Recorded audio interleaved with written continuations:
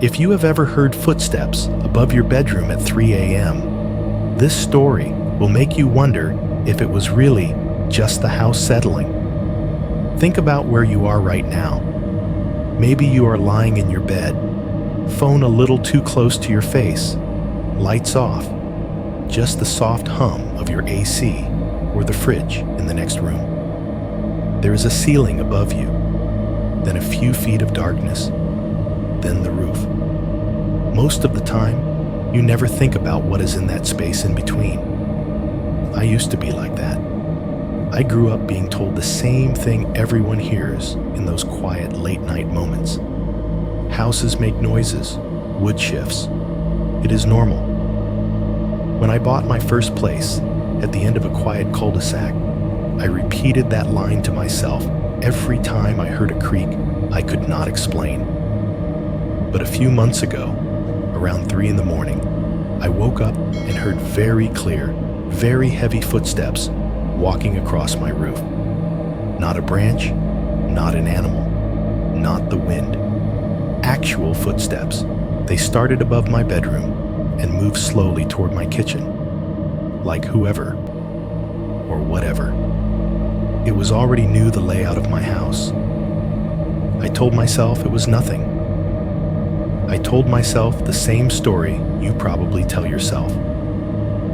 And then I went outside with a flashlight and realized there was a reason the sound did not match what I had always been taught to believe. I am 28 years old, and for the first time in my life, I measure my days in alarms instead of hours. On paper, my life looks like the kind of flexible setup people brag about. I work from home as a freelance mix of IT support, basic coding, and small graphic design for local businesses. I answer emails in sweatpants, fix crashed websites between reheating leftovers, send logo drafts at 2 a.m, and nobody cares as long as the invoice is paid. I live alone, technically. My parents divorced when I was in high school, and they somehow managed to stay on speaking terms without ever being in the same room. My mom remarried and moved to Florida. My dad stayed in Ohio, about 20 minutes away, and he is the one who still treats my place like a half-finished project. He shows up with tools I did not ask for and says things like, "A house is never actually done. It just gets quieter about what it needs. It was his idea to have the carpal tunnel surgery now, while you are still young and your recovery clock is on your side." My right hand had been going numb for months, my wrist burning after long days at the keyboard. I kept putting it off because freelancers do not get sick days. They just get more emails. When the pain started waking me up at night, I finally caved. The surgeon sliced into my wrist, did whatever they do in there, and sent me home with 2 little white bottles and a schedule that might as well have been a leash. 2 different painkillers, alternating doses every 4 hours. Take one at midnight, the other at 4, back to the first at 8. Do not let the pain get ahead of the medication, he said, like it was a race I could control. So my phone became my caretaker. I set alarms around the clock. I turned off the friendly chimes and switched to the harsh default tone, the one that sounds like an emergency broadcast test. I started sleeping in crooked little chunks, 2 hours here, 3 hours there, with those electronic beeps slicing the night and day into pieces. After a week, I stopped knowing what morning meant. I would wake up with my face stuck to the couch or the pillow, eyes burning, mouth dry, body heavy, and brain completely clear. Not rested exactly, just alert in the wrong way. Too awake for whatever time was glowing on the stove clock. Outside my little routine, the world kept its own schedule. The neighborhood kids waited for the bus. Delivery vans rolled down our cul-de-sac. somebody's lawn service came once a week. Normal rhythms of a normal street in a normal Ohio suburb. My house sits at the very end of the cul-de-sac, like a period at the end of a sentence. The driveway widens out at the turn, giving me a little extra concrete to park on. On one side is the attached garage with its squeaky door that my dad keeps promising to tune up. Behind the house, past a patchy strip of grass I call a yard, there is a line of trees hiding a shallow drainage ditch. When it rains, you can hear the water rushing through it like a distant highway. Across from me, there's a beige two-story. A middle-aged couple lives there, the kind who wave from their driveway but never cross the street. To my left is a family with 2 kids and a basketball hoop. To my right is a small brick ranch where a widowed woman lives with her old dog. Her lights go off early, and her blinds are always half closed. At night, the cul-de-sac changes. The bright daytime colors flatten into gray and sodium yellow. The city only bothered to put one streetlight at our end of the block, and it stands almost directly across from my house. It throws a cone of dim orange light onto my driveway and paints the roofs in a dull glow. The rest of the sky is a dark lid pressing down on the street. When my alarms go off in the middle of the night, I move through that dim world half awake. I shuffle from my bedroom to the kitchen, swallow whatever pill is due, chase it with lukewarm water from the tap, and stand at the window for a minute just to make sure the world is still there. It always is, but quieter. You notice the sounds first when you were up at those hours. The central air runs like a tame machine, a low, constant sigh through the vents. Every so often, you hear a gentle click somewhere in the walls as the system shuts off, followed by a silence that feels too perfect. Then after a pause, the outside unit kicks on with a soft mechanical groan you can feel more than hear, vibrating faintly through the floor. The fridge has its own rhythm. It cycles on with a muted rattle, hums for a while, then clicks off. Sometimes the ice maker coughs out a few cubes into the tray. In between those mechanical noises, the house itself makes tiny complaints.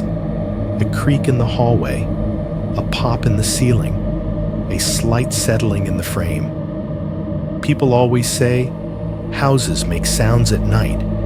It is just the wood shifting, nothing to worry about. I grew up hearing that, in apartments and rental homes, and now, in this place, with my name on the mortgage. For most of my life, I believed it without thinking. Sounded reasonable enough. Wood swells and shrinks, temperature changes, pressure equalizes. I bought this house 2 years ago. I remember sitting in the living room with the realtor and my dad, the 3 of us staring up at the ceiling like it was the sky of some private little world I was about to own. The inspection report had been decent. The price was terrifying, but doable. I was too busy adding up numbers in my head to really listen to everything the realtor was saying. But there is one line I remember, clear as if she just said it yesterday. "You do not have to worry about the roof," she told us lightly. It was redone after some animal issues with the previous owner, all taken care of now. At the time, I barely blinked.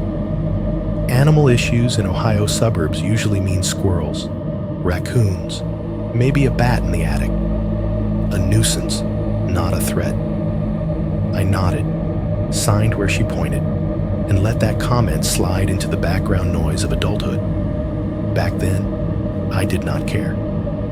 Now, with alarms carving up my nights, and every creak of the house sounding a little too intentional, I cannot stop thinking about that line.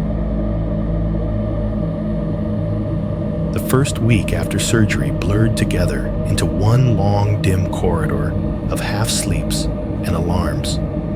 One of those nights, I think it was the third or fourth, I woke up to the sound I had trained myself to hate. The shrill, synthetic scream of my phone alarm going off at 3:40 a.m. I surfaced out of whatever shallow dream I was sinking in and blinked at the dark.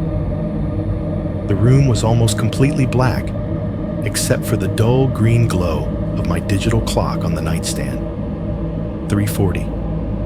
The numbers looked wrong, like they belonged to someone else's life. My wrist throbbed in a slow, angry pulse, wrapped in its bandage and brace. When I tried to flex my fingers, they answered with a pins and needles sting. The air felt colder than it should have. The AC had clearly kicked in hard. I could hear it humming through the vent above my closet, a constant rush of cool air that made the hairs on my arms stand up.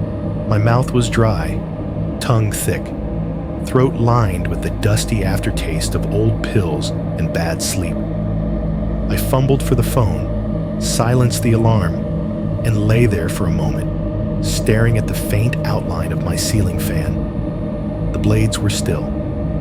The room felt both too small and too open, like there was too much space in the dark above me.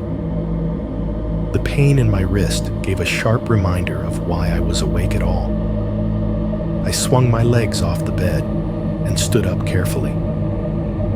The wood floor was cold under my feet.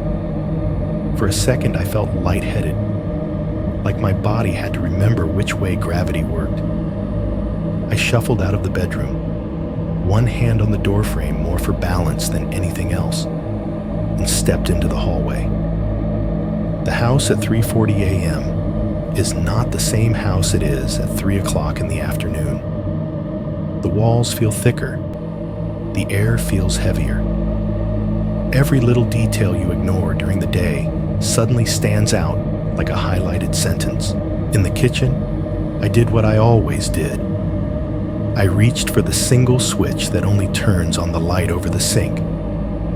That bulb is a soft yellow, older than the others, and it spills a warm cone over the counters and the small table in the corner. It is easier on my eyes than the bright white ceiling light. I did not want the house fully awake. I needed it to stay half asleep so I could crawl back under with it. Under that yellow glow, my kitchen looked like a still life I had forgotten to clean up. The small wooden table with two mismatched chairs. One chair pulled out just a little from the last time I sat there. The sink with a few plates stacked lazily on one side, a fork half submerged in cloudy water. A cardboard pizza box folded and wedged diagonally into the trash can, the lid not quite closed. There was a faint smell of tomato sauce and old cheese hanging in the air, mixed with the colder, metallic scent of the fridge. The fridge itself was humming, a low vibration I could feel through the floor if I stood still enough. Occasionally it would shudder, a kind of click rattle that made it sound almost alive. Somewhere inside, the ice maker dropped a few cubes with a hollow clunk, like distant bones. I opened the cabinet where I kept the pill bottles and took them down one at a time. The labels were bright and bossy under the light. I checked the times carefully, even though I knew the pattern by heart. White pill this time, not the blue one. I shook one into my palm, filled a glass with water from the tap, and swallowed it with a practiced tilt of my head.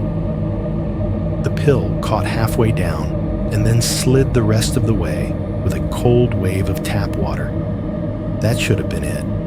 Take the pill, go back to bed, repeat in 4 hours. That was what my surgeon wanted.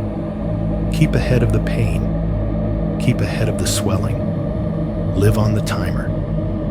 But being awake at 3:40 a.m. does something to the part of your brain that wants company. My body ached, my eyes burned. But there was this wired, stubborn alertness that refused to let me lie down again right away. I took my phone, sat at the table, and let myself fall into the glow of the screen. It is strange how the internet feels different in the middle of the night. The feeds are the same: news headlines, strangers' arguments, short videos of people doing things you will never do.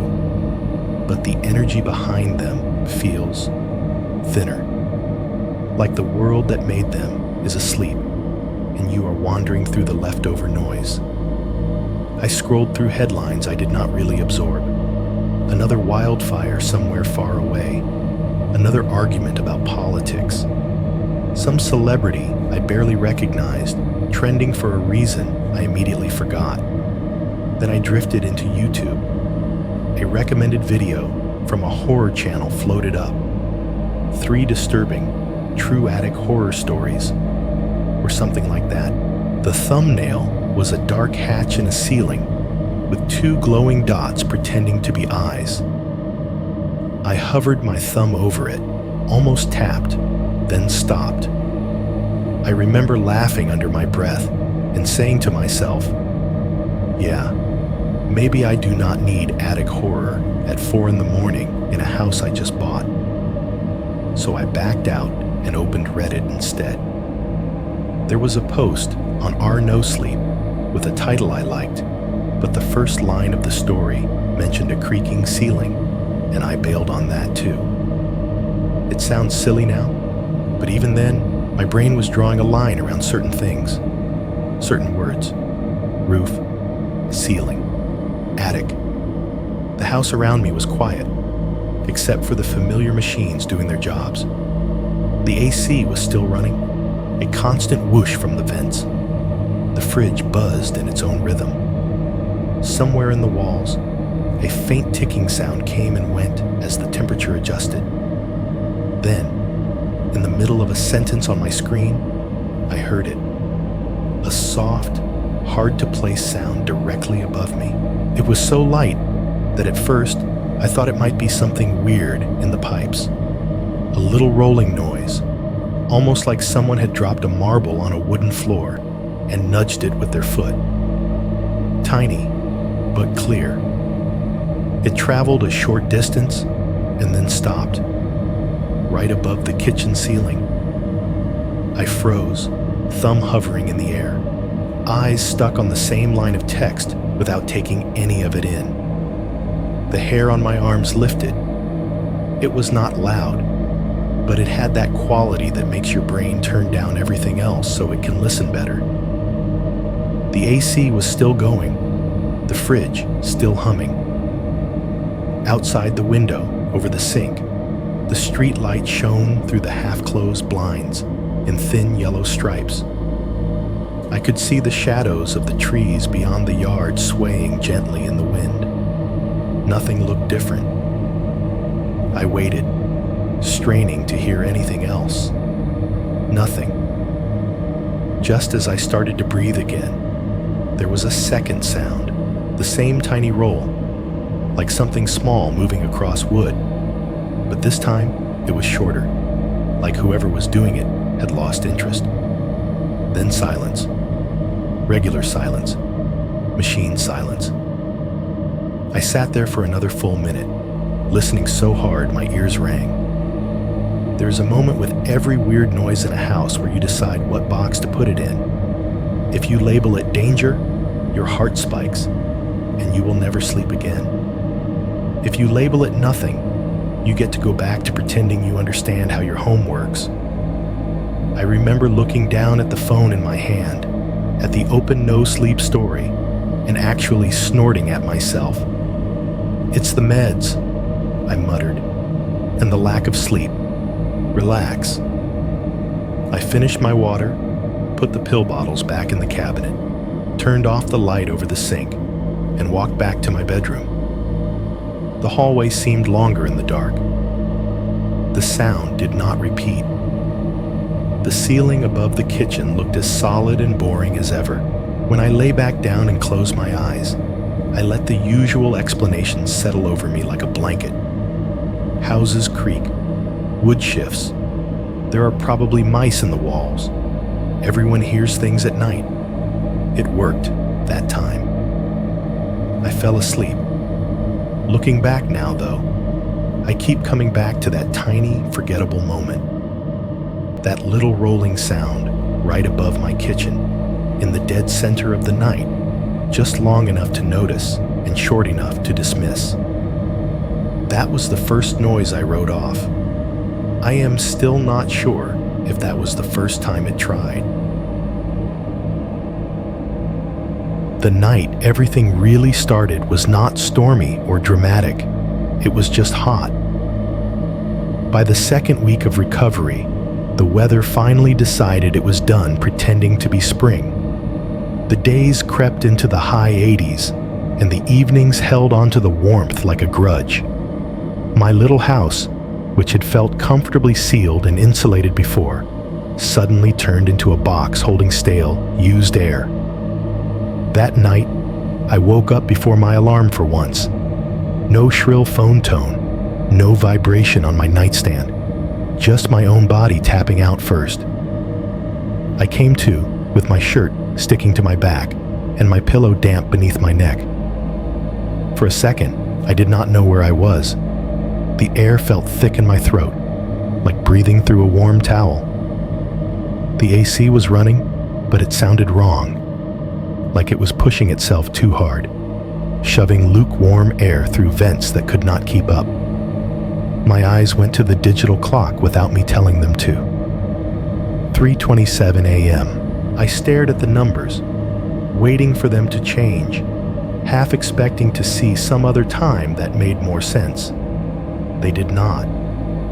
The faint green glow made everything else in the room look more shadow than object. I lay there a moment, feeling the sweat cooling on my chest and the bandage around my wrist itching under the brace. My hand felt swollen, heavy. I could feel my own pulse throbbing there, each beat a reminder that I was supposed to be asleep for at least another 10 minutes. The AC droned through the vent in the ceiling, like a plane that never lands. It did not sound comforting anymore. It sounded tired. In the corner of my bedroom, by the closet, my old box fan sat unplugged, a white plastic relic from college. I had dragged it from my parents' basement when I moved in, used it a handful of times the first summer, then slowly retired it when I decided the central air was good enough. The fan blades were spotted with gray dust. The cord was coiled around its base. I thought about getting up, plugging it in, giving the AC a backup singer. But the idea of crossing the room, bending down, unwinding the cord, finding an outlet. It felt like too much work for 3:30 in the morning, with medication swimming in my system and my sleeve glued to my arm with sweat. Instead, I rolled onto my side and looked at the window. The blinds were mostly down, but not shut tight. Thin bands of orange light from the street lamp cut across the room like lazy slashes, striping the wall, the dresser, the floor, and part of the bed. Dust hung in the beams, suspended in the air like tiny static stars. Outside, silhouettes of tree branches swayed slightly, casting soft, restless shadows. Every few minutes, the far-off sound of a car rolled through the silence, just a faint whoosh as it passed the main road beyond the subdivision. After that, the quiet would come back heavier than before. Occasionally, the house itself answered with a small protest, a slow groan in the wall, a soft creak somewhere in the ceiling, the dry pop of wood shifting as temperatures fought for control. Normally, I could live with those noises. I had filed them under the same label everyone uses, old house stuff. They were part of the background, like the hum of the AC and the fridge downstairs.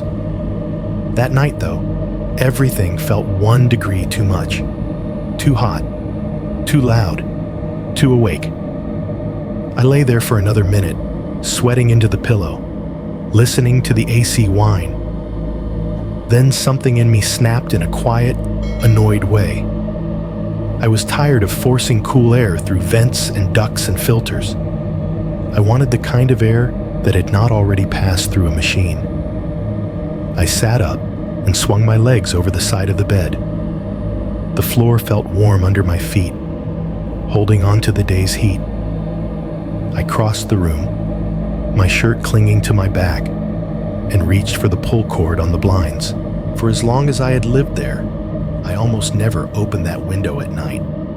It faced the street and the neighboring roofs, and there was something about exposing the whole room to the outside darkness that made me feel weirdly on display, like a fishbowl lit from within. If I wanted fresh air, I used the small bathroom window or the sliding door in the kitchen, where at least a fence and some trees stood between me and the rest of the world. But that night felt different. The need to breathe something that had actually touched the sky was stronger than my vague discomfort. I pulled the blinds up with a clatter that sounded loud in the quiet room. The slats folded, and the orange light from the street lamp spilled in unobstructed, cutting a harsher, more complete stripe across the bed. The window itself was still closed, a solid panel of glass holding back the night. Beyond it, my cul-de-sac looked like a photograph. The street light across from my house cast its familiar pool of light onto the circle of asphalt and part of my driveway. The beige house opposite mine glowed faintly at the edges, its windows dark. The basketball hoop next door stood crooked and patient above the neighbor's yard, its backboard a pale, ghostly rectangle. The roofs around me were angled shapes against a sky that was not completely black, just a deep, washed-out navy. Nothing moved. No people, no cars, no porch lights switching on. Just the distant suggestion of a breeze in the tops of the trees. I slid my fingers under the window lock, turned it, and pushed the bottom pane up. For a second it resisted, stuck in the frame from lack of use. I had to put more of my weight into it than I expected. There was a squeak of wood and metal, and then it gave, sliding up a few inches, then a few more, letting a narrow band of the outside in. Air flowed into the room, slow at first, then more confidently. It was warmer than I wanted it to be, sure, but it did not feel used or recycled. It smelled like night. Real night has a smell you do not notice when you only ever crack the door to step out or walk from your car to your front door. Standing there at the window, I could pick out layers. The damp, earthy scent from the drainage ditch behind the house, even though I could not see it from this angle. The cut grass smell left over from some neighbor's lawn mowing earlier that afternoon. A faint tang of asphalt still holding the day's sun out on the street. Underneath it all was something colder and cleaner. The kind of scent you only get when most of your neighbors are asleep, and no new heat or smoke or exhaust has been added to the mix. The smell of a sky that is watching, but not yet doing anything about it. The AC was still going, but it no longer felt like the only thing keeping me alive. The cool, steady artificial breeze from the vent met the warmer, shifting natural air from the window and made a truce somewhere above my head. I stood there for a while, letting the new air slide past my face, feeling the sweat on my skin begin to dry. Every now and then, a car would drift by on the distant road, and its presence would arrive to me as a low, muffled sigh. Once, a dog barked twice from somewhere deeper in the neighborhood and was answered by another bark farther away. Then silence again.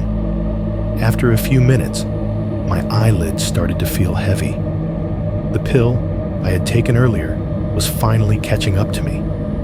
The fan in the corner watched silently as I walked back to bed and lay down, now with the open window to my left, just a few feet away from my head.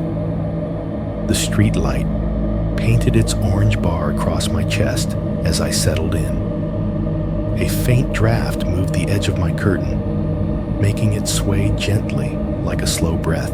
The sounds of my own house, AC, fridge, ticking, creaking, blended with new ones I had never really invited in before. The distant rush of the main road, the whisper of leaves rubbing against each other, the almost imperceptible hiss of the night itself. I remember thinking, just before sleep pulled at me again, that it was strange I had gone so long without ever sleeping with the window open. It felt better, somehow, more real, less like being sealed in with a machine. I closed my eyes and let my mind drift, lulled by the mixture of indoor and outdoor sounds. For the first time in a while, I did not feel trapped inside my own walls. I felt connected to something larger, even if it was just the shared darkness hovering over a quiet Ohio street. I did not know it then. Lying there and breathing in the night, I had finally led into my room. But that was the last time my house ever felt purely mine. That open window did more than let in fresh air. It let in every sound the glass had been holding back.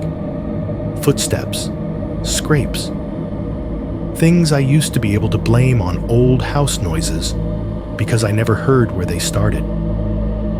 I did not know it then.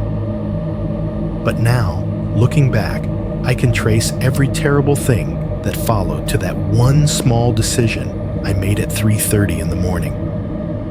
I got too hot, and I opened my window. It was a Thursday night, or technically Friday morning, if you want to get picky about the numbers. I remember that clearly because I had a freelance call scheduled with a client on the West Coast later that day, and I had mentally promised myself I would try to get at least one normal stretch of sleep before that. I had even left a sticky note on my desk that said, in all caps, "Sleep like a human tonight." That did not happen. The alarm went off at 3:40 a.m., like it always did, jerking me out of a dream I could not quite hang on to. I did the routine: sit up, rub my eyes, wait for the room to stop shifting. The air was not as suffocatingly hot as it had been a few nights before, but it still held on to a bit of the day's warmth. The AC was running in the background, doing its best. I shuffled to the kitchen in the quiet, took my pill under the same yellow light over the sink, stared out at the empty cul-de-sac while the water washed it down. The window in the kitchen was closed, but I could see the tops of the trees beyond the yard swaying slightly in the dark. No cars, no porch lights, just that one lonely street lamp keeping watch over the circle of asphalt like a tired guard. Then I went back to my bedroom. I told myself I would fall asleep quickly. I was tired enough. My body felt heavy, dragged down by the medication and the patchwork nights. My eyes were dry. My wrist ached in a dull, familiar way. When I lay down, the mattress felt almost too soft, like it was trying to swallow me. The window, though, was still open. I had gotten used to it faster than I thought I would. Now, the idea of shutting it and going back to sealed-in air felt wrong, almost claustrophobic. A faint breath of night was slipping through the screen, just enough to stir the edge of the curtain and brush the sweat on my skin. Outside, the crickets had started up again. Their thin, mechanical chorus rose and fell in waves, filling the space between the quieter sounds of the neighborhood.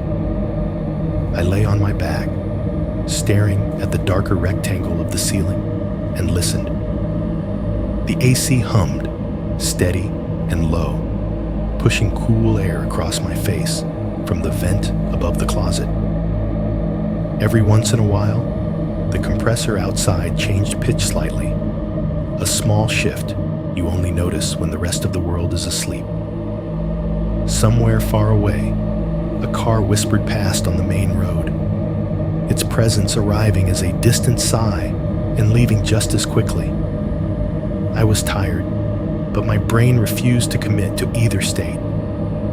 I hovered in a sort of limbo, too awake to fully drift off, too worn down to get up and do anything useful. Thoughts slid across my mind without landing. Emails I needed to answer, bills I needed to pay. The way the surgeon had said, minor procedure, in a tone that made me suspect it was only minor to him. The night stretched out, thinner and thinner. I do not know how long I lay there like that before it started. At first, it was just a feeling that something had changed. The way a room feels different when someone else walks into it, even if you do not hear the door. The cricket's song seemed to recede a little. The AC's hum sank into the background. My ears, without my permission, tuned themselves to something else. It came as a faint, dragging sound, almost too quiet to process. Not above the window, not out in the yard, directly above me. Imagine you are lying in bed and someone takes a small, hard object, a stone, a coin, and slowly drags it across a wooden floor overhead. Not fast, not loud, just a patient, deliberate scratch that goes on, a beat longer than you are comfortable with. That is exactly what it sounded like. A slow, thin scraping, starting above my headboard, traveling a short distance, then stopping. I held my breath. For a second, I told myself it had to be the house settling. Maybe the wood expanding or contracting had produced a weird sound, something atypical that my tired brain did not recognize. I have read that roofs and attics make noises all the time. That is the kind of fact you repeat to yourself in rental apartments at 3 in the morning when you hear creaks on the floor above you. But this did not sound like a random crack or pop. It sounded like motion, controlled, steady. There was a pause, long enough that I almost convinced myself I had imagined it. My heart rate climbed up out of the sleepy zone and stayed there, thumping in my ears.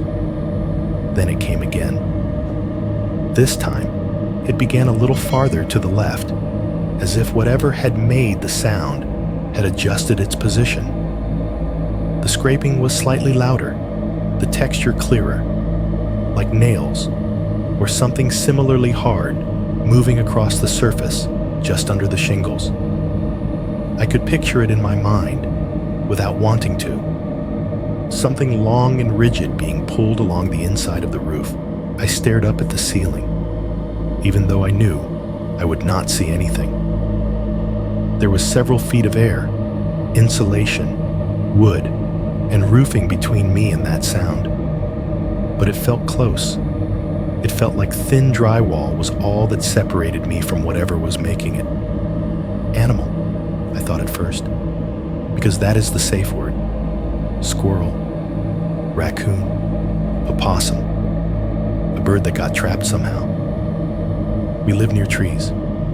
There's a drainage ditch in the back. Wildlife is normal. I clung to that explanation like a rope. But as I listened, the pattern did not sit right. Animals are chaotic. They scurry, hop, scratch in quick bursts. They pause, dart, change direction suddenly. Their movements stutter. This did not stutter. It moved in long, slow lines, with pauses that felt thoughtful, like something was stopping to consider its next move rather than reacting in panic. It would scrape forward for a few feet, stop dead, then scrape again. No scrambling, no skittering. I became very aware of how dark the room was. The street light outside was still doing its job, sending in bands of light through the open blinds. But that only made the spaces between them seem deeper. The curtain shifted slightly with each breath of outside air. The shadows on the ceiling seemed thicker, heavier, like a second layer of something pressed up against the paint. I thought about getting up, turning on the light. I thought about going into the hallway, about calling my dad, about telling myself I was being ridiculous. Instead, I stayed where I was, pinned by a mixture of fear and embarrassment. Because if I turned on the light and the sound stopped, then I would have to admit that all I did was scare myself.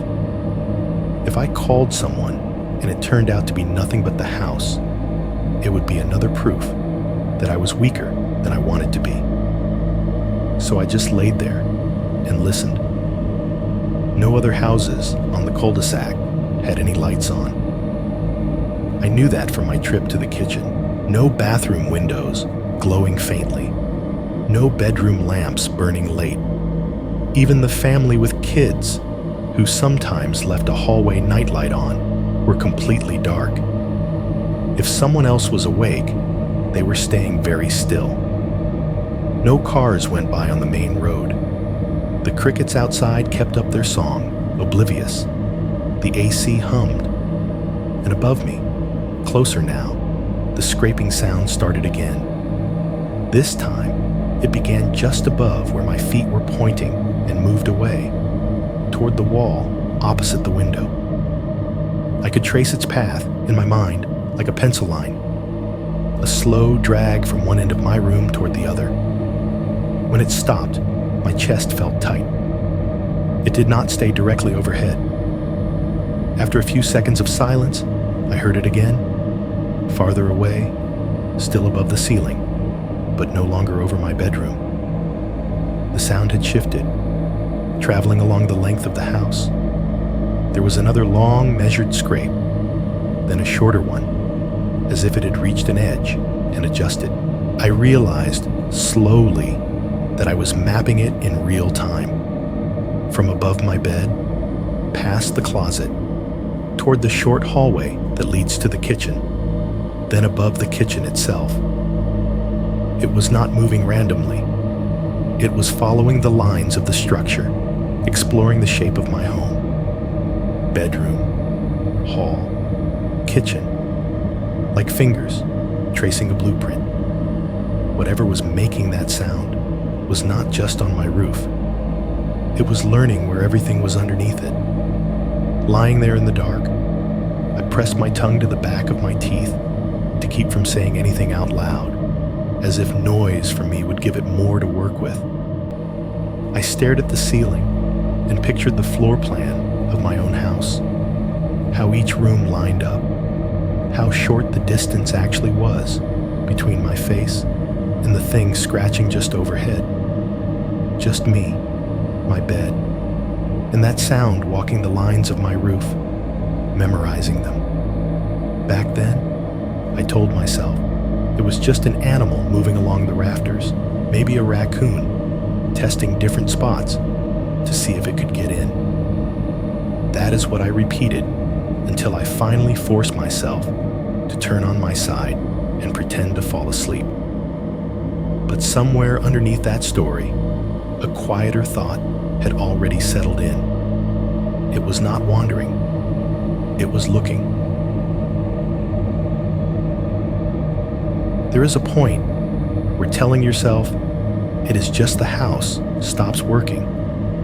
For me, that point came about 10 minutes after the scratching sound left my bedroom ceiling and settled over the kitchen.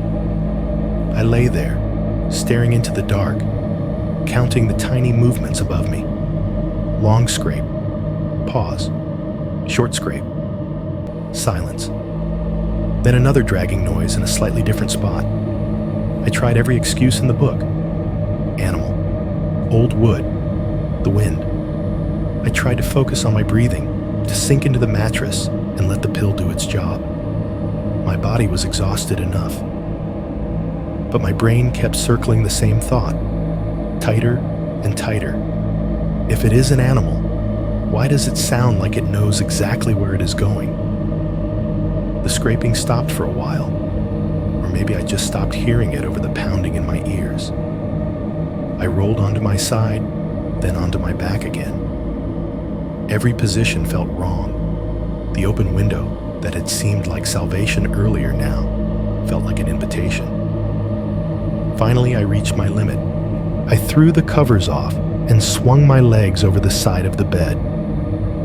The floor was cooler than the air, and the sudden contact sent a shiver up my spine. For a second, I considered just standing at the bedroom window and looking up, but the angle was all wrong. I would see nothing but the slant of the roof and the orange spray of the streetlight. If I wanted to know what was up there, I would have to go outside. I told myself I was doing it for a practical reason, that if there really was something on the roof, I needed to scare it off before it damaged anything. That is what I would tell my dad later, if I had to. I was protecting the investment. It sounded mature, responsible. It felt like a thin veil over a much simpler truth.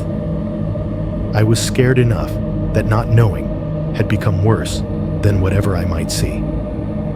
The hallway was darker than my bedroom. I did not bother with the lights. I moved by memory, counting steps past the bathroom door and the coat closet until I reached the door to the garage.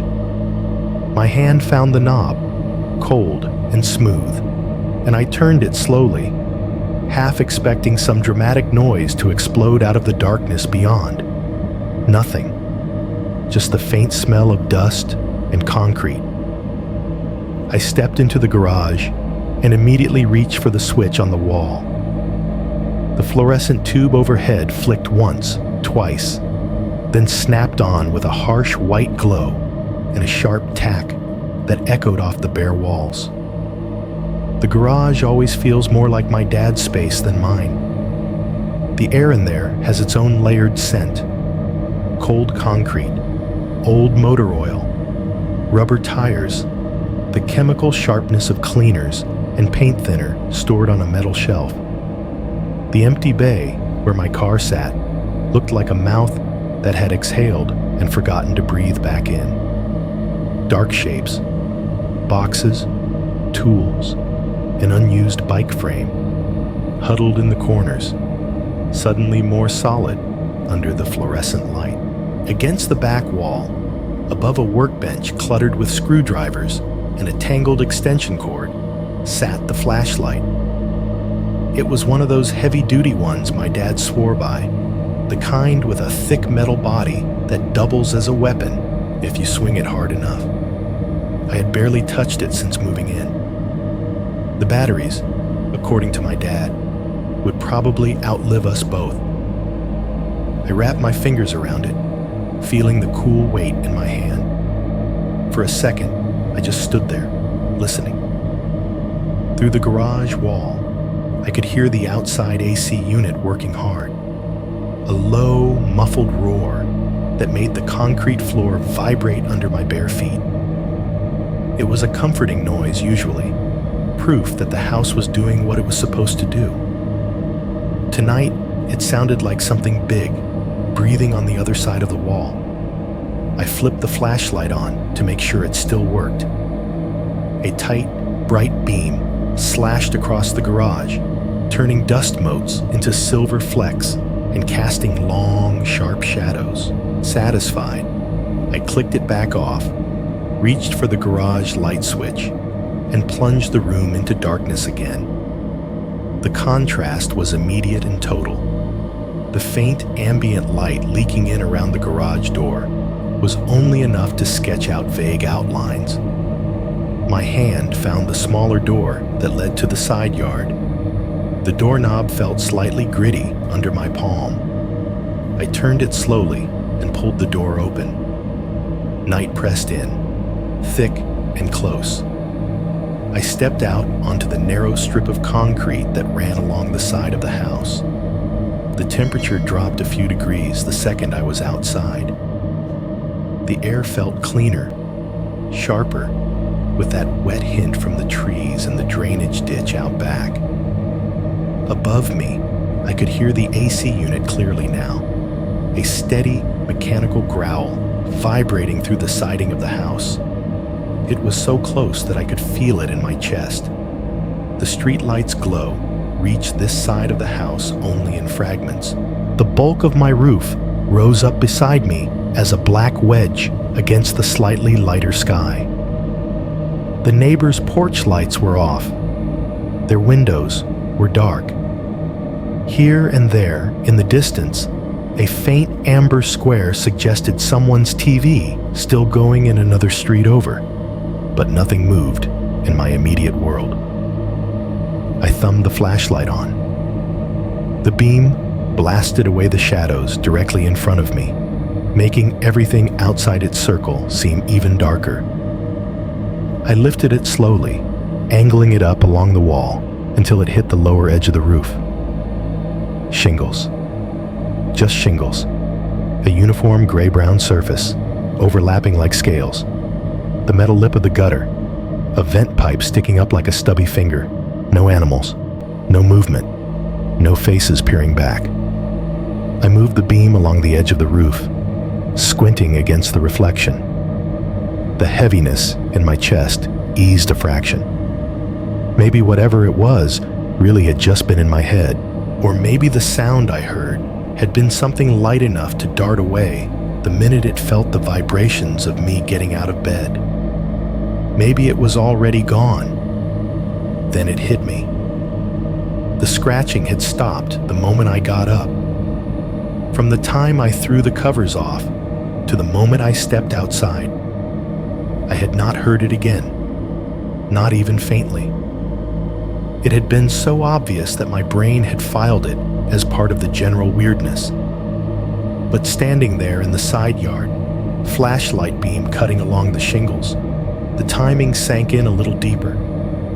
It stopped when I moved, as if it could hear me. I swallowed and kept walking, hugging the side of the house, the AC unit's rumble loud in my ear as I passed it. The concrete was cold and slightly damp under my feet. The smell from the drainage ditch was stronger here. A loamy, almost metallic earth scent carried on the faint breeze. Behind the house, the yard opened up. Patches of grass glimmered dull under the stray light from other houses. The line of trees at the back was a jagged black wall. Above it, the sky looked flat and low, like a lid. I swung the flashlight up again, sweeping it along the roofline above the back of the house. Here the roof sloped down lower than in the front, forming the top of the wall over the kitchen and dining area. The beam passed over the shingles, then over another vent, over a small attic window that was dark and blank, reflecting nothing unusual. I kept going, the sound of my own breathing and the hum of the AC keeping me company. The flashlight beam skated along the edges, catching shadows cast by branches swaying in the breeze. More than once, my heart lurched when I thought I saw movement, only to realize it was just leaves throwing blades of darkness against the roof. It is incredible how quickly your eyes will betray you when you give them only contrast and fear to work with. I told myself, out loud this time, just to hear a human voice. If it was an animal, it's gone. It's gone. You're outside for nothing. You're going to feel stupid in the morning. My voice sounded small in the open air. I rounded the corner toward the front of the house, where the roofline rose higher, forming the triangular face that looked out over the cul-de-sac. From this angle, I could see the upper section of the roof above the garage as well, a steeper slope leading up toward the ridge that ran across the top like a spine. The street light across the way cast a hazy orange wash over everything, Not enough to see clearly, but enough to outline shapes.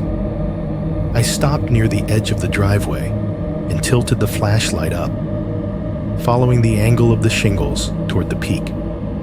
The beam cut a bright, clean path through the murk, sliding over the rough texture of the roof. For a few seconds, all I saw were the expected things. A shingle slightly lifted at one corner, a bit of grit caught in the gutter, a small dark patch where the roof had weathered differently. Then, as I swept the light horizontally across the section above the garage, something moved. It happened right at the edge of the beam. One of those blink and you miss it motions, but it was enough.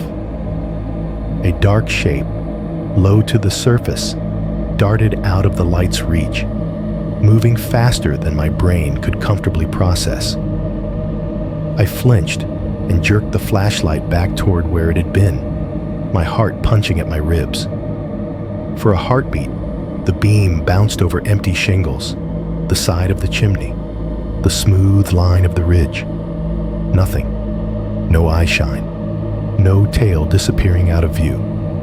Just the flat, rough skin of the roof. But my mind kept replaying the half-second I had just seen. It had not been a small, round animal scuttling on four paws. It had not had that compact, hunched shape.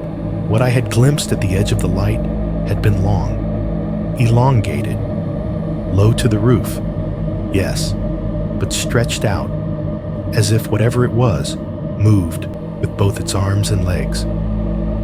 The impression I could not shake was of a body crawling, belly close to the surface, limbs grabbing and pulling in a coordinated human way.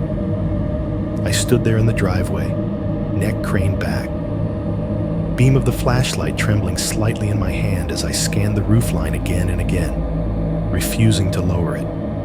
Shingles, chimney, gutter, ridge, nothing. The night did not rush to fill in the silence. It just settled, heavier and thicker, around the edges of the light. I knew then, as certainly as I have known anything since, that whatever had just slipped out of sight above my garage was not a raccoon or a squirrel or any other explanation people like to offer when they are trying to stay calm. For the briefest moment, that dark shape had been caught between shadow and light, and in that sliver of time, it had not looked like an animal at all. It had looked like a person, crawling.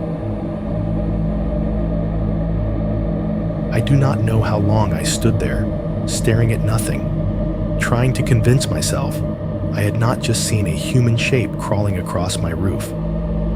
The flashlight beam had gone still, aimed at the middle section above the garage. My wrist was aching from holding it up. The night felt like it was pressing on the edges of the light, trying to squeeze it smaller.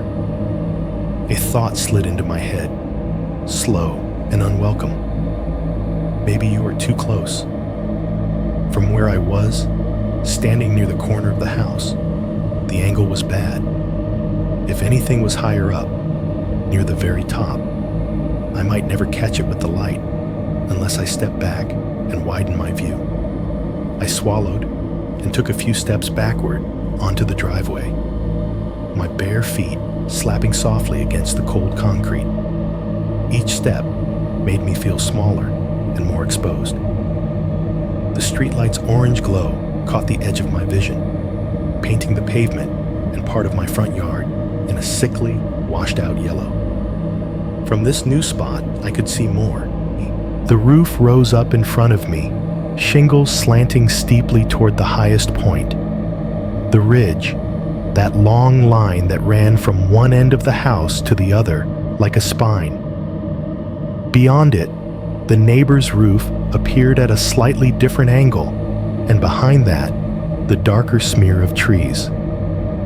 I tightened my grip on the flashlight, raised my arm straight up, and pointed the beam toward the ridge. This time, I moved slower. I started at the far left, near where the roof above my bedroom met the lower slope above the garage. The beam crawled along the ridge, like a spotlight, searching for an escaped convict. Shingles, shingles, a metal cap on a vent pipe, more shingles. I made myself breathe in through my nose, out through my mouth, counting silently. I remember telling myself, if there is nothing up there, you go back inside. You lock the doors. You forget about this. You sleep. The light moved toward the center of the roof. It slid over a small attic vent, one of those square, low-profile ones with a metal hood, and then just beyond it. And then it stopped. Not because I took my finger off the button. Not because my hand shook so badly I dropped it. It stopped because my muscles locked up when my brain finally registered what the beam had landed on. There, perfectly centered in the bright circle of light, squatting on the very highest part of my roof, was a man, a naked man. He was perched on the ridge as if it were a balance beam, his bare feet gripping the shingles on either side. His knees were bent, thighs pressed close to his chest. One arm draped over them, while the other rested on the metal lip of that small attic vent. His skin was wrong. It was pale, but not the kind of pale you get from too little sun. It had that unhealthy, hospital kind of white, almost bluish in places, with irregular patches of red and purplish bruising along his ribs and shoulders. Under the flashlight, he looked like someone had drained all the warmth out of him and forgotten to put it back. His hair hung in wet-looking clumps around his face and neck. It was long enough to brush his shoulders, dark and slick, sticking together like it had dried from sweat or dirty water. It hid most of his features at first, a curtain between me and whoever was underneath. He was leaning forward slightly, his head bowed, and the hand on the vent was spread flat, fingers splayed, pressing against the metal. It was such an odd gesture that it took a second for me to understand why it bothered me so much. He looked like he was listening to something. Fingers on the vent, ear tilted a fraction in that direction, as if he could feel the vibration of the air moving out from inside my house and was trying to interpret it. Like someone putting their ear to a door while their hand rested on the wood. I could see the slow rise and fall of his back as he breathed. Nothing else moved. The whole world shrank to that circle of light. Me, rooted to the driveway, holding the beam. Him, frozen on the ridge, hand on the small square of metal that connected the attic to the outside air. The AC unit thrummed against the side of the house to my right. The streetlight hummed faintly behind me. Somewhere far away, a dog barked once and went quiet. I became acutely aware of my body in that moment. Bare feet on cold concrete, the roughness of the driveway under my heels, the slight tremor in my wrist from holding the flashlight, the taste of old pizza and pill dust in my mouth, my heart beating in a heavy, uneven rhythm against my ribs, like it wanted to get out, but did not know which direction to go. On the roof, he did not flinch at the light. He did not hiss or shield his eyes or try to scramble away right away the way you would expect someone to do if they had been caught somewhere they did not belong. He just stayed there, hunched, breathing, hand on the vent. I do not know how long that lasted. It could have been 3 seconds or 30. Time went thin and stretchy. Then slowly, he lifted his head. The curtain of hair shifted. I saw part of his face. The first thing I noticed were his eyes. They were not glowing or anything dramatic like that. They were just large and dark, the pupils blown wide so that whatever color his irises might have been was swallowed up. He squinted against the beam, but not like someone used to looking into light. It was more like someone whose eyes had been in darkness for so long that they had forgotten what to do with brightness. His skin was tight around his cheekbones, emphasizing the hollows beneath. His mouth was slightly open, lips dry and cracked. For a second, I thought he might speak, might shout down at me, might laugh. He did none of those things. He just looked at me, or rather, he looked at the source of the light, following it down in a crooked line until his gaze landed on me, a small figure on the driveway with a shaking arm. I felt that moment like a physical touch. Up until then, I could pretend I was some distant observer, catching a glimpse of something that had not noticed me. But when his eyes found me, the distance collapsed. The space between us, the wall, the attic, the roof, the night, felt suddenly much thinner than it should have. My finger tightened reflexively on the flashlight, as if a brighter beam would help. It only sharpened the details I did not want. The faint, scabbed-over scratch marks along his forearms, the greasy sheen on his hair, the slight tilt of his head, like he was measuring me from that height and finding me something. I waited for him to climb down. That is what a normal person would do, right? Scramble toward the gutter, try to lower themselves toward a tree branch, find the easiest route to the ground, and bolt. That is what my mind supplied as the next logical step. Instead, he did something I was not prepared for. He moved sideways. In one smooth, horrible motion, he rotated his body, planted both hands on the ridge, and pushed off, dropping into a low, four-limbed stance. His feet and hands dug into the shingles.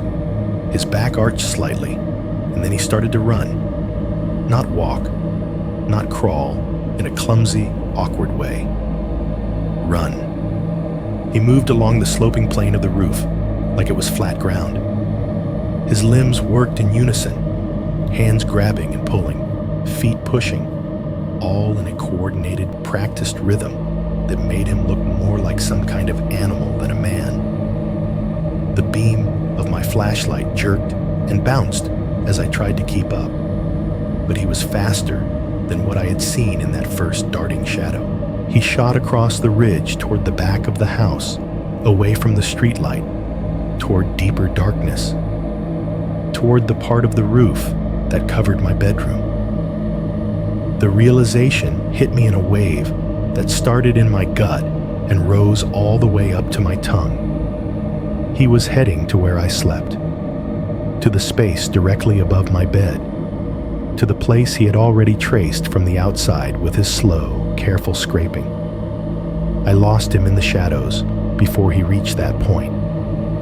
The light dipped for half a second, my wrists screaming from the angle, and when I lifted the beam again, all I saw were empty shingles and the vague outline of the chimney against the sky. He was gone from my sight, but not from the roof. I could still hear him, the muffled thud of bare hands and feet hitting the shingles, moving away from me. A scrape here, a muted impact there, then quieter as he rounded the peak and disappeared above the back half of the house, out of my line of view. I do not remember making the decision to move.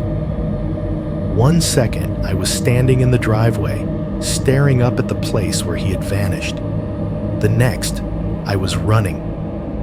The flashlight beam bounced wildly in front of me as I sprinted along the side of the house toward the backyard, my lungs seizing in the cold night air. The AC unit roared by my shoulder as I flew past it, the smell of damp earth and cut grass slamming into me when I hit the corner.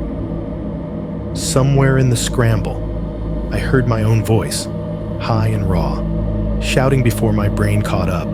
"Dad! Hey, Dad!" He was not there. He was miles away in his own bed.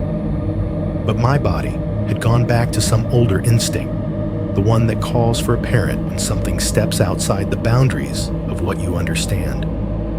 The word dad tangled with the word help, and something that wanted to be 911, but never fully formed.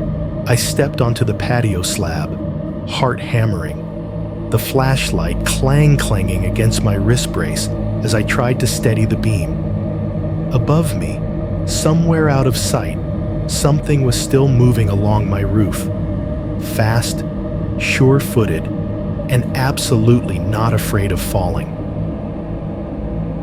The back of my house looks ordinary in daylight. There is a small concrete patio that came with the place, just big enough for a cheap wooden table, a couple of plastic chairs, and an old gas grill my dad insisted on giving me because every homeowner needs a grill.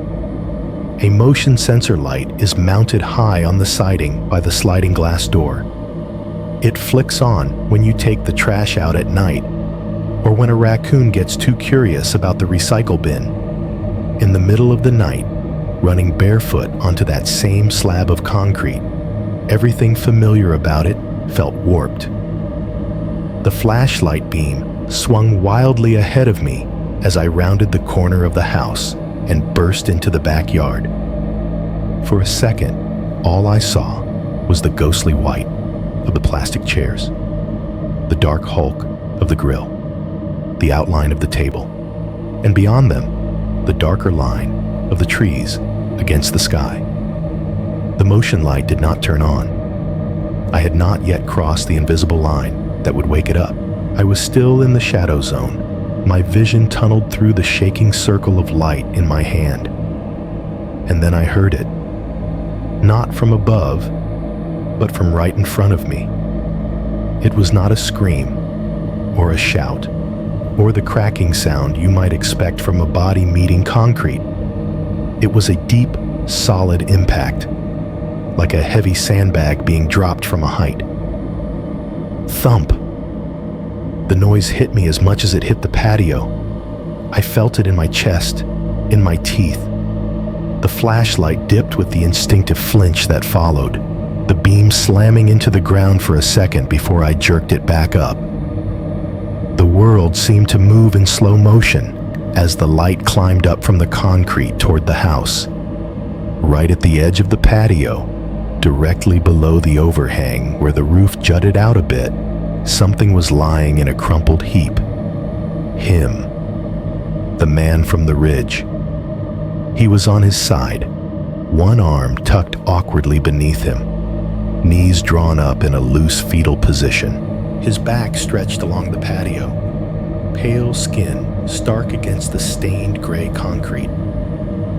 One of his feet was still half on the grass, toes digging into the dirt as if he had tried to grab the ground on his way down. For a weird, suspended moment, everything else went silent.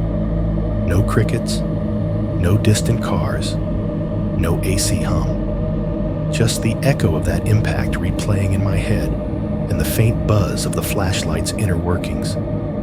I knew exactly how far the drop from that section of roof was. I had watched guys from the roofing company climb up there when I moved in. I had listened to my dad talk about checking the gutters. It was not a small distance. From the edge of the overhang to the patio, it was easily a story and a half. If I had fallen from there, I would have shattered something. An ankle, a knee, maybe my spine if I landed badly. At the very least, I would have screamed, cursed, groaned. He made no sound. He just lay there, chest still, hair spilled across his face, limbs limp. My first thought, in that scrambling, denial-driven part of my mind, was that maybe he was dead. Maybe I had just watched a man kill himself on my patio. Maybe that thump was the last thing his body would ever do. Then his chest moved. One slow inhale, expanding his ribs. One long exhale, deflating them. I watched his back rise and fall, my own breath catching in my throat. Dust puffed lightly off his skin with that first breath, as if he had hit the patio hard enough to shake the roof grit loose. The flashlight trembled in my hand, the beam sliding up his body and then back down, like my wrist could not decide what to focus on. From this angle, I could see more of the damage the roof had done to him. Long scrapes ran across his shoulder blades and down his upper arms. Not neat cuts, but jagged, angry red streaks, as though he had been dragged backward over rough asphalt. Tiny, dark flecks of shingle grit clung to the raw-looking skin, sparkling dully whenever the flashlight beam hit them just right.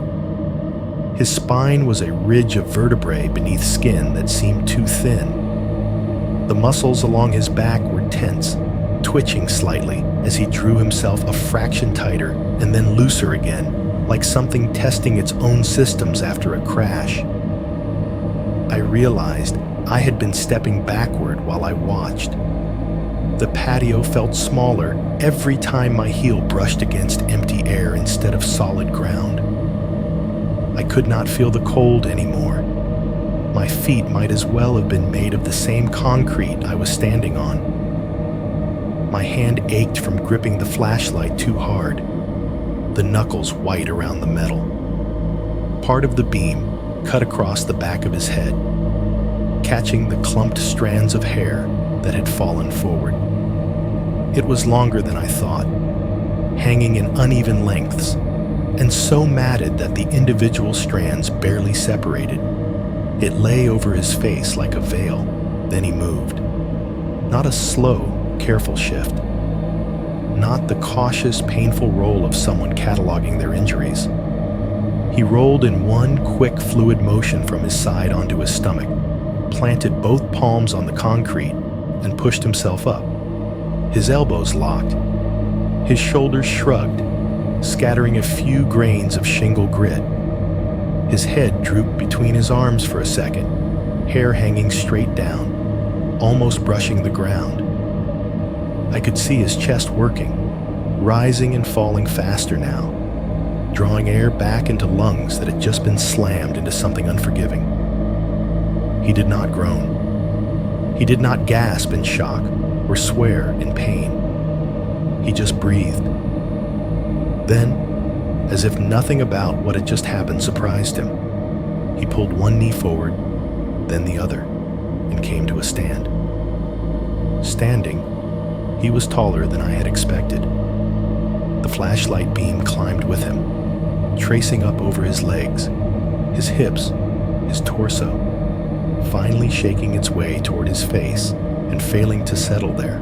Every time I tried to hold the light steady on his head, my hand betrayed me and jittered back down to his chest.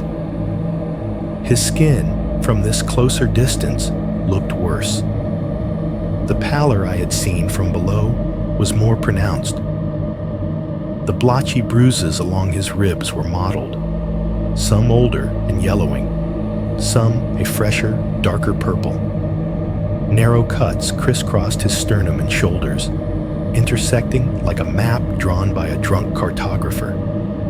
And yet he stood as if his body weighed nothing at all. His head stayed slightly bowed, chin tilted toward his chest. His hair, still hanging over his face, caught the light in strands that looked almost oily. Each breath made his chest rise and fall in a slow, steady rhythm. Not the frantic hyperventilation of someone in shock. He looked accustomed to it. The idea drifted through me like cold air under a door. This was not the first time he had dropped from that kind of height. I kept stepping backward without meaning to, the flashlight beam now sliding up over his collarbones, the base of his throat, the hollow dip there. My arm shook so badly at one point that the light flew right over his face and into the trees beyond for a second, turning their trunks into pale bones. When I dragged it back, he was still in the same spot, still standing, still breathing. My brain tried to catalog him, to fit him into a classification. Intruder, junkie, homeless guy, escaped patient. Something that would put him in a box, I understood, but the details would not settle. There were too many wrong things. His silence, his balance, the way he had hit the patio like a dropped sack and then simply decided to stand. And then my gaze slid down, and I noticed one more thing. His feet. They were completely bare. Not just bare, but raw.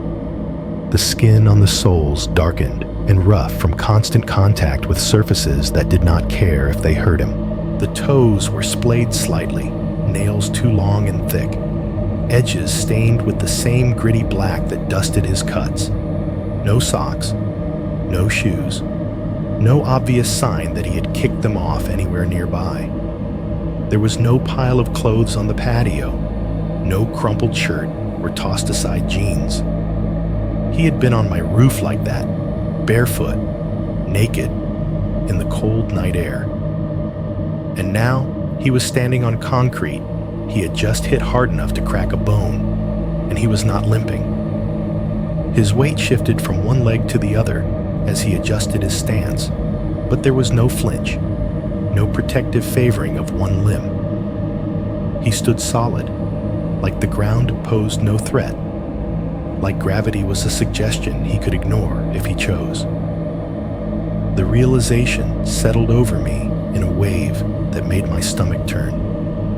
Whatever he was not fragile in the way people are supposed to be. He should have been broken. He was not. I do not remember deciding to run. 1 second, I was locked in place, staring at this naked, scraped-up man standing on my patio like he had been dropped out of the sky. The next, my body had taken over and turned me into a moving target. Instinct grabbed me by the spine and yanked. I spun around so fast the flashlight swung wide, its beam smearing across the siding, the grill, the edge of the yard. For a split second, the world became streaks of light and dark. My shoulder clipped the corner of the table, sending one of the plastic chairs skidding with a squeak that sounded too normal for what was happening. The sliding glass door loomed in front of me, a dark rectangle with my own distorted reflection faintly visible in it. The handle glinted dull silver in the leftover light. My hand shot out for it and almost missed. My palm was slick with sweat. The metal felt colder than it should have, a sharp contrast against my clammy skin. My fingers slid once over the handle before finally closing around it in a desperate grip. The flashlight banged against my wrist brace, clattering against the glass as I fought the door. For a horrible instant, the bottom of the frame stuck. The door did not move. All I could hear was my own breathing and the distant, steady thrum of the AC unit around the corner. Then I heard something new, layered under it. Footsteps, bare feet, fast. The smack of skin on concrete, getting closer across the patio behind me. The sound of him coming. Adrenaline flooded whatever was left of my thought process. I yanked the door hard, felt the rubber seal give with a sticky squeal, and the glass panel slid just far enough for me to wedge myself through. I stumbled inside, hip hitting the edge of the dining chair just inside, flashlight swinging wildly in my hand. The air inside the house felt different right away. Cooler, more contained. It smelled like old coffee and dish soap and the pizza box still in the trash. Safe smells. Normal smells. None of that mattered because I was not fully in yet. I dropped my weight into the door and shoved it closed behind me. The glass rolled along its track with a rushing sound, the metal frame rattling. I heard the footsteps close the last few feet outside, the slap-slap of his approach, rising in a crescendo that met the sliding door at the exact same moment my hands did.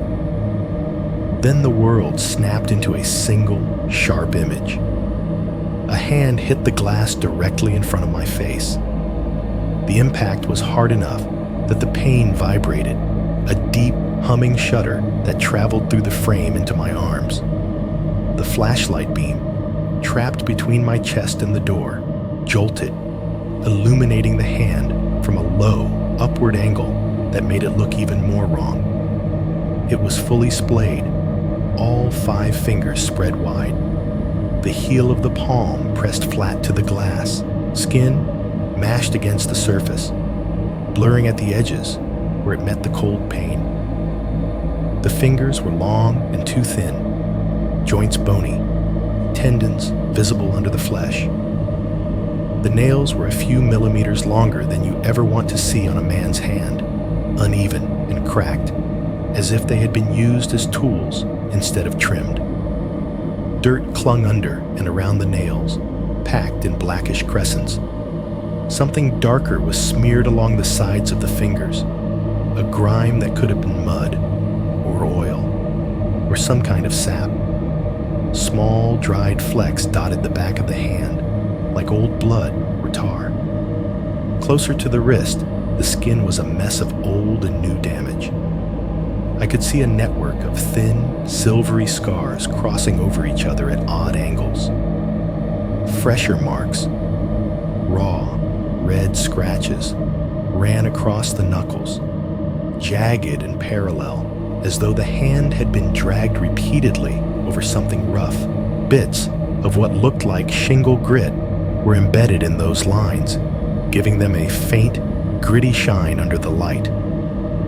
There was even a narrow, faded ring of discolored skin just above the knuckles on his index finger, like an old rope burn. Like once, a long time ago, something had been wrapped tight around that hand and pulled. The glass beneath his palm fogged slightly with each exhale.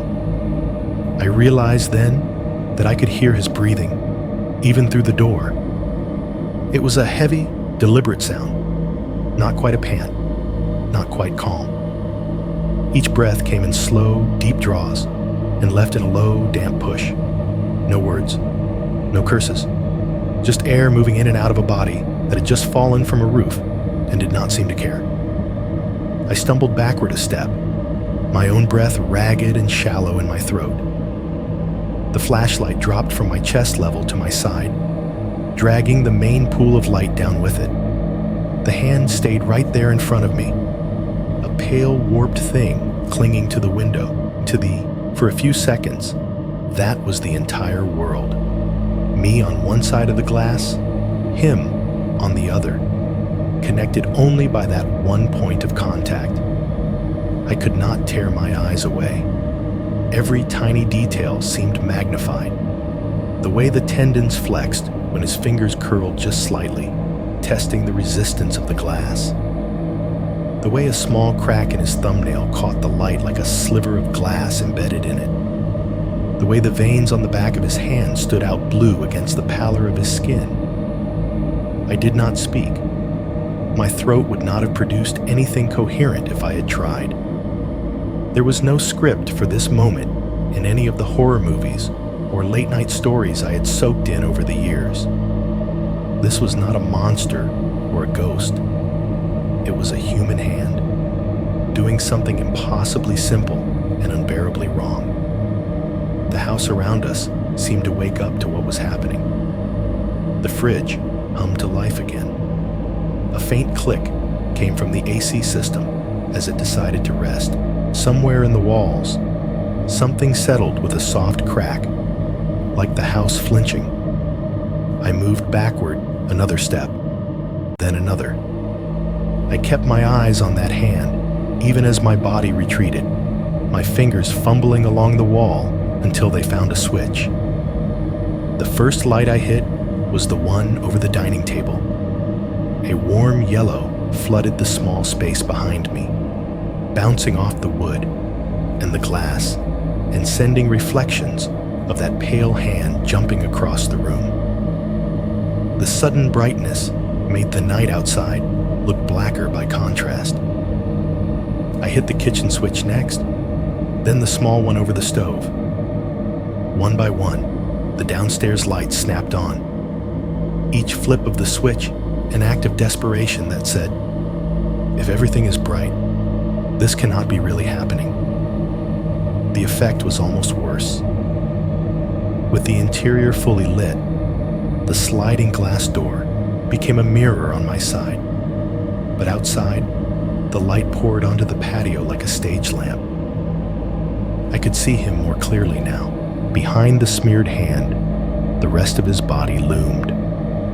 He stood just inches from the glass, so close that his breath left a faint crescent of condensation around the heel of his palm. His shoulders were hunched, collarbones jutting sharply beneath his dirty skin. The scratches across his chest and arms were angrier under the interior lights, the lines of damage more vivid. His other arm hung loosely by his side, smeared with grime and dotted with bruises.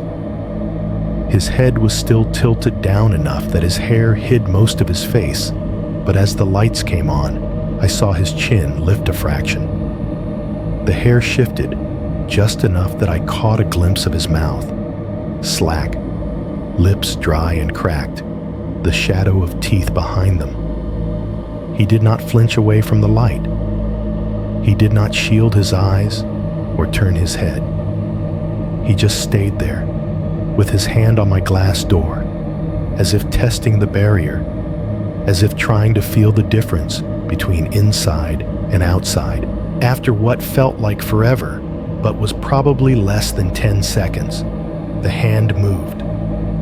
It did not jerk away suddenly, which might have been easier to handle. Instead, the fingers relaxed their spread. The palm peeled slowly off the glass with a faint sticky sound, leaving behind a ghostly print of smudges and fog. The vibration and the pain faded as the pressure lifted.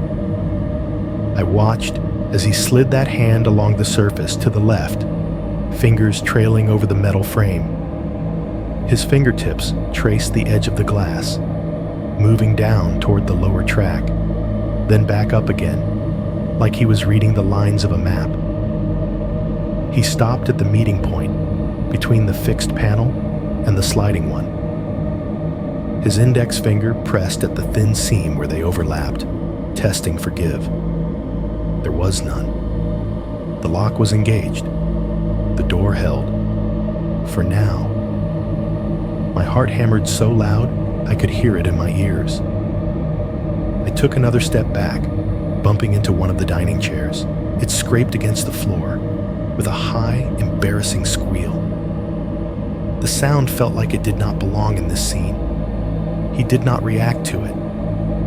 Instead, he did something that made my skin crawl in a way I did not know it could. He leaned forward, very slowly, as if listening for instructions no one else could hear. He bent toward the glass until his forehead almost touched it.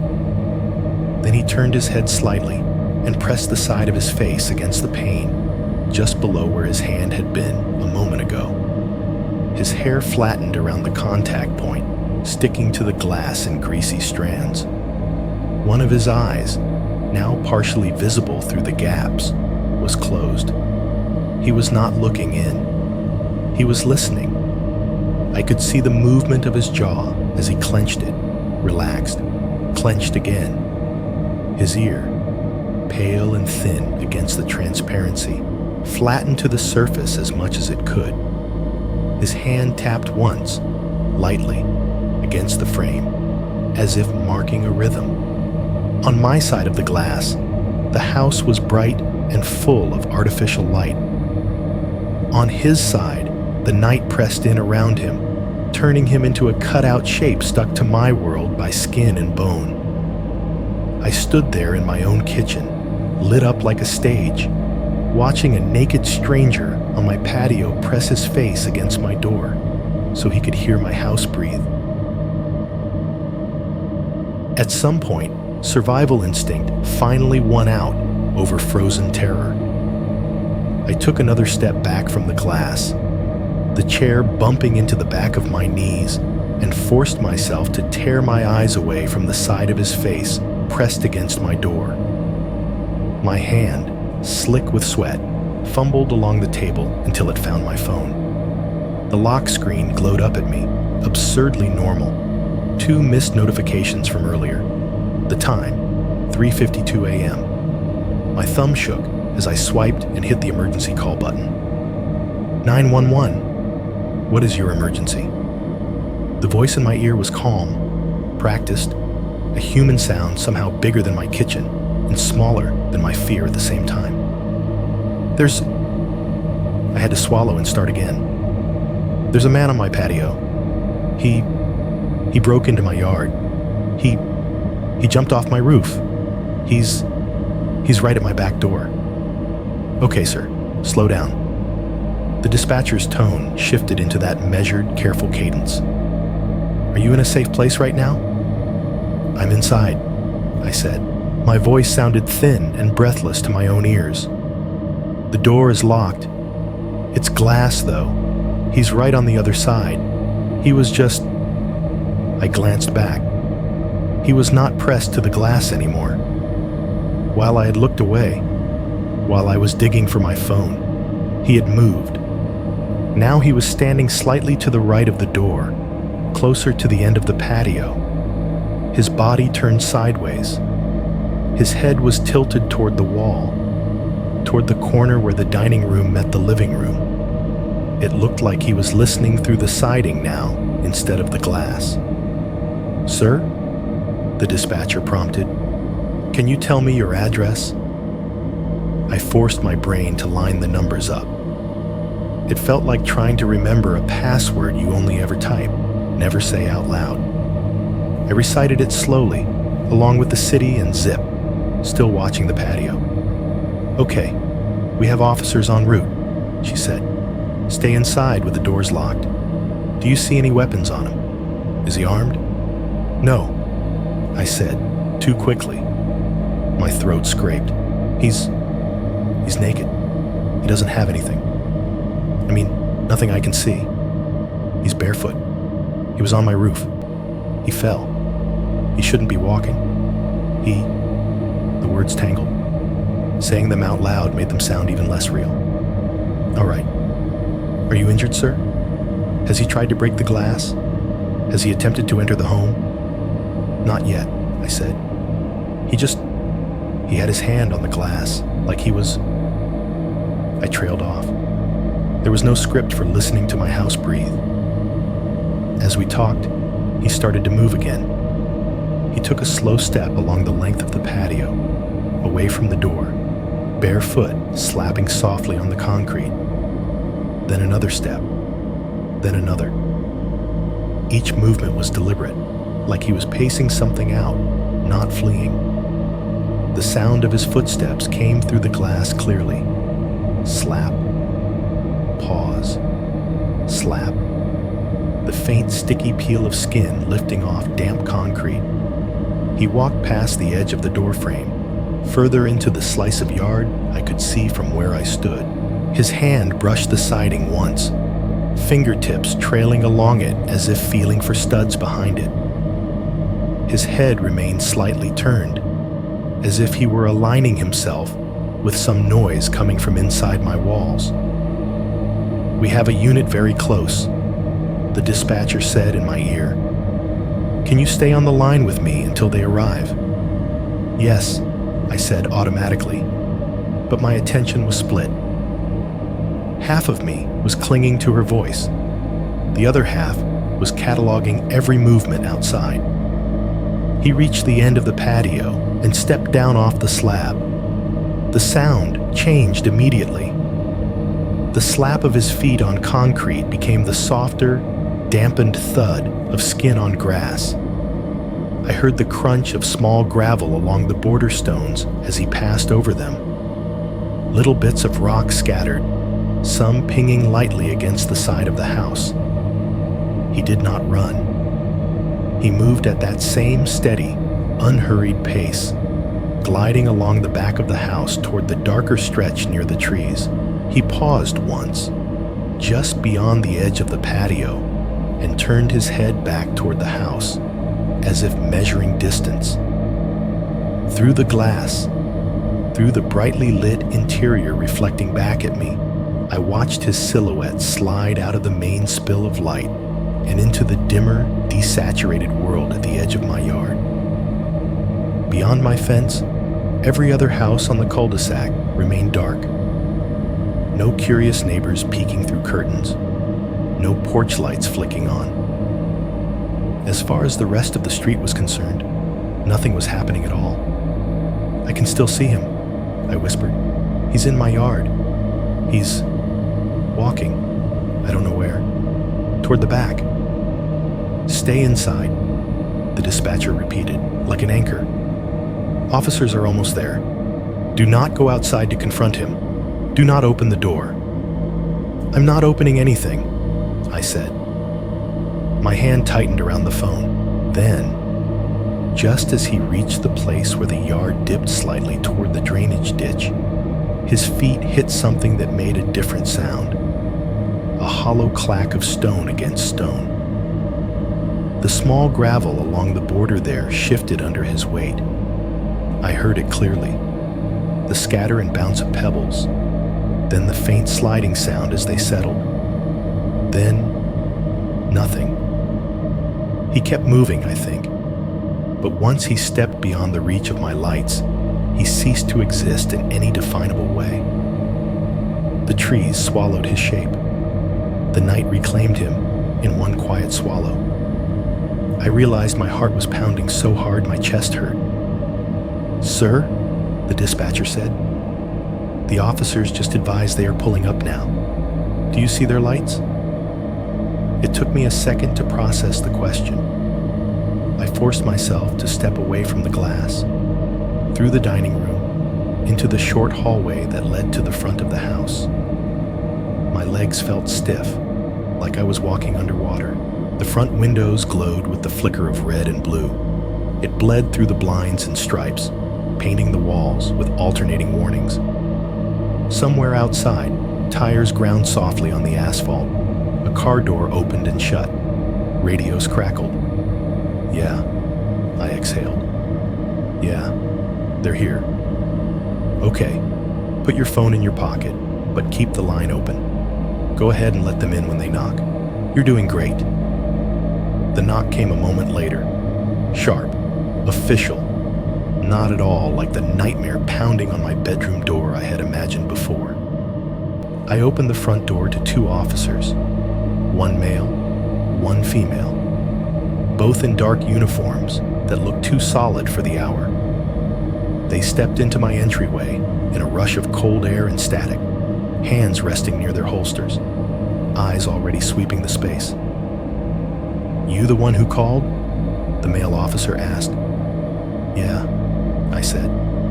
My voice sounded small again. "He was out back, on my patio, on the roof before that." The words felt ridiculous in the open air. "All right," the female officer said, nodding. She had a calm face, professional but not unfriendly. "Let's take a look. You stay behind us, okay?" I led them through the house, my bare feet almost silent on the floor compared to the heavier tread of their boots. The dispatcher still murmured faintly from my pocket, a distant presence. We reached the sliding glass door, now showing only my own reflection and the faint suggestion of the patio beyond.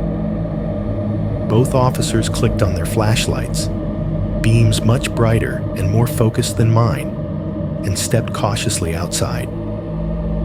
The motion light finally decided to join the party, popping on with a delayed, apologetic flare. The patio flooded with white light. The table, the chairs, the grill, the concrete, all of it looked flat and innocent. No one was there.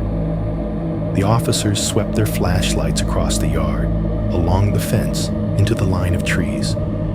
They checked the gate on the side yard, the latch on the back fence. One of them pointed the beam up at the roof line, then at the windows on the second floor of my neighbors' homes. "Sir," the male officer called, and I stepped out onto the threshold, careful not to leave the doorway. "Where did you last see him?" he asked. "Right here," I said, pointing to the spot just outside the door. Then he walked that way, toward the back. I heard the rocks, and then I couldn't see him anymore. They checked that area carefully, flashlights combing the grass, pausing on the border stones. No footprints stood out, no obvious scuffs, no torn up turf. Just my slightly uneven yard, looking exactly as unremarkable as it had at sunset. No clothes, no shoes, no drops of blood, nothing. They came back inside a few minutes later, nodding to each other in that quiet way people do when they have decided on a narrative. "Good news is," the female officer said, "whoever he was, he's not here now. All your doors and windows appear to be locked. We didn't see any signs of forced entry." "What about the roof?" I asked. "Could you tell if someone had jumped from the roof onto your patio, we would probably see some scuff marks or something," the male officer cut in. His tone was not unkind, but it had that edge of, "We've done this before." Some kind of damage, especially if they landed hard enough to make the noise you described. "He did," I insisted. "He fell. I heard it. I saw him, standing right there. He should have broken something."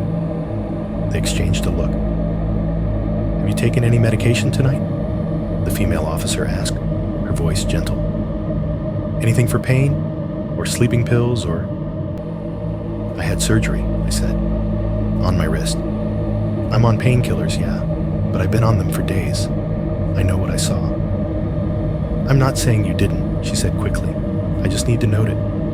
Sometimes those medications can make things feel more intense." I nodded, not trusting myself to say anything without my voice cracking. They took my statement at the kitchen table, writing notes on a clipboard while I repeated the story as best I could. Man on the roof, naked, fell, patio, hand on the glass, walking into the yard, vanishing. I could hear how it sounded even as I said it. In the end, they gave me the standard instructions. Call back immediately if I saw him again. Keep my doors and windows locked. Consider adding more exterior lighting or cameras. We'll have a patrol car do an extra drive-through tonight, the male officer said on his way out. Most likely, if it was someone unstable or under the influence, he'll keep moving and not come back here. Try to get some rest. Try. The red and blue lights washed over my living room walls one more time and then faded as the cruiser turned out of the cul-de-sac. The house fell quiet again, except for the hum of the AC and the low, tired buzz of the fridge. I did not go back to bed. I stayed downstairs until the sky lightened from black to gray to the faint, washed-out blue of early morning. At some point, I must have drifted into an uneasy doze on the couch, because the next thing I remember clearly is the sunlight. It was mid-morning when I finally stepped outside again.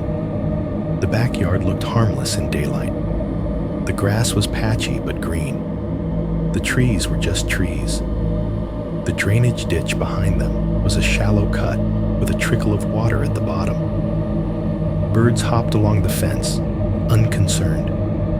The patio, under the honest scrutiny of the sun, was just a slab of concrete.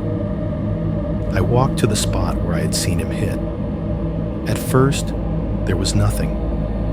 Just the usual faint stains and marks that come from years of use. Grill grease, weathering, a faint ring where a potted plant had once sat. I almost convinced myself the officers had been right. Maybe a fall like that would have left something obvious. Maybe I had exaggerated the sound in my head. Then, as I shifted my angle, something caught the light, right where his body had landed, exactly where I remembered that crumpled shape hitting the concrete. There was a mark. Not a crack, not a chip. a long, thin scratch running at a slight diagonal. It looked like someone had dragged the tips of 4 or 5 toenails across the surface with force, gouging a shallow, pale line into the gray. At the end of the scratch, there was a faint, curved notch, like whatever had made it had pushed off again, trying to get up. When I brushed my fingers over it, the texture was different, rougher, newer. I looked up at the edge of the roof above me, tracing the angle down with my eyes. The line connected too cleanly to be coincidence. My stomach tightened. I backed up toward the door, suddenly needing to be inside again. As I reached for the handle, something on the glass caught my attention. There, on the outside of the sliding door, just above eye level, was a smudge, faint but unmistakable. The blurred outline of a handprint, the greasy residue catching the light at certain angles. 5 finger arcs, the heel of a palm, a hint of grime where skin had met glass. I held my own hand up against the glass, fingers spread, matching it to the shape. It did not line up. His handprint was higher, by a few inches. Even standing straight, arm fully extended, I could not quite reach the exact spot where his palm had pressed. I am not short. I had never thought of myself as dwarfed by my own doorway. But his mark sat just above what felt natural for me, like he had effortlessly claimed more of the vertical space. It was a small thing, just a difference of a few inches, but standing there, alone in the daylight, tracing that too high, too wide, too real handprint on my own glass door. It felt like evidence of something more unsettling than any lack of scuff marks. He had been here, and he was built for places on and above my house that I was never meant to reach. My dad showed up the next morning with 2 large coffees and a look on his face that sat somewhere between concern and amusement. He did not knock like a normal person. He tapped twice on the front door and then let himself in with the spare key I had given him when I moved in. The sound of the deadbolt turning made me flinch harder than I want to admit. "Hey," he called, voice too loud for the hour. "You still alive? Or did the naked roof goblin get you?" I was at the kitchen table, hunched over the coffee machine's weak attempt at a second pot I did not actually want. I had slept maybe an hour after the sun came up. My eyes felt like sandpaper. My whole body had that hollow, buzzing weakness you get after a fever breaks. "That's real funny," I said, but my voice did not carry any heat. I sounded tired. I was tired. He came into the kitchen and set the to-go cups down on the table. The smell of actual coffee, stronger, darker, cut through the stale air of my house. "They had a call out on the scanner last night," he said, sliding into the chair opposite me. Address sounded familiar. Male caller reports possible prowler. Naked.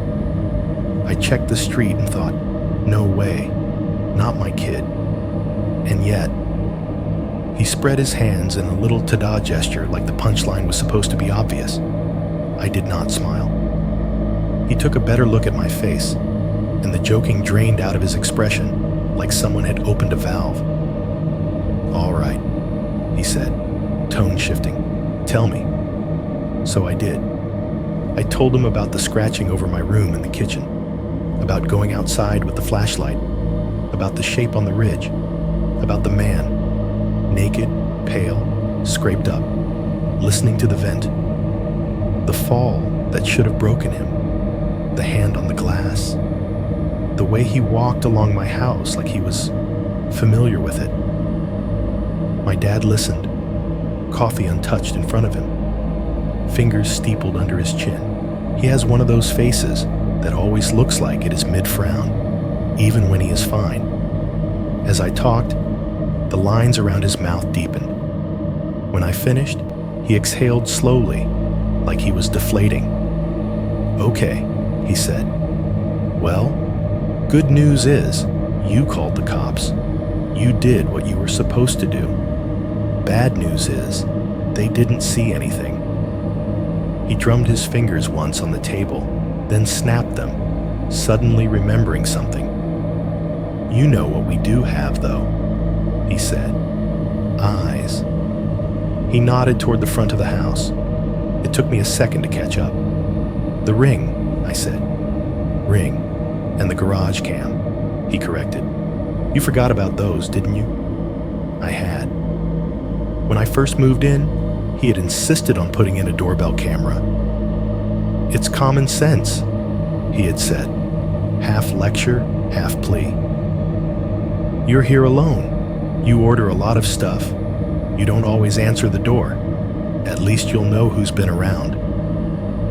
Later, when he wired up a small camera in the garage just to keep an eye on things, I rolled my eyes, but let him do it. The garage cam pointed out toward the driveway and the side yard door. I had barely opened the app since. "Come on," he said now, already pulling his phone out of his jacket pocket. "Let's see your skinny butt running around the yard last night." We moved to the other side of the table so we could both see the screen. He opened the app with muscle memory ease. The interface popped up, a grid of camera tiles, each labeled.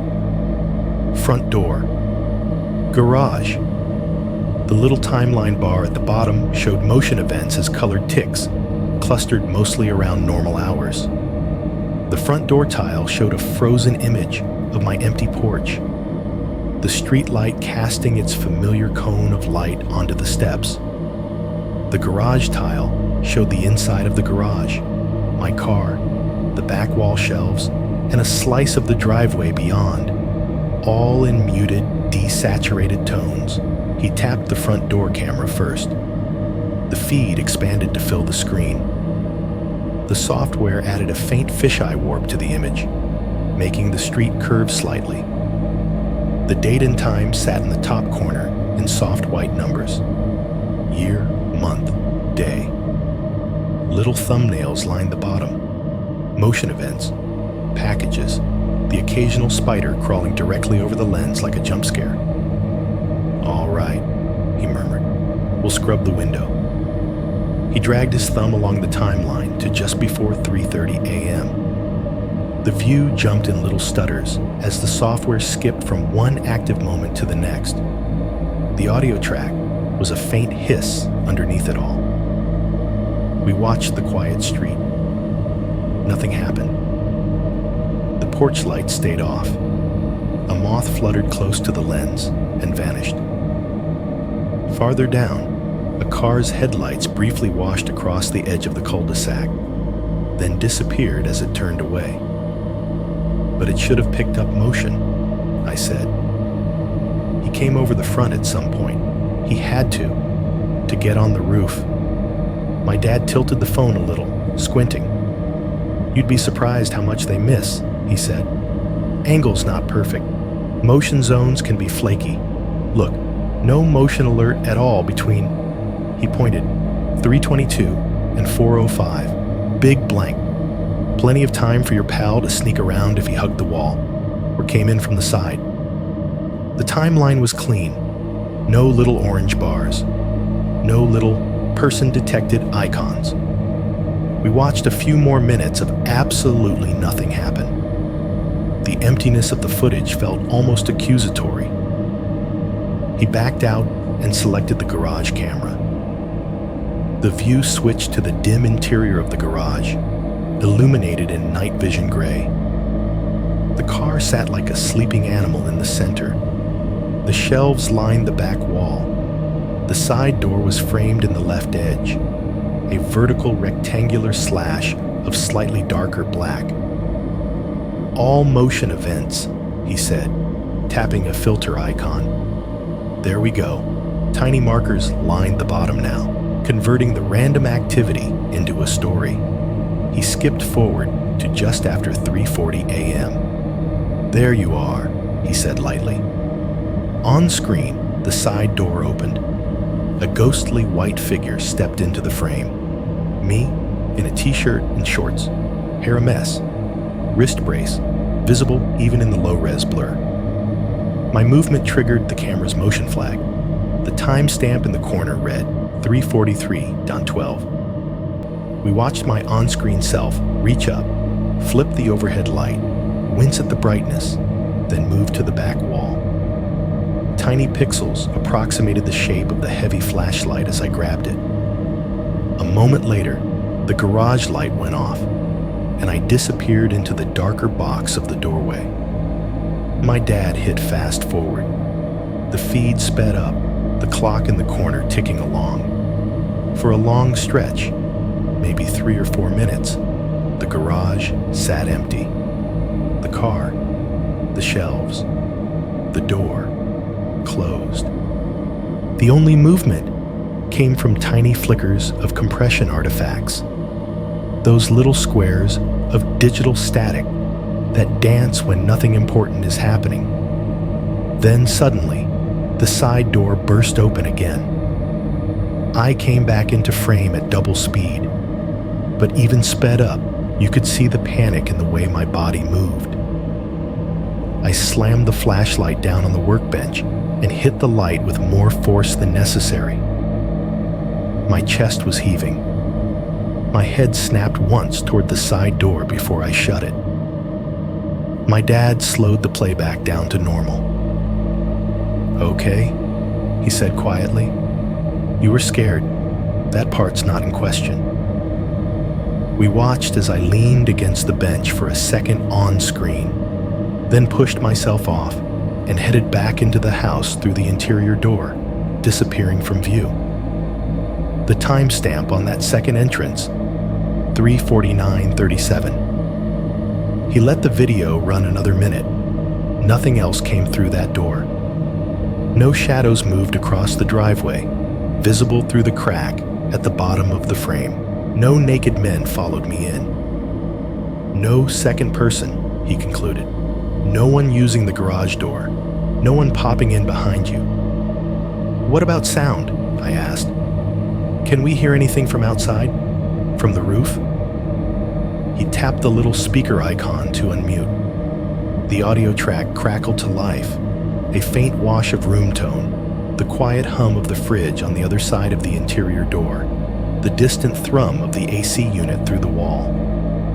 We replayed the section where I had first gone out.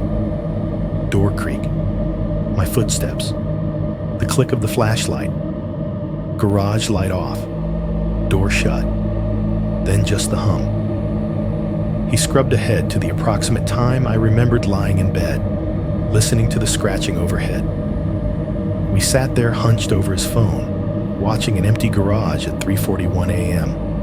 Night vision gray, slightly flattened perspective, everything still. On the audio track, the room tone hissed softly, and then, for about 4 seconds, it changed. The hiss cut out, not entirely, but enough to sound like someone had thrown a wet blanket over the mic. A smear of static took its place, a low, fuzzy distortion, irregular but contained, like the camera was trying to hear something loud and failing. It was not dramatic white noise. It was just wrong. A small, dense pocket of sound that did not match the rest of the recording. "What's that?" I asked. "Compression glitch," my dad said immediately. "Wi-Fi hiccup. They do that sometimes when the connection stutters.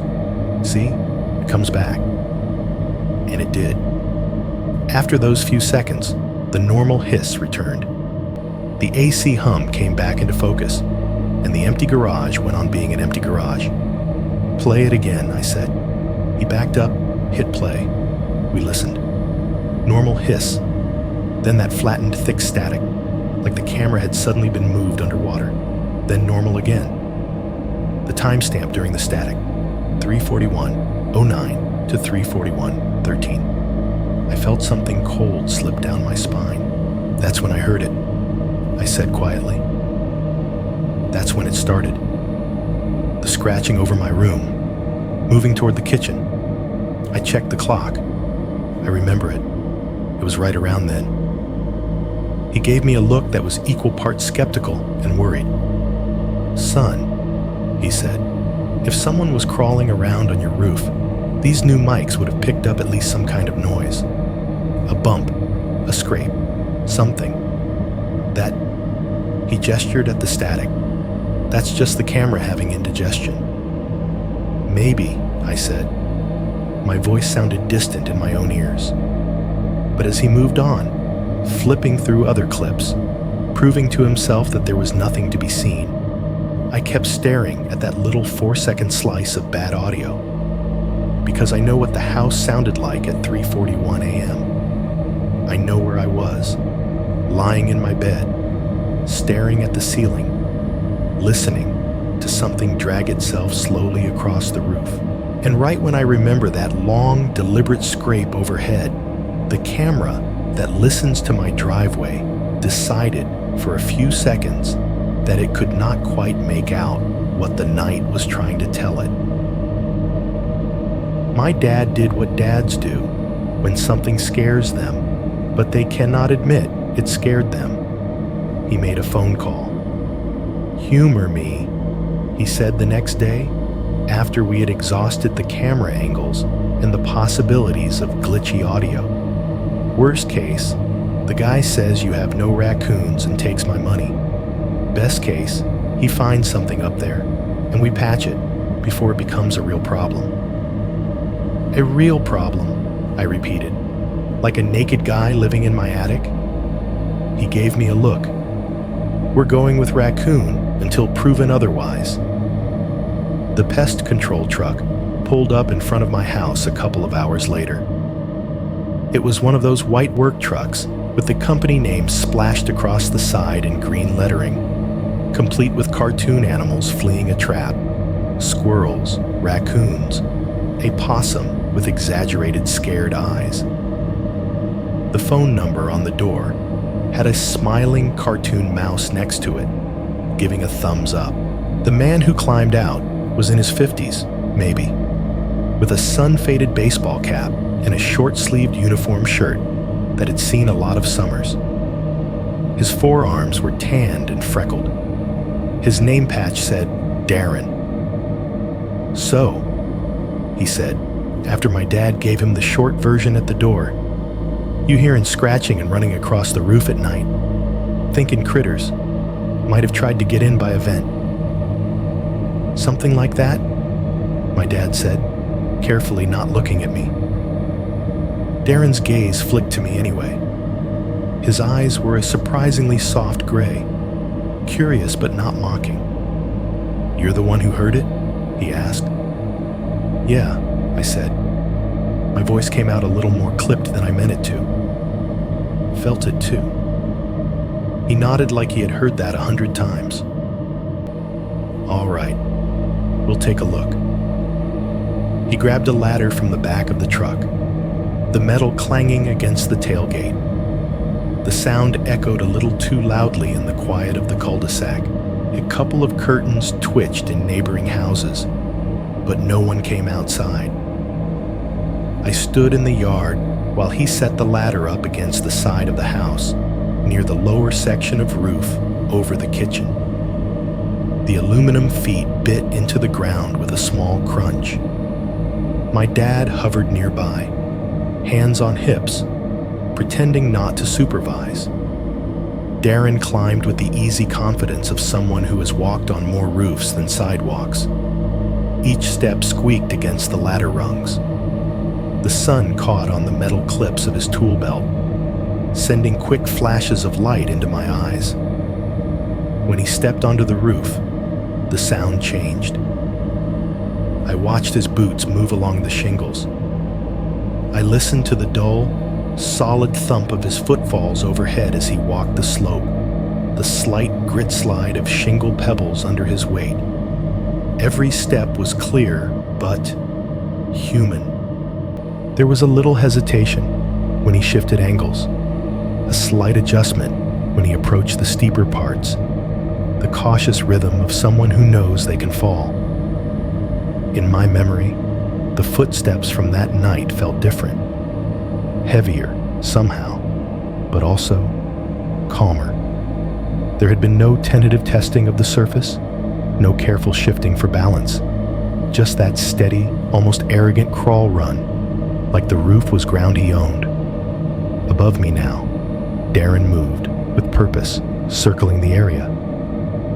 I heard the occasional tap-tap as he used something, a gloved hand, a tool, to test certain spots. He paused more than once near the smaller vent above my bedroom, the square metal protrusion that had become important in my mind. The sound of his work filtered down into the living room and kitchen, so normal it almost made the previous night feel less real. Almost. When he came back down, his shirt was damp with sweat along the collar. He wiped his forehead with the back of his wrist and glanced up at the roof again before turning to us. "Up top looks pretty good," he said. "No obvious chew marks, no burrow holes on the ridge, no big gaps in the soffit. I didn't see droppings up there either, which you usually get if something's been hanging out for a while." "What about the vent?" I asked. He nodded slowly. "Yeah, about that. There is one thing." He pointed to the small vent above my bedroom. "Someone's been messing with that. But I wouldn't say someone is a raccoon," he said. "A little section of shingle right next to it's been pried up some. Not enough for a big animal to squeeze through, but something tried. Or someone. Hard to say." "Could a squirrel do that?" my dad asked, defaulting to the most harmless explanation. "Or, like, a big raccoon?" Darren shrugged. "They can do a lot, but usually they go for softer, rotted spots, not right next to a metal vent. And I'd expect to see more scratching around the edges if that was the case. This looks more focused." He said the last word carefully. "How long ago does it look like it happened?" I asked. He squinted up at the roof. "Hard to tell. Some of the shingle edges look fresh, some don't. Could be a while, could be recent. Roof's not that old though." "Previous owner had some animal issues," I said. The realtor's vague line sounded thinner now. "Had the roof redone before I moved in." Darren made a small noise in his throat that could have been agreement or skepticism. Then he jerked his thumb toward the house. "Want to take a peek in the attic?" he asked. "Might as well look from both sides while I'm here." Every cell in my body told me no. Out loud, I said, "Sure." The attic access is in the hallway ceiling, a square of panel with a string dangling, flush with the paint. My dad pulled the string, and the panel dropped down, unfolding a narrow wooden ladder. A puff of warmer air rolled out, bringing with it the dry, faint smell of insulation and dust and old wood. Darren went up first, flashlight between his teeth, tool belt rattling. I followed a few steps, just enough to poke my head through the opening and see into the space above my home. Attics always feel like the secret bones of a house. This one was no different. Angled beams crisscrossing overhead, nails poking through the underside of the roof. Thick pink insulation sprawled between joists like a strange fluffy landscape. The heat up there was immediate and oppressive, pressing down from the underside of the shingles.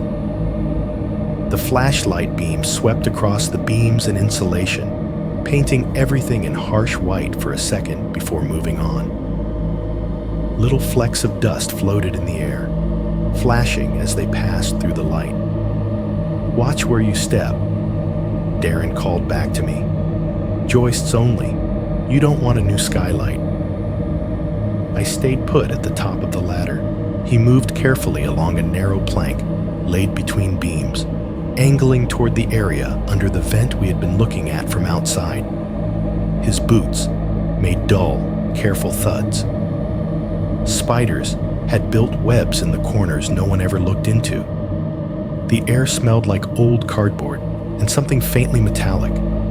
Nails, maybe, or the vent itself. "See any droppings?" my dad called from below. "Nope," Darren replied. "No nests, no fur.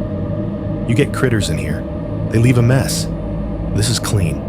Whatever you're hearing isn't setting up camp in your attic, at least." That should have made me feel better. It did not.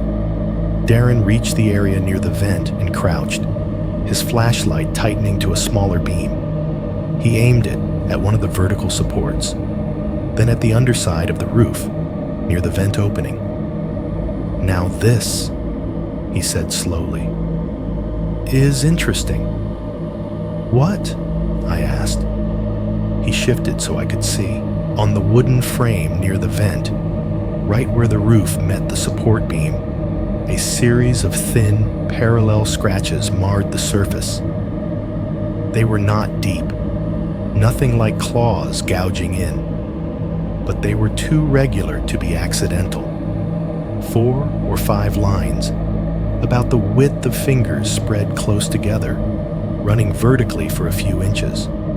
Another set crossed them at a slight angle, almost like someone had dragged their hand down and then across. The wood was scuffed lighter where the scratches were, the fresh inner grain exposed. When the flashlight beam passed over them, the lines stood out pale against the darker, aged wood.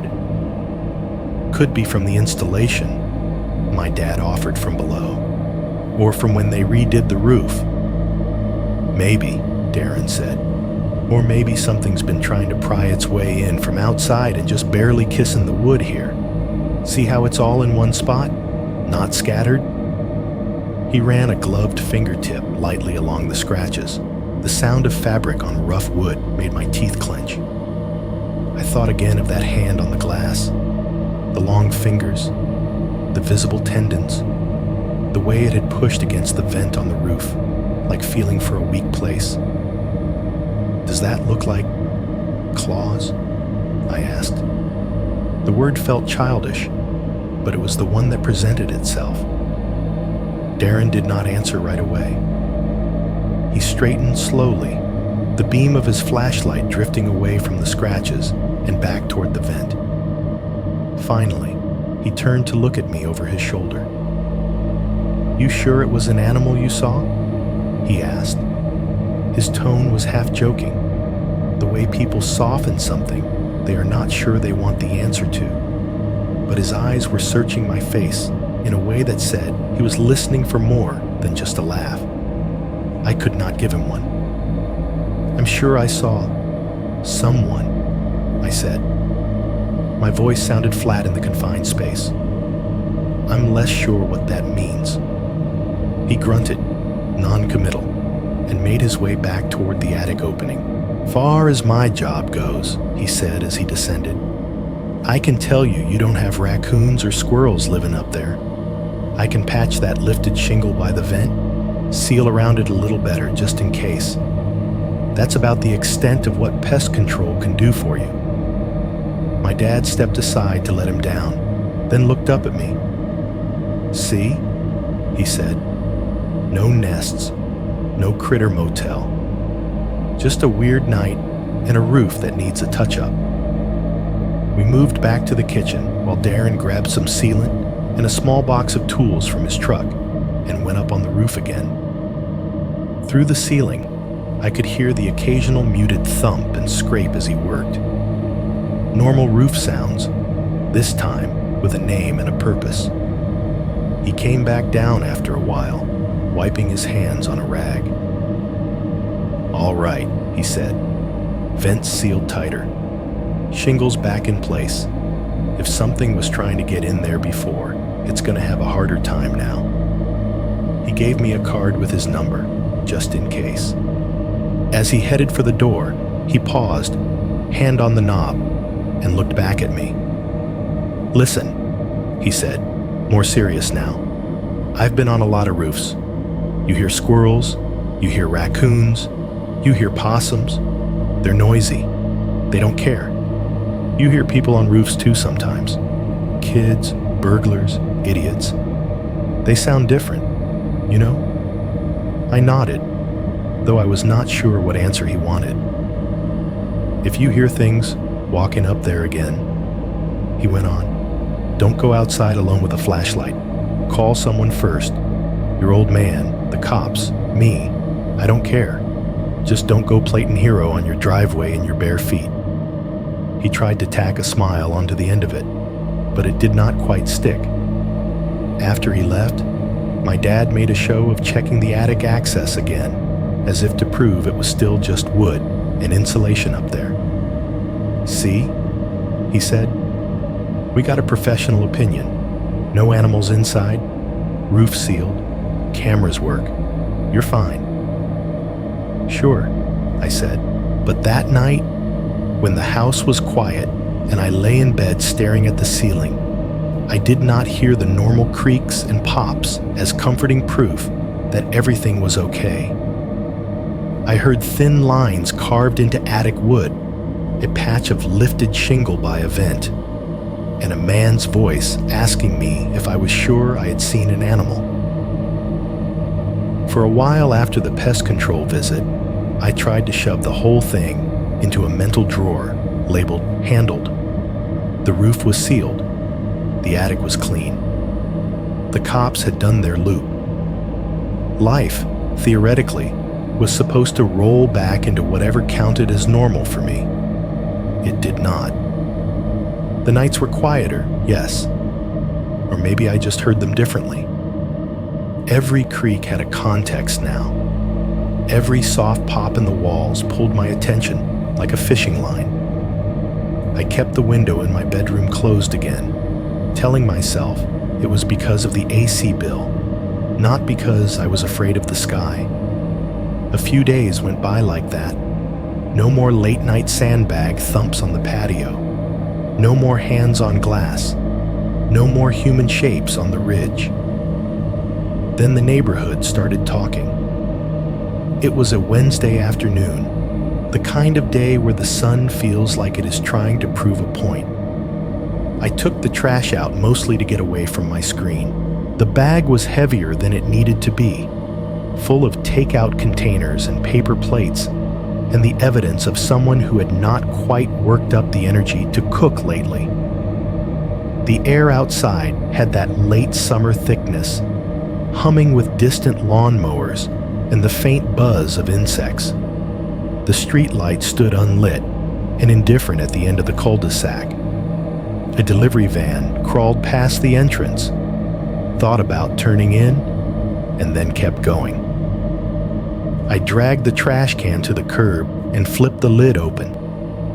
As I dumped the bag in, I heard someone call my name. "Hey, you all right?" I turned. My neighbor from across the street, Lisa, was standing at the end of her driveway, one hand on her hip, the other shading her eyes. She was in her late 30s maybe, always a little too put together for this sleepy dead-end street. Her kids' bikes were strewn in a pile near their garage, a pink helmet tipped on its side like a dropped head. I raised a hand. "Yeah," I said. "Just tired." "What's up?" She walked a few steps closer, squinting at me as if checking for visible damage. "You didn't sleep well last night either?" she asked. The word "either" snagged my attention. "Either?" I repeated. "As in, you too?" She huffed a small laugh and rolled her eyes toward her own roof. "We've had some weird nights," she said. "Past few, really. I thought it was just me being neurotic." "What kind of weird?" I asked. The question came out too fast. She watched my face for a second, as if deciding how much to share. "You're gonna think I'm crazy," she said, "but I keep hearing something on the roof, like walking, not like a squirrel or a cat, heavier, slower. The skin on my arms prickled. My husband keeps saying it's branches, she went on. We've got that stupid maple that leans over a bit. He says it's just limbs rubbing when the wind picks up. But I've lived in this house 10 years. I know what branches sound like. This is different. It's got rhythm, like steps. She stomped once on the concrete to demonstrate. Not a hailstorm, not rain, just step, step. She shrugged. I hear it mostly after midnight.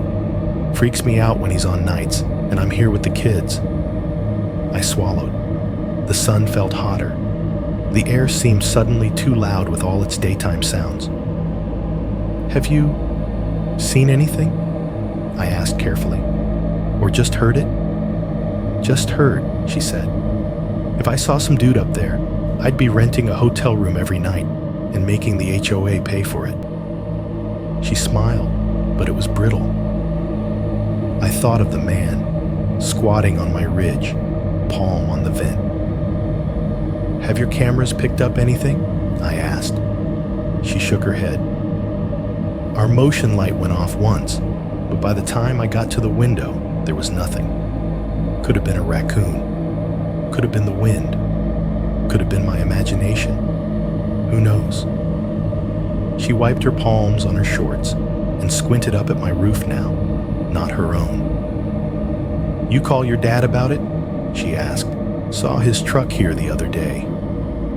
Yeah, I said. We had pest control out too. They didn't find anything in the attic, just weird scratched wood, a messed up shingle. I forced a shrug. Probably nothing. She nodded like that answer made as much sense as anything else around here did. Anyway, she said, backing up a step, if you start hearing it too, let me know. Misery loves company, right? Yeah, I said. Right. She turned to go, then hesitated, glancing past me toward the right side of my house. Speaking of weird noises, she said, lowering her voice a notch, have you talked to Eleanor about your place? I followed her gaze. Eleanor was the widowed woman who lived in the small brick ranch to my right. Her car was in the driveway, but her blinds were half closed as usual. She kept to herself mostly. Sometimes I saw her in the early mornings, shuffling out in a robe to grab her paper. No, I said. Why? She was here before you, Lisa said. Before the last guy too, I think. Knows all the neighborhood gossip. I heard her tell someone once that your roof's been a pain for years. She mimed quotation marks in the air. Some crazy animal kept trying to get in through the roof. That's what she said. She thought the previous owner was cheaping out on repairs. Yeah, I said slowly. The realtor mentioned something like that. Animal issues. Lisa snorted. That's one way to put it. She checked her watch. All right, I gotta go referee a sibling fight. Good luck with the trash demons or roof goblins or whatever we've got. If I hear anything tonight, I'll bang on your window. Please don't, I said, but she was already turning away. Later that evening, after the heat backed off a bit and the street settled into that soft, end-of-day quiet, I found myself standing in my driveway, looking up. The sky was bruised purple at the edges, fading to a darker blue overhead. The street light had just kicked on, its sensor deciding the world was dim enough to warrant attention. Its glow spread out in a familiar cone, washing over the asphalt and up the front faces of the houses. From where I stood, I could see the ridge of my own roof, the slope leading down over my bedroom and the garage. In the half-light, the shingles formed a single muted plane. The vent above my room sat like a small black square against it, the spot where I had seen him before. The street light's beam broke across the roof line, creating a faint highlight along the peak, a soft edge of brightness that caught every small bump and irregularity. It made the ridge look like a drawn line on the sky. I could not unsee the image of a pale, hunched figure perched on it, one hand pressed to that little vent, listening. I inhaled and held my breath, as if that would help me hear better. The night sounds came on in layers, a distant car on the main road, a dog barking twice and then giving up, the crickets starting their chorus, the quiet, steady push of the AC breathing inside my walls. No footsteps, not yet. I was turning to go back inside when I heard my name again. "Hey!" Lisa's voice from across the street. I turned. She was standing near her mailbox this time, something clutched in her hand. "I meant to show you this earlier," she called, walking toward me. "My kids made an interesting drawing." She crossed the street, flipping the paper over so it faced me as she came close. It was a standard sheet of printer paper, edges already soft from being handled by little fingers. Crayon strokes covered most of it in messy color. "I know kids draw creepy stuff all the time," she said quickly. "I'm not, calling a priest or anything. It just made me think of what you said." I looked down. The drawing was simple, the way all children's drawings are. A street represented by a squiggly gray line, a yellow circle in the corner for the sun, a few rectangle houses with triangles on top for roofs, lined up along what I guessed was our cul-de-sac.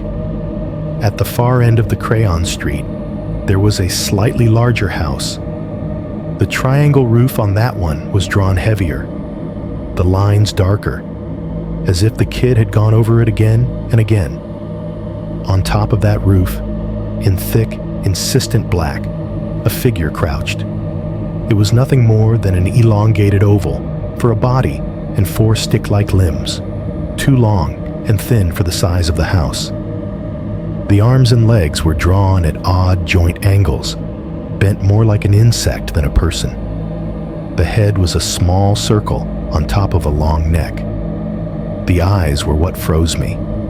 They were big, 2 round shapes taking up most of the face, filled in completely with black crayon, so heavily that the paper around them had started to wear thin. No pupils, no whites, just 2 solid, staring voids. Lines extended from the end of the figure's hands and feet, trailing down the slope of the roof, as if it were gripping on. Underneath the house, in shaky kid handwriting, were 3 words: "Man on roof." "That's specific," I managed. "Right?" Lisa said. She forced a laugh that came out more like a cough. "My youngest drew it this morning. They were all at the table, and he just put that down. I asked him what it was. He said, 'The man on the house at the end.'" She glanced up at my roof, then back at me. "I told myself he was just copying something from a cartoon," she said. Then he said it again at dinner. "Do you think the man on the roof gets hot when the sun is out?" Like it was the most normal thing. My tongue felt dry. "Did he say which house?" She looked past me, down the short length of our cul-de-sac, as if needing to check. "He said, 'The one that stops the road,'" she replied. "So, yeah, yours. Sorry. Kids are weird, right?" She held the drawing out a little further, as if I needed another look. My eyes tracked the thick black lines of the figure again, the long limbs, the dark, empty eyes, the way it seemed too big for the roof, and yet somehow perfectly balanced on it. "You didn't tell him anything?" I asked. "About noises, or me calling the cops?" She shook her head. "No. God, no. I don't want them freaked out. When the scanner went off the other night, I turned the TV up so they wouldn't hear." Far as they know, everything's fine. We stood there in the growing dark, the drawing between us like a piece of evidence neither of us wanted to own. "Well," she said finally, trying to inject some brightness into the word, "I just thought you'd get a kick out of it. Or, a mild existential crisis. Either way, welcome to the neighborhood." I made a sound that was supposed to be a laugh. She folded the paper back toward herself, hesitated, then handed it to me. "Actually," she said, "would you mind keeping this? Just in case. Maybe it'll make a good icebreaker for your therapist someday." I took it. The paper felt too light for what it carried. That night, I taped the drawing inside one of the kitchen cabinets behind the shelf where I kept the coffee mugs. It seemed less damning there, hidden among everyday objects. Something I could pretend I had misplaced if anyone asked. But every time I opened that cabinet after dark, the edge of that paper peeked out, reminding me of two facts that refused to sit quietly. The neighbors were starting to hear things on their roofs, and the only person in this cul-de-sac who had actually seen the man their kid was drawing was me. Time is supposed to blur when you are recovering, but for me, it did the opposite. The weeks after the roof incident stretched out in a kind of sharp, sleepless clarity. My wrist healed on schedule. The stitches came out. The brace got smaller, then disappeared. The prescription bottles on my nightstand went from important to optional to empty. I told my surgeon I was doing fine. He told me I could go back to normal activity. I nodded like I believed him. My sleep, though, did not get that memo. Even without the painkillers, my body kept the schedule it had been forced into. Somewhere along the line, 3 to 4 a.m. had become a checkpoint, a time slot carved into my nervous system. I did not need alarms anymore. My phone stayed dark. My brain woke up on its own. Some nights it was 3:12, some nights 3:38. Occasionally it waited until 4:05, like it was trying to be subtle, but it never skipped a night. I would surface from whatever dream I had been in with the same feeling every time, like someone had called my name from far away and then hung up before I could answer. The house at those hours sounded the same as it always had, at first. The AC cycled in its familiar rhythm. Hum, click, brief silence, then the deeper rumble of the outside unit kicking in. The fridge in the kitchen below me buzzed, clunked once, and settled. The electronics I could not see, modem, router, smart plugs, whispered their tiny electrical whispers behind the walls. Outside, the wind moved through the trees at the back of the property, leaves rubbing against each other with a soft, restless hiss. Every 15 or 20 minutes, a car slid past on the freeway in the distance, a faint, drawn-out exhale that might as well have been the ocean if you closed your eyes. On good nights, if you can call any of them good, I would lie there in that sound suit and tell myself stories. You were exhausted. You were on meds. You were half dreaming. You've watched too many horror videos. You saw some messed up drifter who wandered through and kept going. It is over. The roof is just a roof. The house is just a house. I would stare at the ceiling until the pale lines and textures of the drywall blurred. I would trace the faint imperfections with my eyes, tiny bumps where the plaster had gone on thicker, a hairline seam that caught shadows differently. I would breathe in through my nose, out through my mouth, counting, like some meditation app had once told me to. Sometimes, eventually, sleep would catch me again, rough and unsatisfying. But as the weeks went on, The house started to answer back. It began small. A single creak in the ceiling above my bed. A subtle crack in the wall near the door. Nothing you could not blame on temperature changes, on wood expanding and contracting, on the size of a structure that has to hold itself up day and night, except it was not random. The first time it happened, I did what everyone does. I checked the clock, 3:41 a.m. I listened, breath held, as a soft crack sounded in almost the exact spot overhead where I remembered the first long scrape on the roof. A sharp, local sound, like someone had shifted their weight directly above that part of the ceiling. I told myself it was a coincidence, old houses and all that. The second time, a few nights later, the crack came again. Same spot, same time, give or take a minute. The same tiny pop of protesting wood, followed by a faint little tick-tick-tick of something settling. When it happened a third time at almost the same moment, 3:40 on the dot, I stopped calling it coincidence.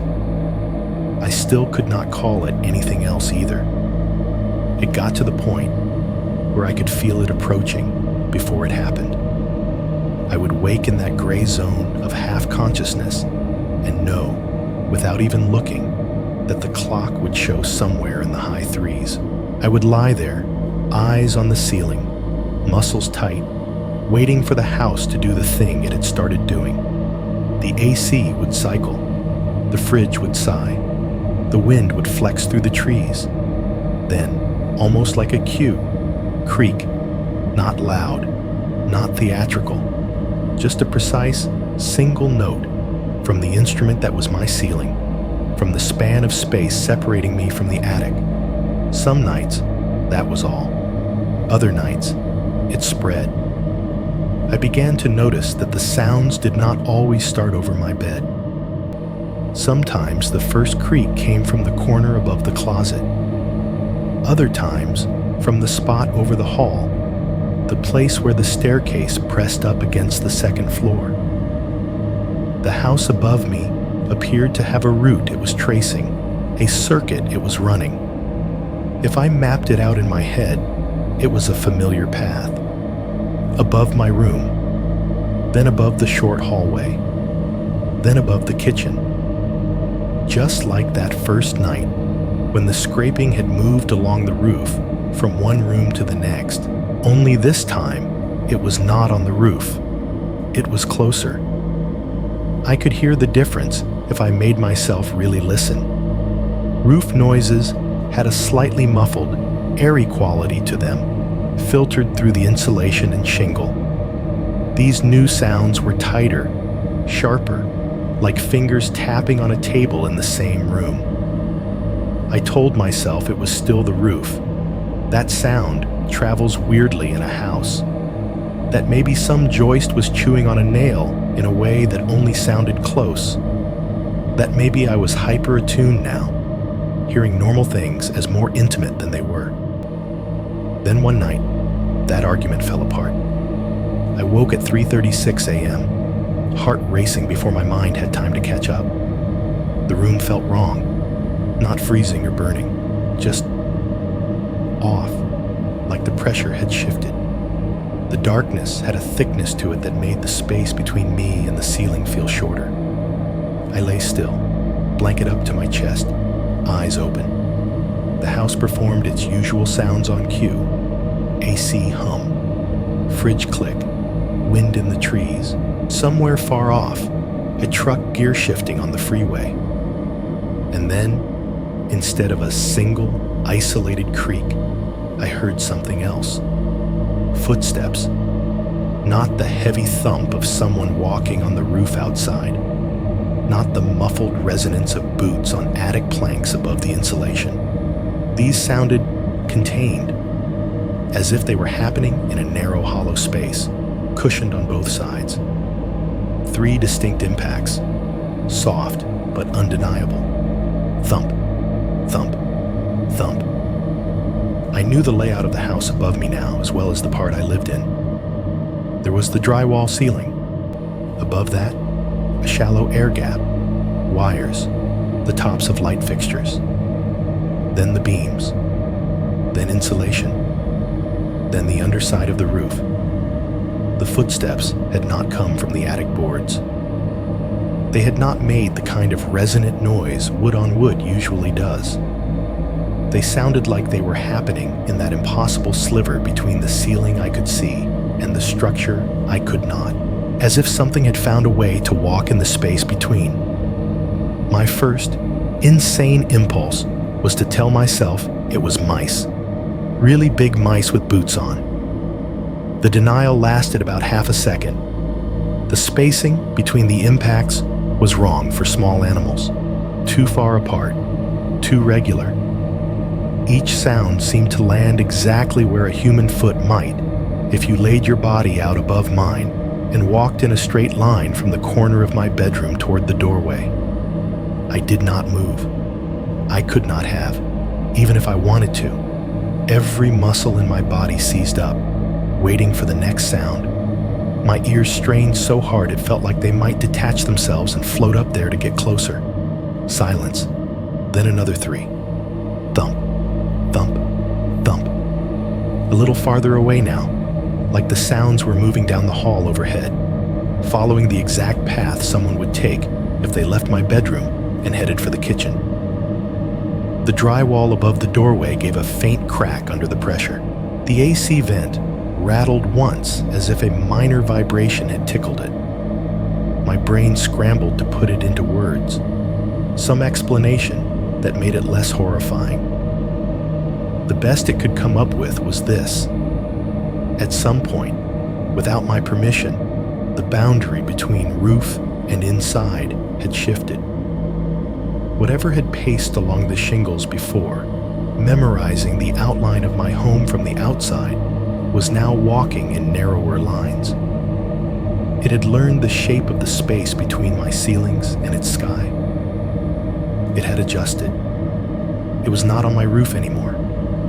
It was in my house, in that thin, unfinished shadow layer of it, testing the boards above my head like they were a new kind of ground. The house had always had a voice at night. Now it had footsteps. You start to notice the small things only after the big things have already ruined you. I had lived in that house for almost 2 years before I ever paid serious attention to the vent in my bedroom ceiling. It was just part of the background. White metal grill, a little dust on the slats, cool air when I needed it, rattling when the system kicked on too hard. The kind of thing you only look at when you are lying in bed with nothing else to stare at. After the footsteps moved inside, I could not stop looking at it. The vent sits a little off-center from my bed, close enough that when I lie on my back, I have to tilt my eyes just slightly to see it. Behind it, there is ductwork that snakes through the house, connecting rooms like veins. One night, a few days after I heard the footsteps in the ceiling, I woke at my usual cursed hour and listened. The AC was running. I could hear the low, steady whoosh of air pushing through the ducts. It came out of the vent in a soft, cool stream I could feel on my forehead if I sat up a bit. Normal.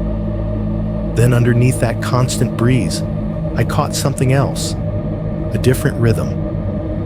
The air from the vent moved in a smooth, unbroken flow. But there was another sound layered into it, something that came in pulses. A faint, almost indistinguishable foo, foo noise, the kind you might make if you exhaled slowly through your lips, very close to a microphone. At first, I thought the system was cycling weirdly. Maybe a fan blade was off. Maybe there was something caught in the duct. But when I counted, the timing did not match the unit's usual behavior. The fan hummed at a constant speed. The air pressure stayed the same. This other sound, the soft foo, Foo came in like a heartbeat. Slow, regular, out of sync with the machinery. Breath. I told myself it was just turbulence. Air swirling in a bend in the duct.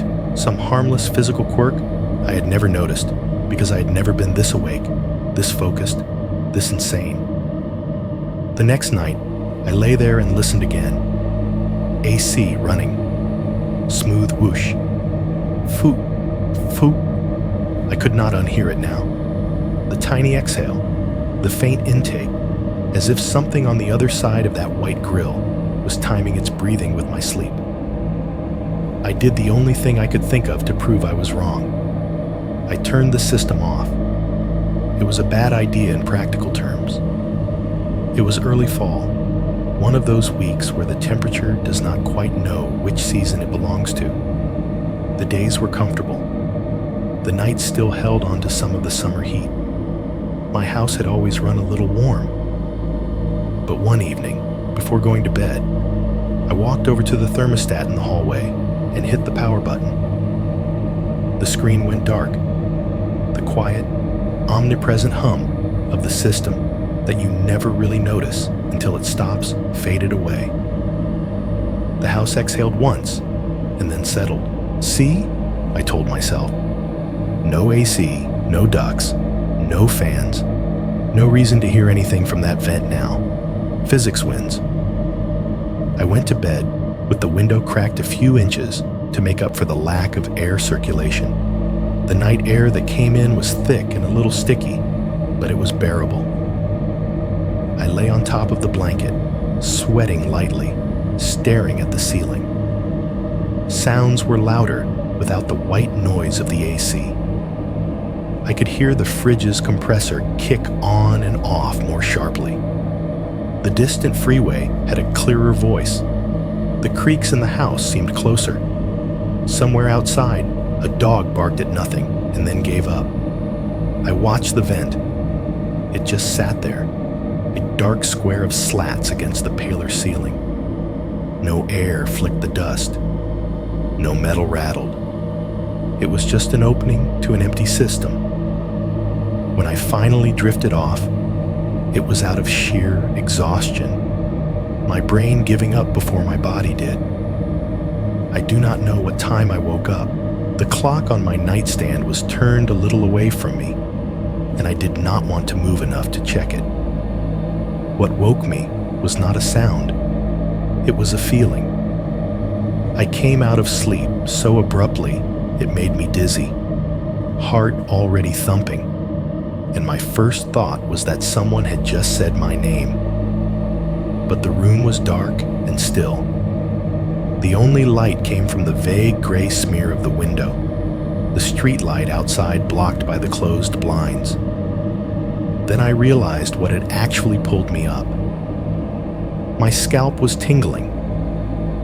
It is impossible to describe if you have never felt it. Like static electricity that has nowhere to go. 1,000 tiny pins pricking at the roots of your hair. It felt as if someone had just run their hand lightly over the top of my head and then stepped back. I stayed perfectly still. My hair is not that long, but I could feel the individual strands shifting, resettling against the pillow. The sensation faded slowly, leaving behind a crawling awareness along my skin. I forced my eyes up to the ceiling.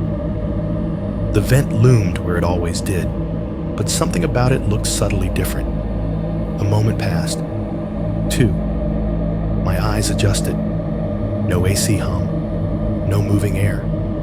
Just the faint night sounds outside and the blood rushing in my ears. And then, in the silence, I heard it. Foo. Foo. The same soft breath pattern, except this time, there was no mechanical noise to hide it. No fan. No ductwork alive with movement. Just that barely there exhale, coming from the direction of the vent. I sat up too fast. The room tilted for a second, my vision narrowing. I fumbled for the lamp and missed twice before my fingers found the switch. The light came on in a harsh burst, filling the small bedroom with cheap yellow. Shadows that had been solid a moment before retreated to corners. I was alone. No one in the room. No shape in the doorway. No long-limbed figure crouched at the foot of my bed. The vent looked like any other vent. Square, dusty, too beige for human dignity. My chest rose and fell in quick, shallow gulps. I told myself again, air currents. That is all. Air moving in the duct, even though the system is off. Residual pressure, maybe. Settling. Nothing that requires anything alive. I lay back down eventually, but I did not lie where I usually did. The vent is centered above where the top half of my bed used to be. That night, I reached down, grabbed the frame, and dragged the entire bed 1.5 feet away from the wall. The legs squealed against the laminate floor. The sound was stupidly loud in the quiet house. It felt like I was scraping a line in the ground between me and something I could not see. When I settled back down, my head was no longer directly under the vent's square shadow. If I tilted my eyes all the way up, I could still see it from the edge of my vision, but it was no longer centered over my face, like some kind of inverted drain. It was a pathetic gesture of control. It helped just enough to let me fall asleep again very late, in that thin, gray part of the morning where dreams and reality bleed into each other. That night, I dreamt that I was back outside, standing in the middle of the cul-de-sac, looking up at my house. The sky above was black, the kind of black you only get far away from city lights, even though I could still see the faint halo of the street lamp. The man on the roof was there, not just on my house, but on every house, stretched long and lean along each ridge, one per roof, like grotesque ornaments. They were all the same shape, pale, elongated, limbs too long, eyes too dark. Each one moved in sync, crawling with that same weird, sure-footed gait, hands and feet gripping shingles that should have been too slick. In the dream, every time they put a hand down on a roof, I felt my own heart squeeze in my chest. Each step was a pulse. Each pause was a skipped beat. It was like my body was wired into whatever circuit they were pacing. I woke with my heart racing so hard it hurt. For a few minutes, I could not tell if the pounding in my chest was from the dream or from something outside it. The sound seemed to echo in my ears, in the walls, in the space above me. I put a hand to my sternum. The rhythm settled, reluctantly. I lay there, lamp still on, the room washed in tired yellow. The vent stared back at me from the ceiling, blank and harmless. Then I saw it. Just to the right of the vent, where the ceiling paint had always been evenly dull, there was a mark. At first, I thought it was just a shadow, a trick of the angle. I blinked. It stayed. I sat up slowly, eyes locked on it, and leaned forward as far as I could without getting out of bed. The mark was faint, so faint I could easily have missed it any other time. A smudge of darker gray against the off-white paint, maybe 6 or 7 inches long. Not a perfect shape, edges blurred, like something had brushed the ceiling lightly and left behind residue. But the outline was unmistakable. 5 thin streaks fanned out from a slightly wider base, all curving in the same direction. The palm area was more blurred, like pressure had been applied there. The fingers stretched out in a loose arc, slightly bent. It looked like someone with dirty, slightly damp hands had pressed their hand against my ceiling near the vent and then dragged it just enough to leave a ghost of the motion behind. I thought of the hand on the glass, the long fingers, the cracked nails, the grime that clung to them. I thought of the scratches in the attic wood near the vent. I lay there in my bed, not directly under it anymore, but not nearly far enough away, and stared at that smudged, too familiar shape above me. The AC was off. The vent was silent. Somewhere in the house, something exhaled, foo, foo. And on my ceiling, right next to the one opening that connected my room to the hidden spaces above, the faint outline of a hand reached just a little farther into my world than it had the night before. There is a point where you stop trusting your own body. For me, that point did not arrive with a dramatic moment or a medical diagnosis. It crept in slowly, the way everything else in that house seemed to creep. Small, repeatable, impossible to prove to anyone who was not there. It started with the simple fact that I was not sleeping. Not really. I was closing my eyes. I was blacking out for short stretches. But I was not doing the kind of sleep that stitches your days together. The 3 to 4 a.m. wake-ups carved a canyon in my nights. Between that, the vent, the breathing, and the hand-shaped stain on my ceiling, my nervous system never had a chance to reset. Coffee became its own food group. My appetite disappeared. My hands started to shake when I held things too long. When I looked in the bathroom mirror, the skin under my eyes had taken on that permanent gray bruising that no cream touches.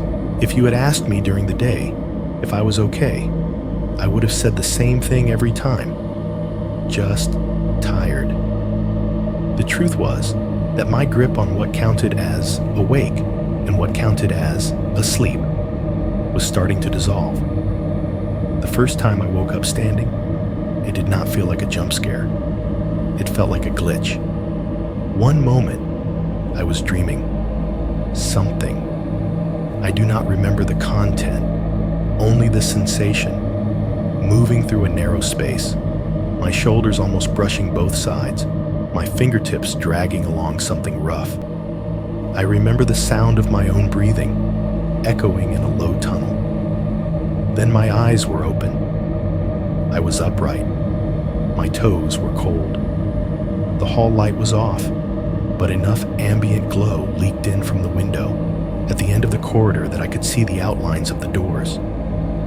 My bedroom door stood open behind me, a dark rectangle. The bathroom door to my left was closed. The entry to the living room was to my right. In front of me, above my head, was the attic hatch. My right hand was lifted, fingers wrapped around the little metal pull ring that dangled from the panel. For a second, my brain refused to process that. The ring was cold against my skin. I could feel the slight texture of the metal, the tackiness of my own sweat on it. My arm was extended fully, as if I had been in the middle of pulling the ladder down. I let go, like it had burned me. The ring swung back and forth a little, tapping softly against the panel once, twice, 3 times. The sound was too small for the amount of fear that came with it. I turned slowly, feeling the thud of my heartbeat in my throat, and looked back at my bedroom door. My bed was visible through it, sheets tangled, lamp off. The impression of my body on the mattress was shallow, as if I had not been there long, or as if I had gotten up more times than I remembered. I tried to rewind the tape in my head. I remembered lying in bed. I remembered staring at the vent. I remembered thinking about turning the AC back on the next day, no matter what. I remembered closing my eyes. Then I was here.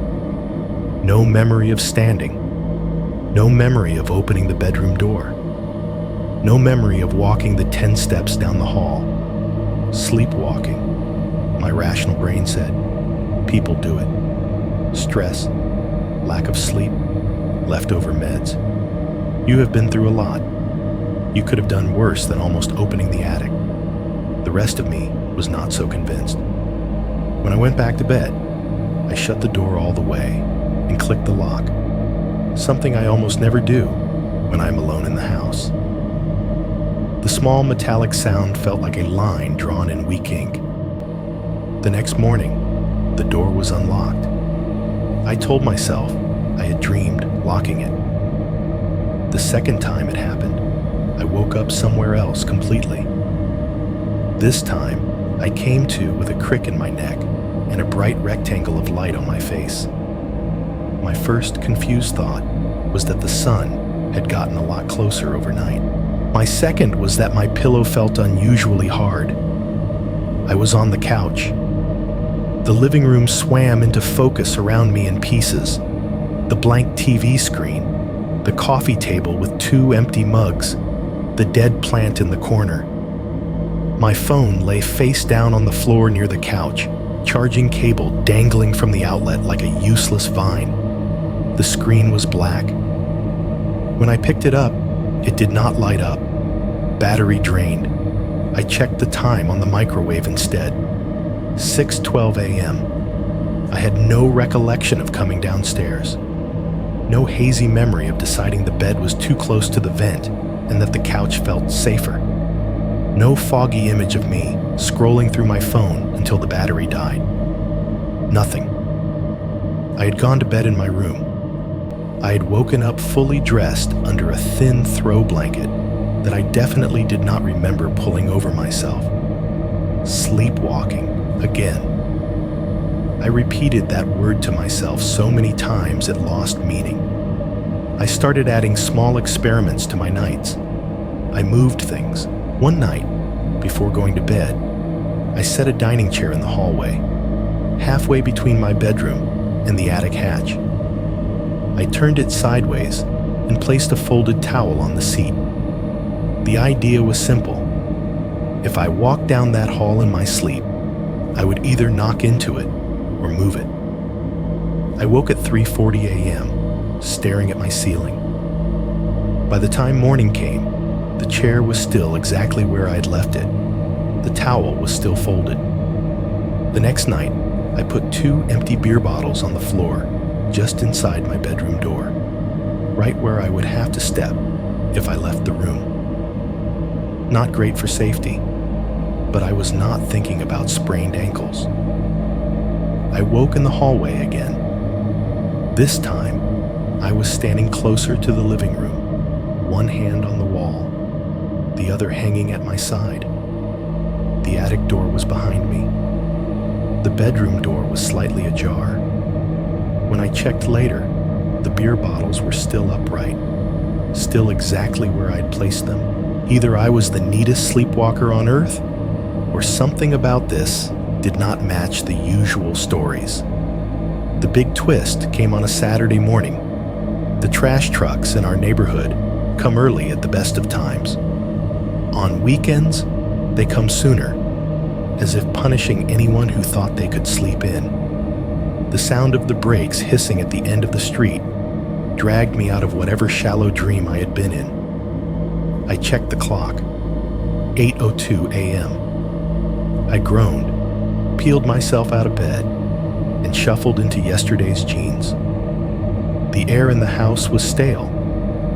The AC was back on now. I had given up on trying to outmaneuver the vent, so at least the air was cool. I grabbed the can from the side of the house and wheeled it toward the curb, squinting in the morning sunlight. The pavement was already warm under my bare feet.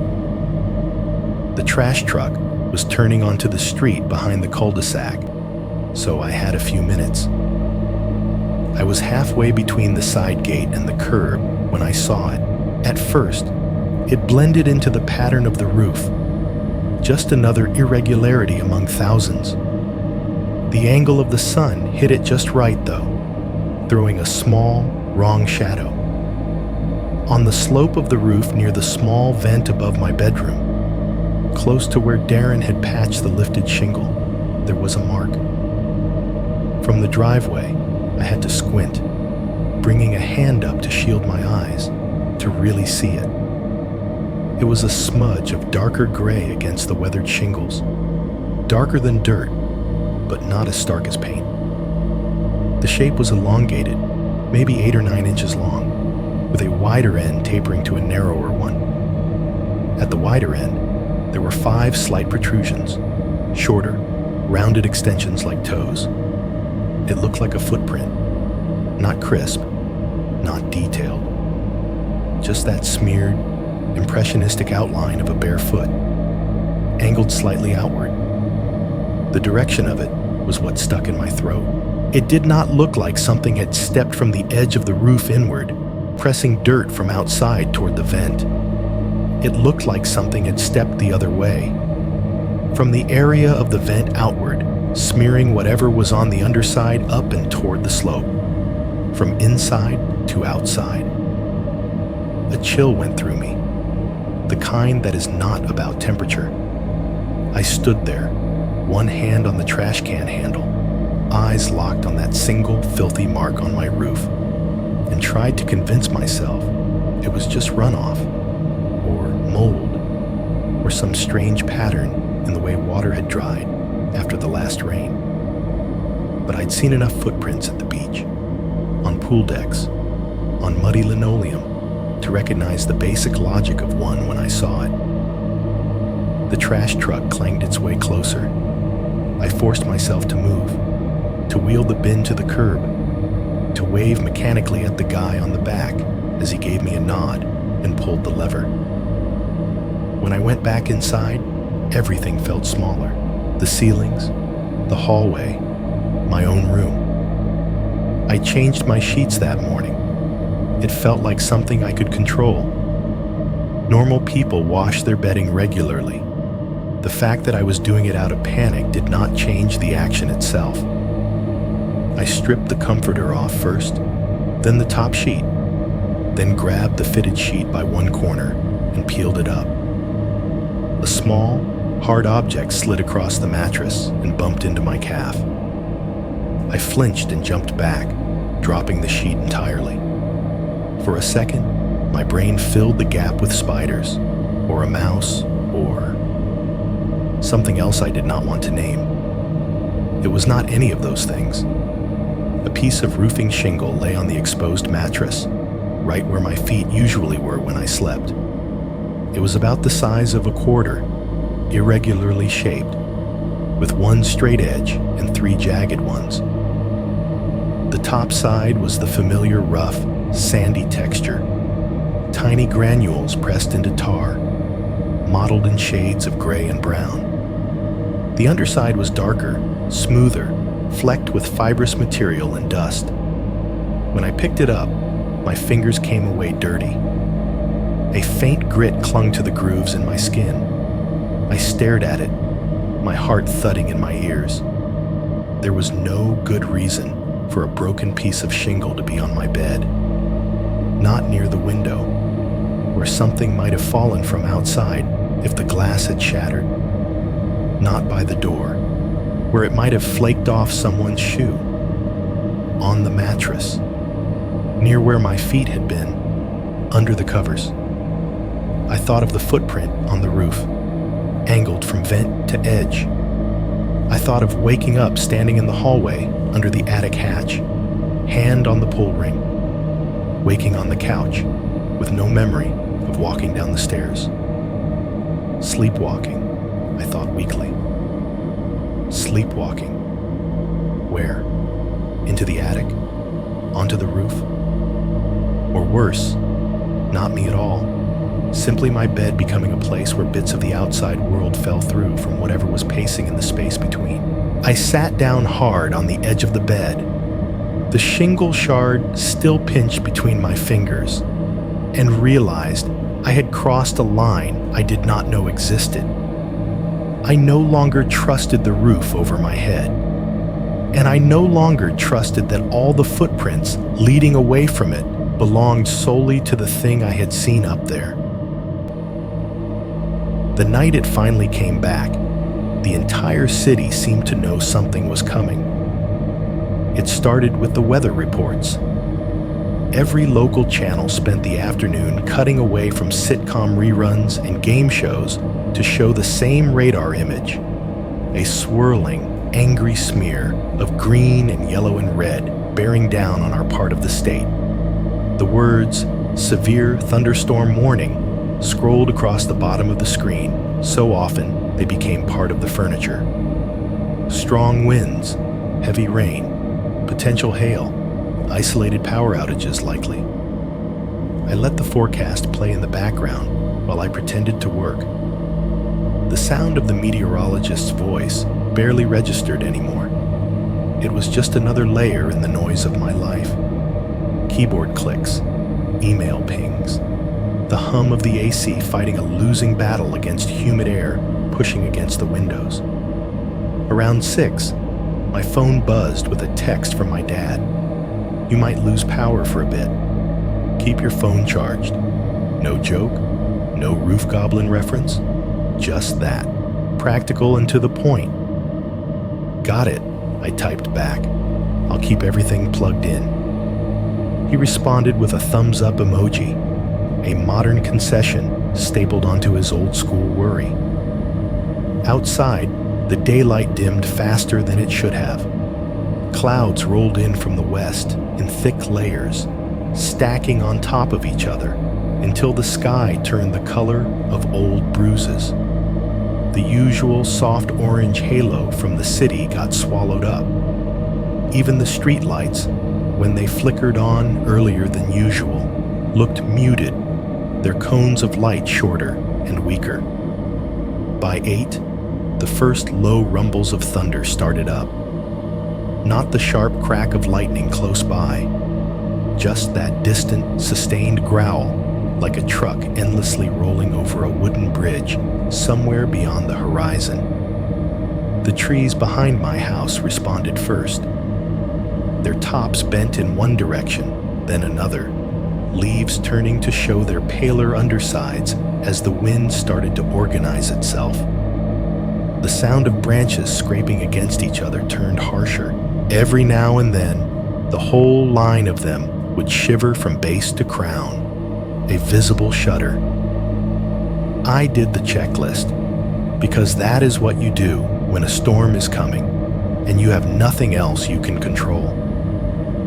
I made sure my phone was at 100%. I plugged in the backup battery pack I almost never used.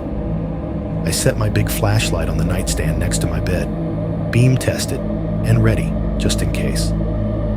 I walked through the house, touching locks. Front door, deadbolt turned, handle secure. Garage door, interior latch flipped, automatic opener light off. Patio slider, bar in the track, lock engaged, glass still bearing the faint ghost of a handprint if you looked at it from the right angle.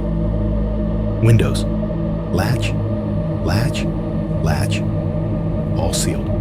The rational part of my brain told me I was preparing for a power outage, for maybe a loose trash can lid, for a branch snapping off a tree and hitting the roof. Another part of me, quieter, more honest, knew that was not what I was expecting. If there was ever going to be a night where something could move on my roof without anyone noticing, it would be a night like this. The forecast had basically put up a billboard for it. Heavy rain, strong wind, noise everywhere. If you wanted to hide footsteps, you could not ask for better cover. That thought lodged itself in my chest and settled there. By 10, the storm was closer.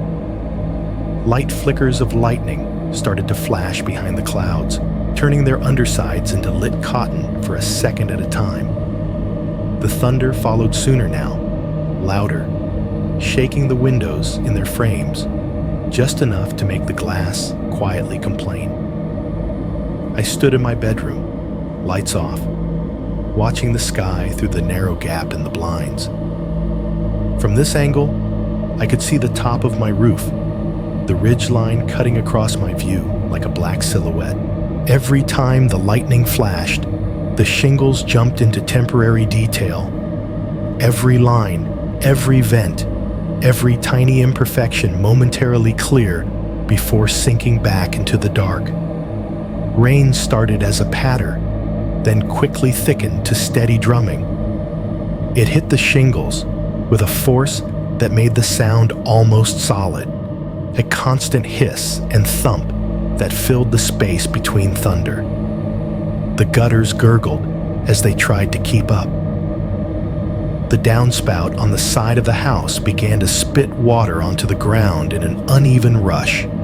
Inside, the AC cut off with a tired click, deciding the storm was doing enough cooling for everyone.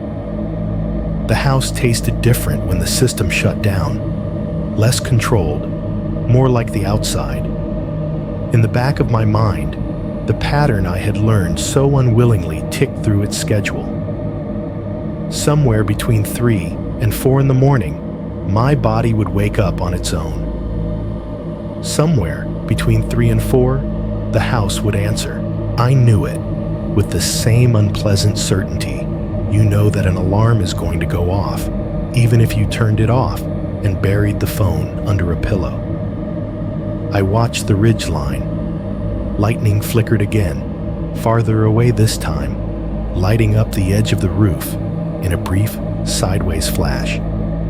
Nothing on it, just wet shingles, the vent, the slight shine of moisture pooling in tiny depressions.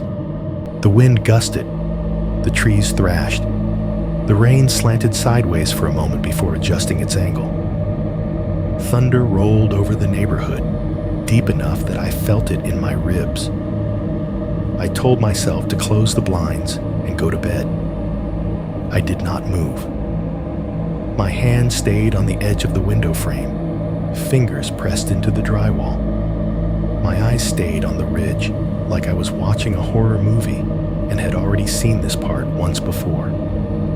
Another flash. It was closer this time, the light immediate and bright enough to cast sharp shadows.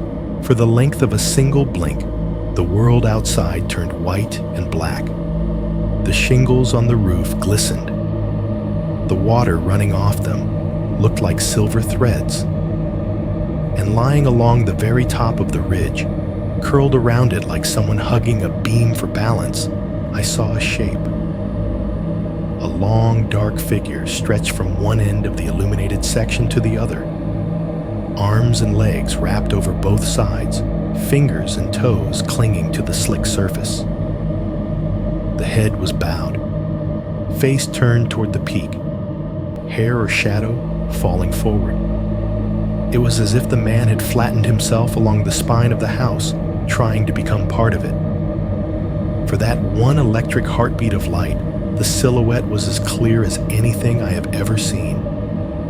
Then the lightning went out. Darkness crashed back down like a lid. I staggered a half step back from the window.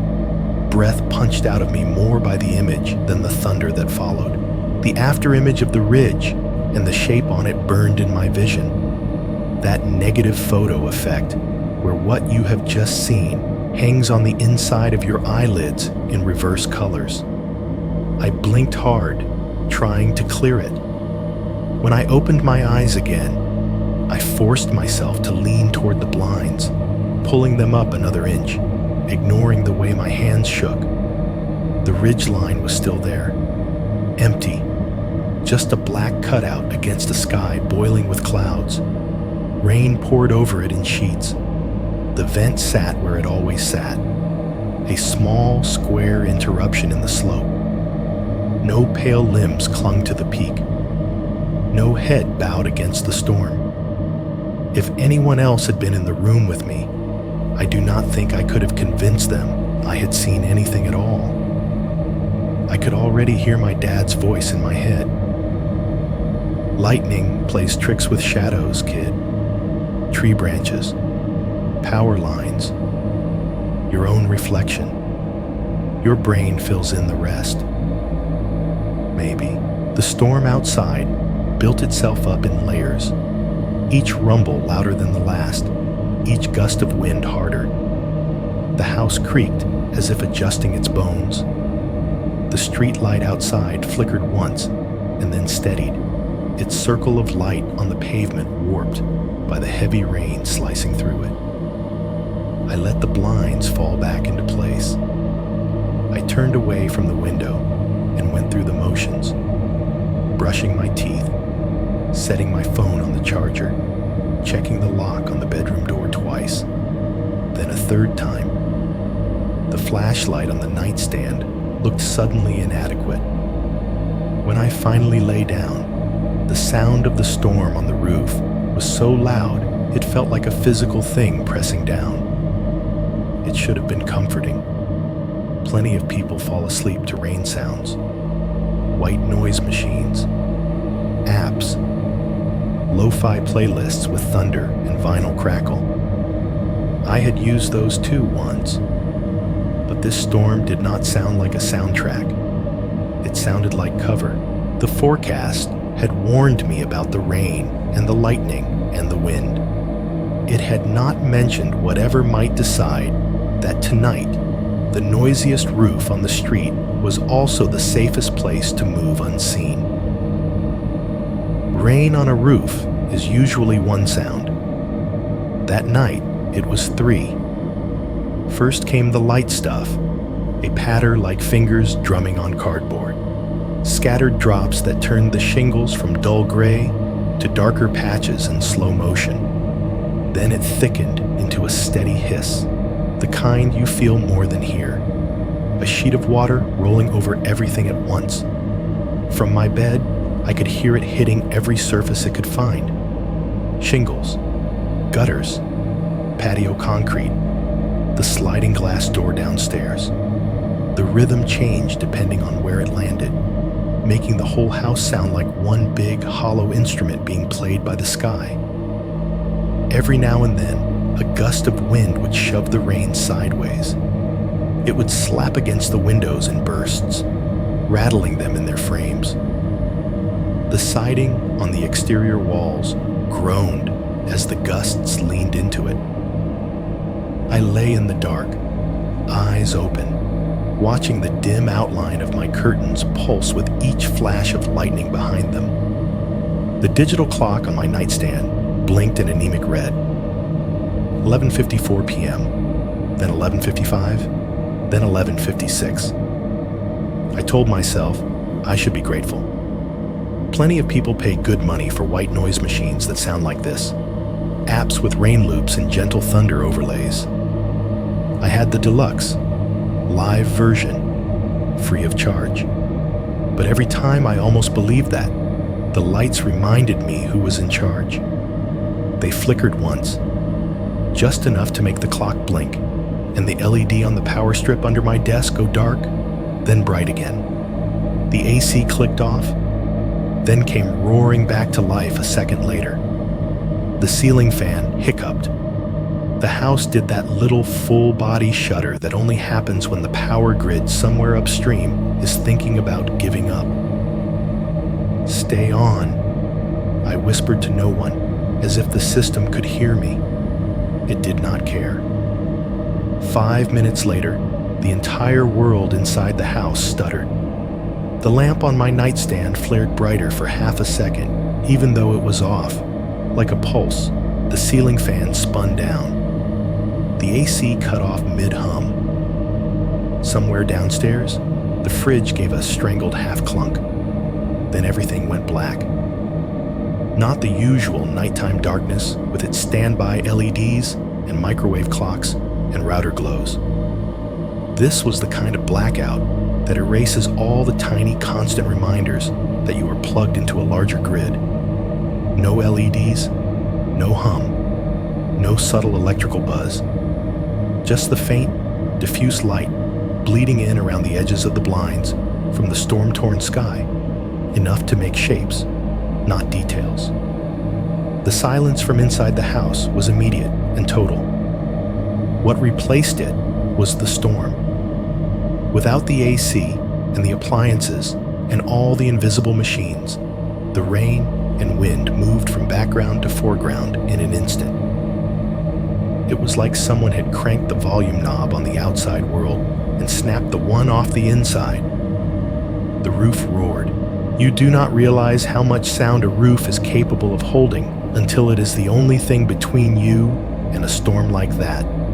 The rain hit in waves, some lighter, some sounding like buckets being dumped all at once. The gutters gurgled and spit. The downspouts choked on runoff. The wind shoved at the house, making the walls creak. The rafters respond in low, complaining tones. Somewhere, a loose piece of trim vibrated against siding like a trapped insect. I lay there, flashlight in reach on the nightstand, phone glowing faintly with its last few percent of battery. The screen cast a weak blue halo that felt ridiculous against the dark weight of the storm. The blackout should have made everything feel smaller, safer, tucked away. It did the opposite. Without the engine noise of the house, every sound from above felt intimate. At some point after midnight, buried under the storm, I heard the third sound. It came in slow, heavy beats, deep enough that they seemed to travel through the structure rather than just skim over it. Thump. For a second, I told myself it was thunder. Then it came again. Thump. Thunder is broad. It rolls. It does not land in discrete, evenly spaced impacts directly over your bedroom. I switched the flashlight off on instinct, plunging the room into full blackout except for the vague gray smear from the window, as if darkness made me less visible to whatever might be up there. The roof above me took another step. Thump.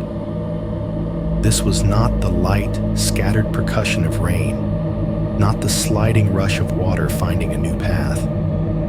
This was something with weight, with intent, moving across a surface in a series of deliberate impacts. It was a familiar sound, distorted by weather. Footsteps on a roof. I counted the beats as they came, one after the other, spaced with the regularity of someone walking rather than running. Each one was slightly clearer than the last. I could picture the path without wanting to, starting somewhere near the middle of the roof, moving toward the side above my bedroom. The same route as before, the same pattern, just louder now, masked only partially by the storm's chaos. Thump, thump, thump. Every time a flash of lightning lit up the curtains, my body braced for the silhouette of something passing in front of the window. Every time the thunder followed, it felt like an answer to a question I had not asked. The steps drew closer. The rain did its best to drown them, but that deeper note, heel and ball of foot, and muscle and bone connecting with wet shingles, cut through.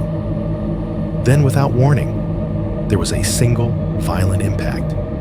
RAM. It hit directly above my bedroom. The whole ceiling shuddered. Dust sifted down from the light fixture like gray snow.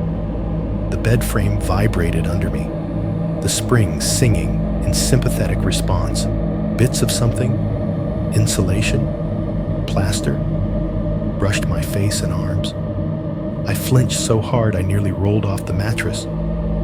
For a moment, the storm seemed to pause around that sound. Or maybe that was just my brain blanking out everything else.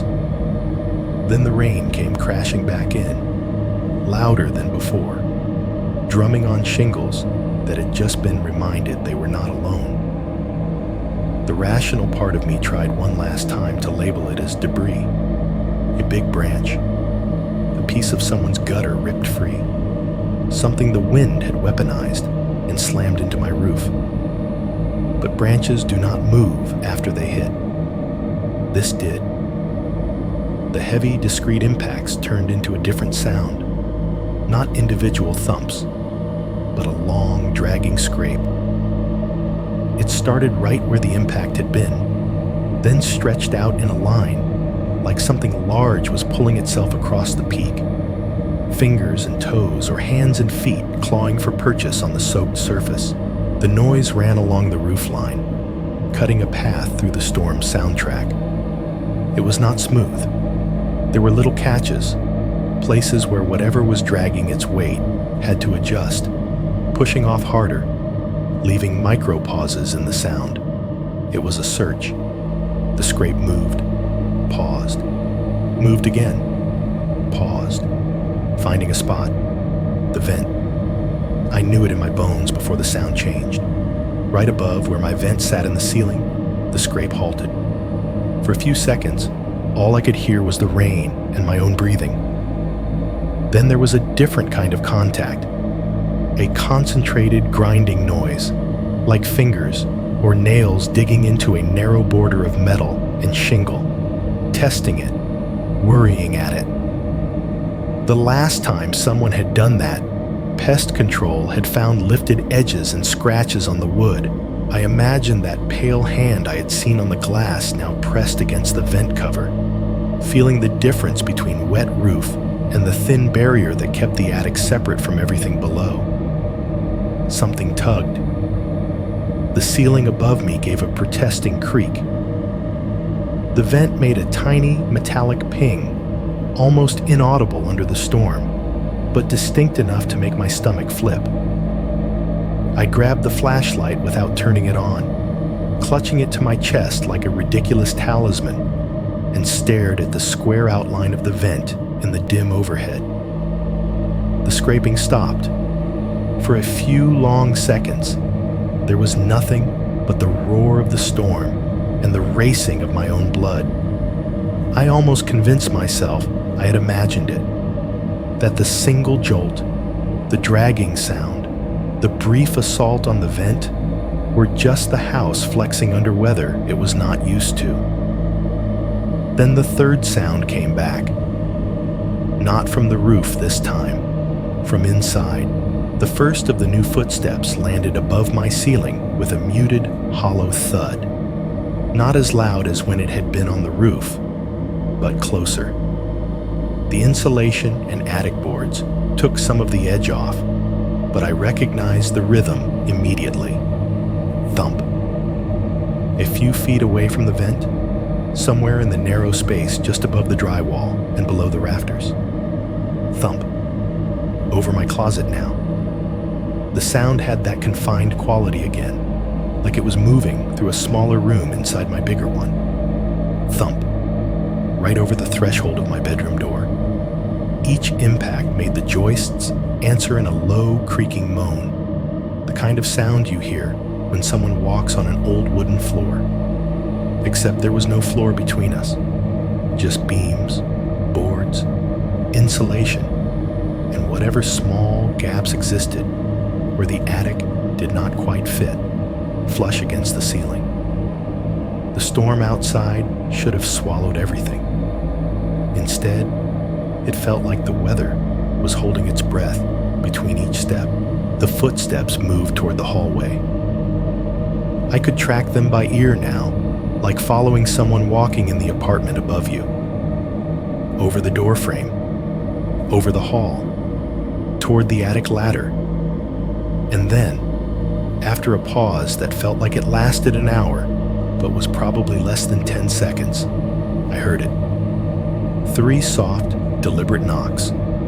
Not on my front door, not on the bedroom door, not on any surface I was meant to use. They came from somewhere above the ceiling, spaced just far enough apart to feel intentional. Talk, talk, talk. The sound vibrated down through the framing, through the attic boards, through the drywall, until it reached me diluted but undeniably shaped. It sounded like someone had reached out in the dark, found a exposed beam or the back of a support, and knocked on it with their knuckles. Not testing, not fumbling, announcing. The storm swallowed the echo and kept going. I lay in my powerless house, in my powerless bed, clutching a flashlight I did not dare turn on, listening to something walk where no one was supposed to walk, and realized that whatever had started on the roof months ago was no longer satisfied with pacing the weather line. It knew the inside of my house now, and it had just knocked. There is a point in every bad decision where you could still stop. For me, that point was standing in the hallway, barefoot on cold laminate, looking up at the attic hatch while the storm raged over the house and the power stayed stubbornly off. The echo of those 3 distant knocks was still vibrating in my bones. Talk, talk, talk. If I had gone back into my room, shut the door, crawled under the blanket, and waited for the power company and the sunrise to do their jobs, this story would be different. Instead, I went to the hall closet and took out the flashlight my dad had insisted I keep for real emergencies. The light felt heavy in my hand. The plastic casing warmed quickly against my skin. A small, human temperature in a house that felt like it belonged to the weather now. I stood beneath the attic hatch, heart pounding loud enough that it competed with the rain on the roof, and reached up for the pull ring. It was the same cold, unyielding metal my fingers had wrapped around in my sleepwalking episodes. This time, at least, I was awake for it. Don't, some rational part of me said. I pulled. The panel came down with a soft scrape, hinges creaking. The folding ladder bloomed out from the ceiling in 3 stiff sections, each joint complaining quietly.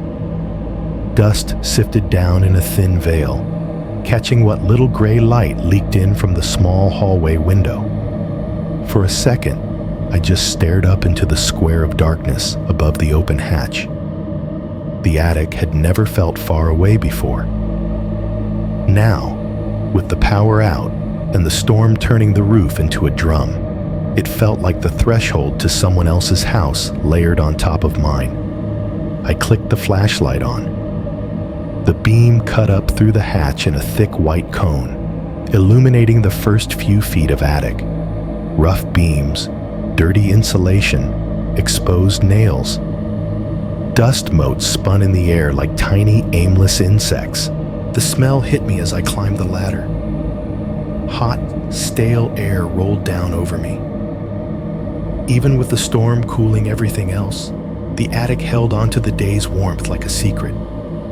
It smelled like dust and old wood, that dry sweetness of aged lumber, with an undercurrent of something damp and faintly sour, insulation that had soaked up humidity for years. My head cleared the hatch. I swung one leg up, then the other, and suddenly I was in the space I had been trying not to think about since the pest control visit. Attics are not designed for human comfort. They are designed for function. The beams formed a grid under my knees and hands, joists crisscrossing like ribs. Between them, the insulation lay in uneven pink drifts. Some places mounted high, others thin enough that the gray of the drywall below showed through. I knew better than to step off the beams. One wrong move, and I would introduce my body to the living room ceiling in the worst possible way. I crawled instead. The flashlight beam swung ahead of me, catching edges of wood and staples, and the occasional silver snake of ductwork. Every movement I made seemed too loud. The boards creaked beneath my weight, complaining in small, sharp pops. The storm overhead was louder here. The rain on the roof was no longer muffled by the extra layer of ceiling and drywall. It was right there, inches from my face, battering the plywood decking with relentless force.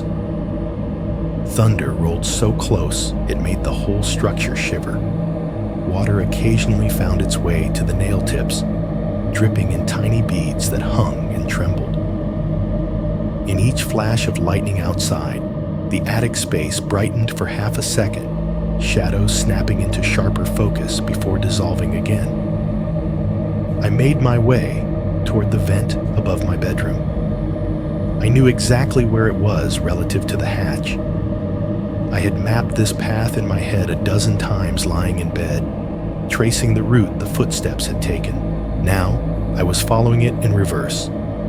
From the ladder, over the hall, toward the center of the house where my room sat beneath this unfinished skeleton. The closer I got, the more the smell changed.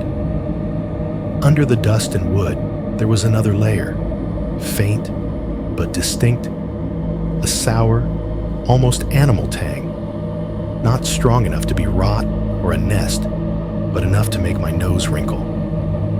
The flashlight beam hit the underside of the vent assembly, a square box of metal and framing cutting up through the insulation. It was not the same as the last time I had seen it. The wood around the vent, which had previously held only shallow scratches, now bore deeper marks, gouges where something harder than fingertips had dug in. The lighter streaks of raw wood showed where those gouges had cut through the aged outer layer.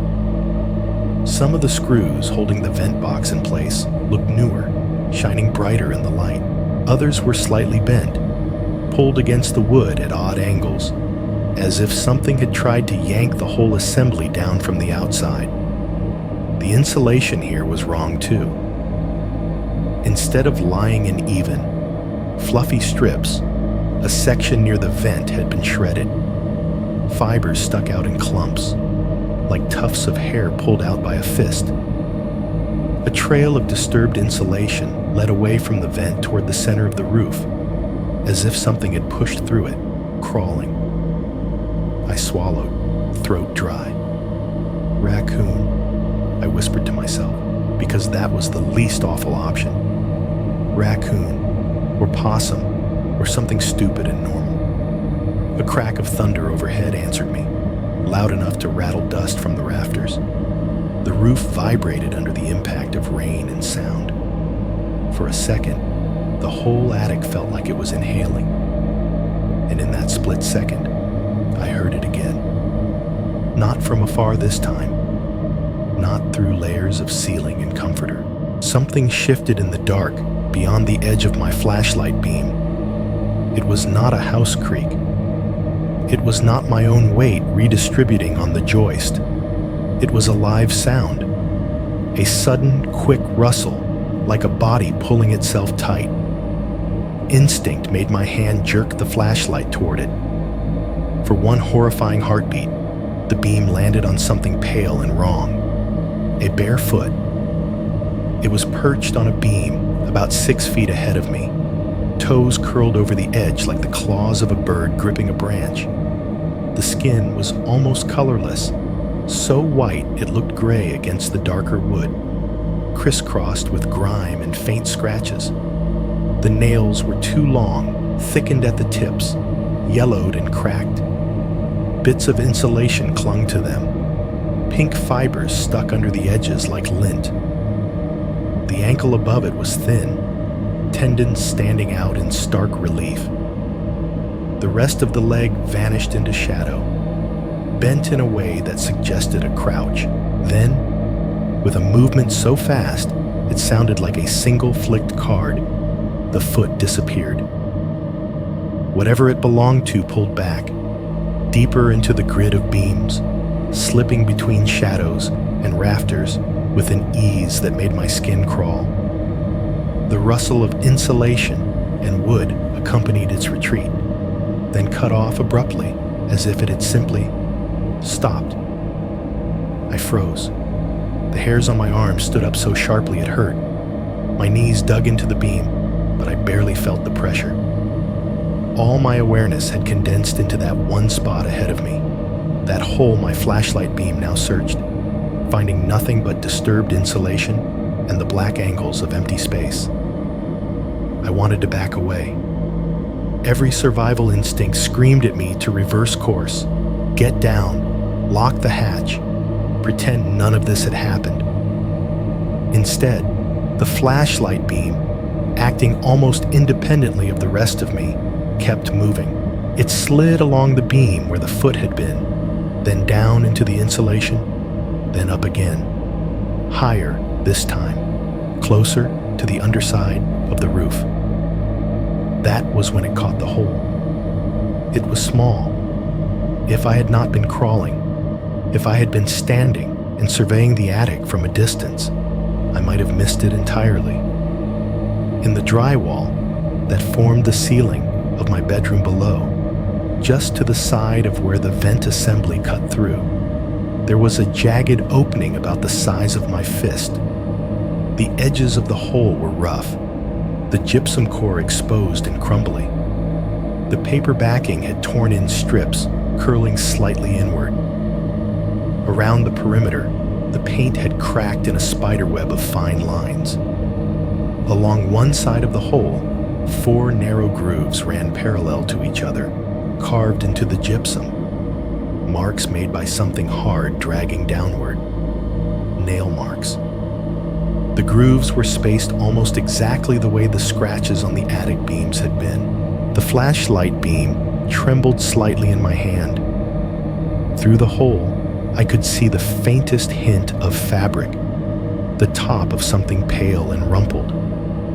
It took me a second to realize what I was looking at. The bedding. This was directly above my bed. This was where I had stared at the ceiling night after night, never knowing that an opening had formed just beyond my line of sight, hidden by angle and shadow.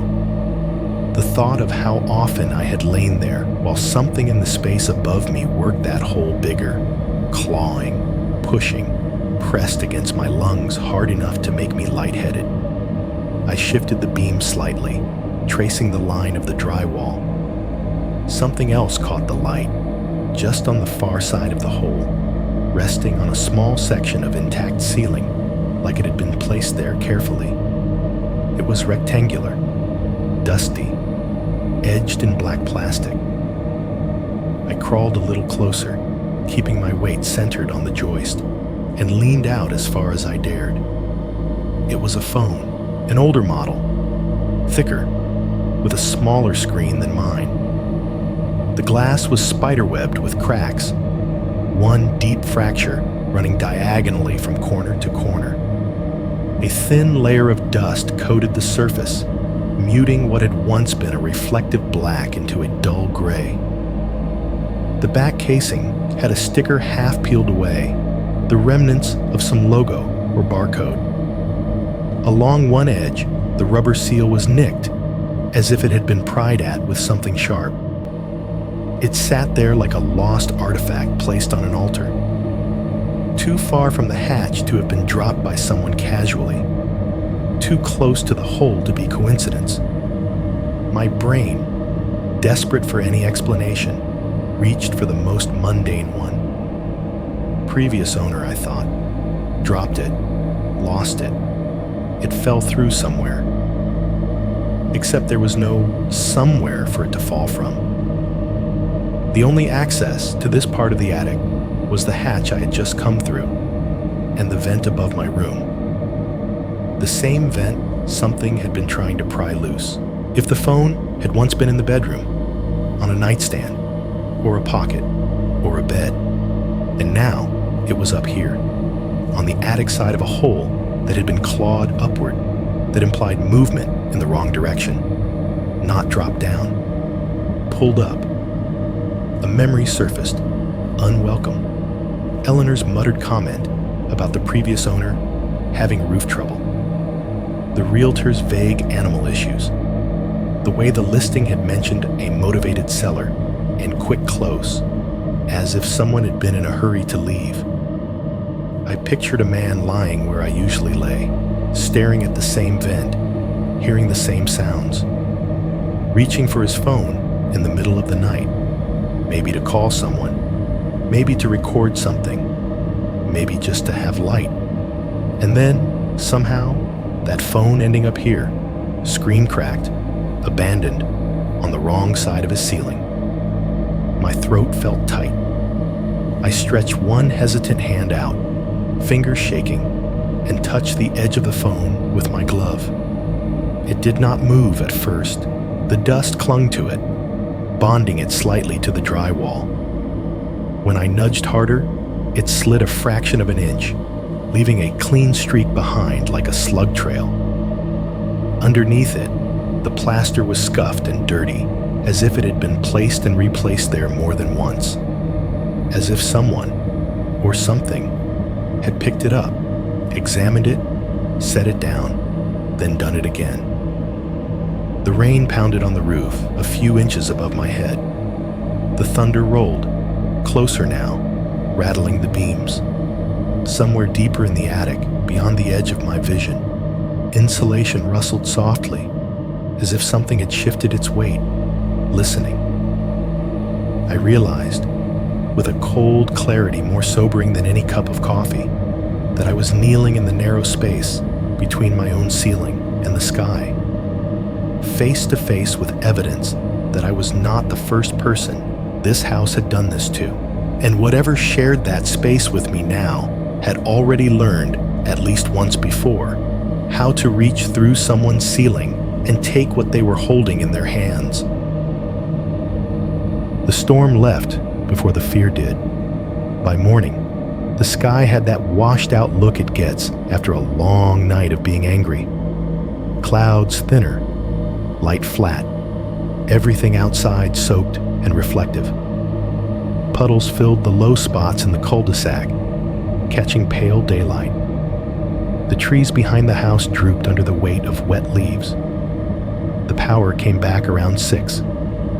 The house woke up in stages, the fridge humming to life, the AC testing the air, the digital clocks blinking their dumb 12 hum, 12 calm, 12 bois across every room, like they were mocking me for thinking anything had really turned off. I called the police again. This time, my voice did not shake as much. There was a weird calm to it, the way there is when you realize you've gone past embarrassment into something colder. Yeah, I told the dispatcher. Same address as last time. I think someone's been in my attic. Again. The patrol car pulled up 20 minutes later, tires hissing on wet asphalt. The reflection of its light bar rolled across the damp street and up the front of my house, washing the windows in flashes of blue and red that felt performative instead of comforting. 2 officers got out, different ones than before. A man and a woman this time. Mid-30s, both of them. Their uniforms were still a little too crisp for how tired their eyes looked. They did the usual dance at the front door. Verify my name. Verify the call. Quick scan of my face to decide where I landed on the scale between wasting our time and actual problem. "Can you tell us what happened?" the woman asked. Her name tag said Harris. I nodded and started in on the edited version. "I lost power around midnight," I said. There was a lot of noise from the storm. Then I heard footsteps on the roof at first, then what sounded like footsteps above the ceiling in the attic. Some kind of knocking. I did not mention the 3 precise knocks that felt like someone tapping on my skull from the inside. After a while, I went on. I went up to the attic to see if something had come loose or if a branch had punched through. I found new scratches around the vent over my bedroom, a section of insulation torn up, and, this. I led them down the hall, pulled the attic ladder down, and climbed up first. Part of me hoped that when I hit the flashlight, everything I had seen in the storm-lit dark would be gone, that the hole would be smaller, the scratches older, the phone some kind of twisted hallucination. That would have been easier in its own way. It was all still there. The hole in the drywall, the deeper gouges in the wood, the shredded insulation, the phone. I crouched next to the vent and pointed. Officer Harris climbed up behind me, one hand on the joist, the other steadying herself on the edge of the hatch. She had that careful, cop-neutral expression on, the one they probably practice in a mirror. "Watch your step," I said. "Joists only." She swept her own flashlight around, then focused on where I was gesturing. Those marks weren't that deep before, I said. We had pest control out a while back. He saw some lighter scratches, but nothing like that. And the insulation there, I nodded at the torn patch, was intact. Now it looks like something pushed through it. Harris made a small sound that could have meant anything. And that, I added, beam drifting to the phone, lying on the ceiling panel like a strange offering. She followed the light. For a second, I saw her face change. It was tiny, a tightening around the eyes, a slight flattening of the mouth, but it was there. The expression of someone who was expecting loose ductwork and got possible evidence instead. She leaned forward carefully and nudged the phone with the tip of her glove, just as I had done. "It was already here when you came up?" she asked. "Yeah," I said. "I haven't touched it, except to see if it would move. It was sitting there, right above my bed." "Do you recognize it?" she asked. "Is it yours? Anyone in your family's?" I shook my head. "My dad uses newer Android stuff. I've got my phone. That one looks older, different model." She made a small noise, then called down through the hatch to her partner. "Hey, Ramirez, we've got what might be a device up here. Bring me an evidence bag." We climbed down. Ramirez, stockier, with a buzz cut and a tired patience about him, stood in the hallway holding a small kit. He gave me a nod I could not read. They did their job. They photographed the attic access. They photographed the vent from below, then from above. They snapped close-ups of the deeper scratches and the torn insulation. Harris bagged the phone like she had done it 1,000 times. Paper bag, gloves, careful handling. Downstairs, they walked the perimeter of the house in squelching boots, peering up at the roofline. The storm had washed away a lot, but a few smudges still clung to the shingles near the vent, darker patches where the water seemed to run differently. Ramirez squinted up at them, then back at me. "Could be dirty runoff from the vent," he said. "Could be someone climbed up there at some point. Yeah, hard to say now. Lot of rain last night." Inside, we sat at my kitchen table. Harris flipped her notebook open. Ramirez stood by the patio door, looking out at the wet concrete with its faint, stubborn scuff marks. "Okay," Harris said, pen ready. "Walk me through the timeline from last night. Just the parts you're sure about." So I did. I talked about the blackout, the storm noise, the footsteps on the roof, the one hard impact, the dragging sound. I told them about hearing steps move above the ceiling, about the muffled thuds that mapped out the path from my room to the hall. I did not say the words, "It was inside the house now." I did not mention that the knocks had sounded like they were coming from the attic beams themselves, like someone was knocking on the frame of my life. When I got to the part about going up into the attic, I stuck to what could be seen and measured. "New scratches," I said. "Torn insulation. A hole in the bedroom ceiling I hadn't noticed before. And the phone." Harris nodded, pen scratching.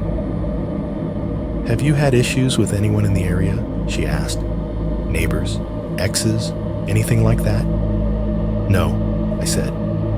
"Everybody here just lives their own life. My ex lives 3 states away and wants nothing to do with this house. Or me, probably." "Any chance someone's been hiding up there for a while?" Ramirez asked, turning back from the glass. "We've seen it before. Attic squatting, crawl spaces. People get creative." "If someone was living in my attic," I said, "they'd need food, water. There's no trash up there. No sleeping bag, no bottles, nothing. Pest control checked it a few weeks ago. They said it was clean." Ramirez shrugged. "Then maybe not living there, he said. Maybe just using it, in and out. Harris gave him a look.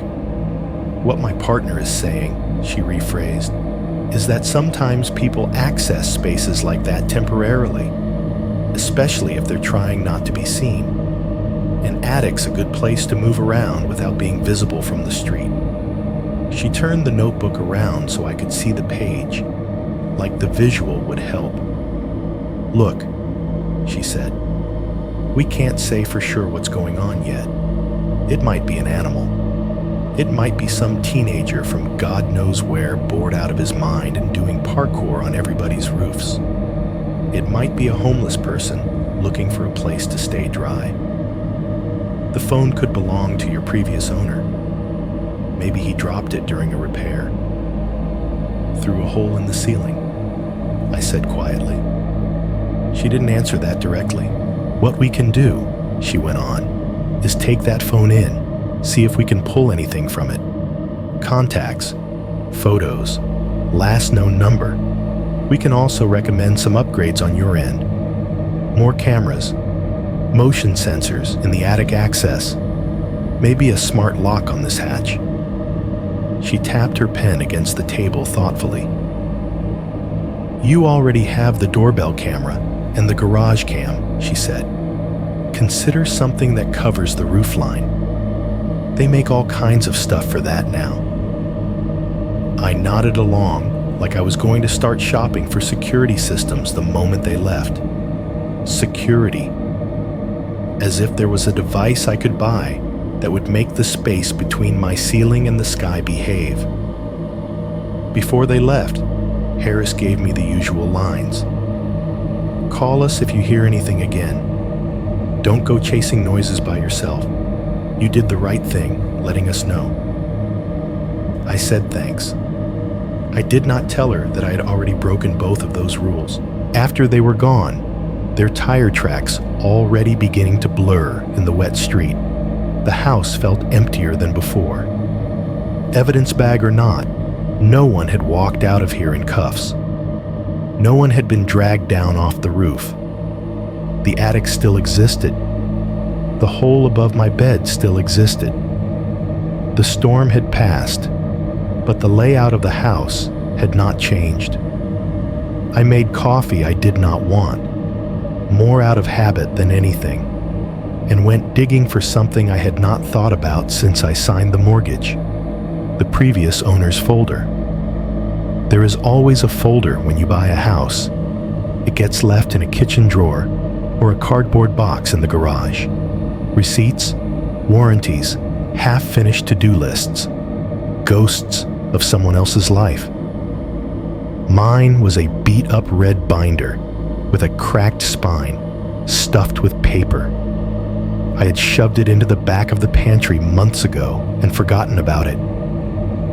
I pulled it out, the plastic cover sticking a little from a stray spill, and flipped it open at the table. Home inspection report.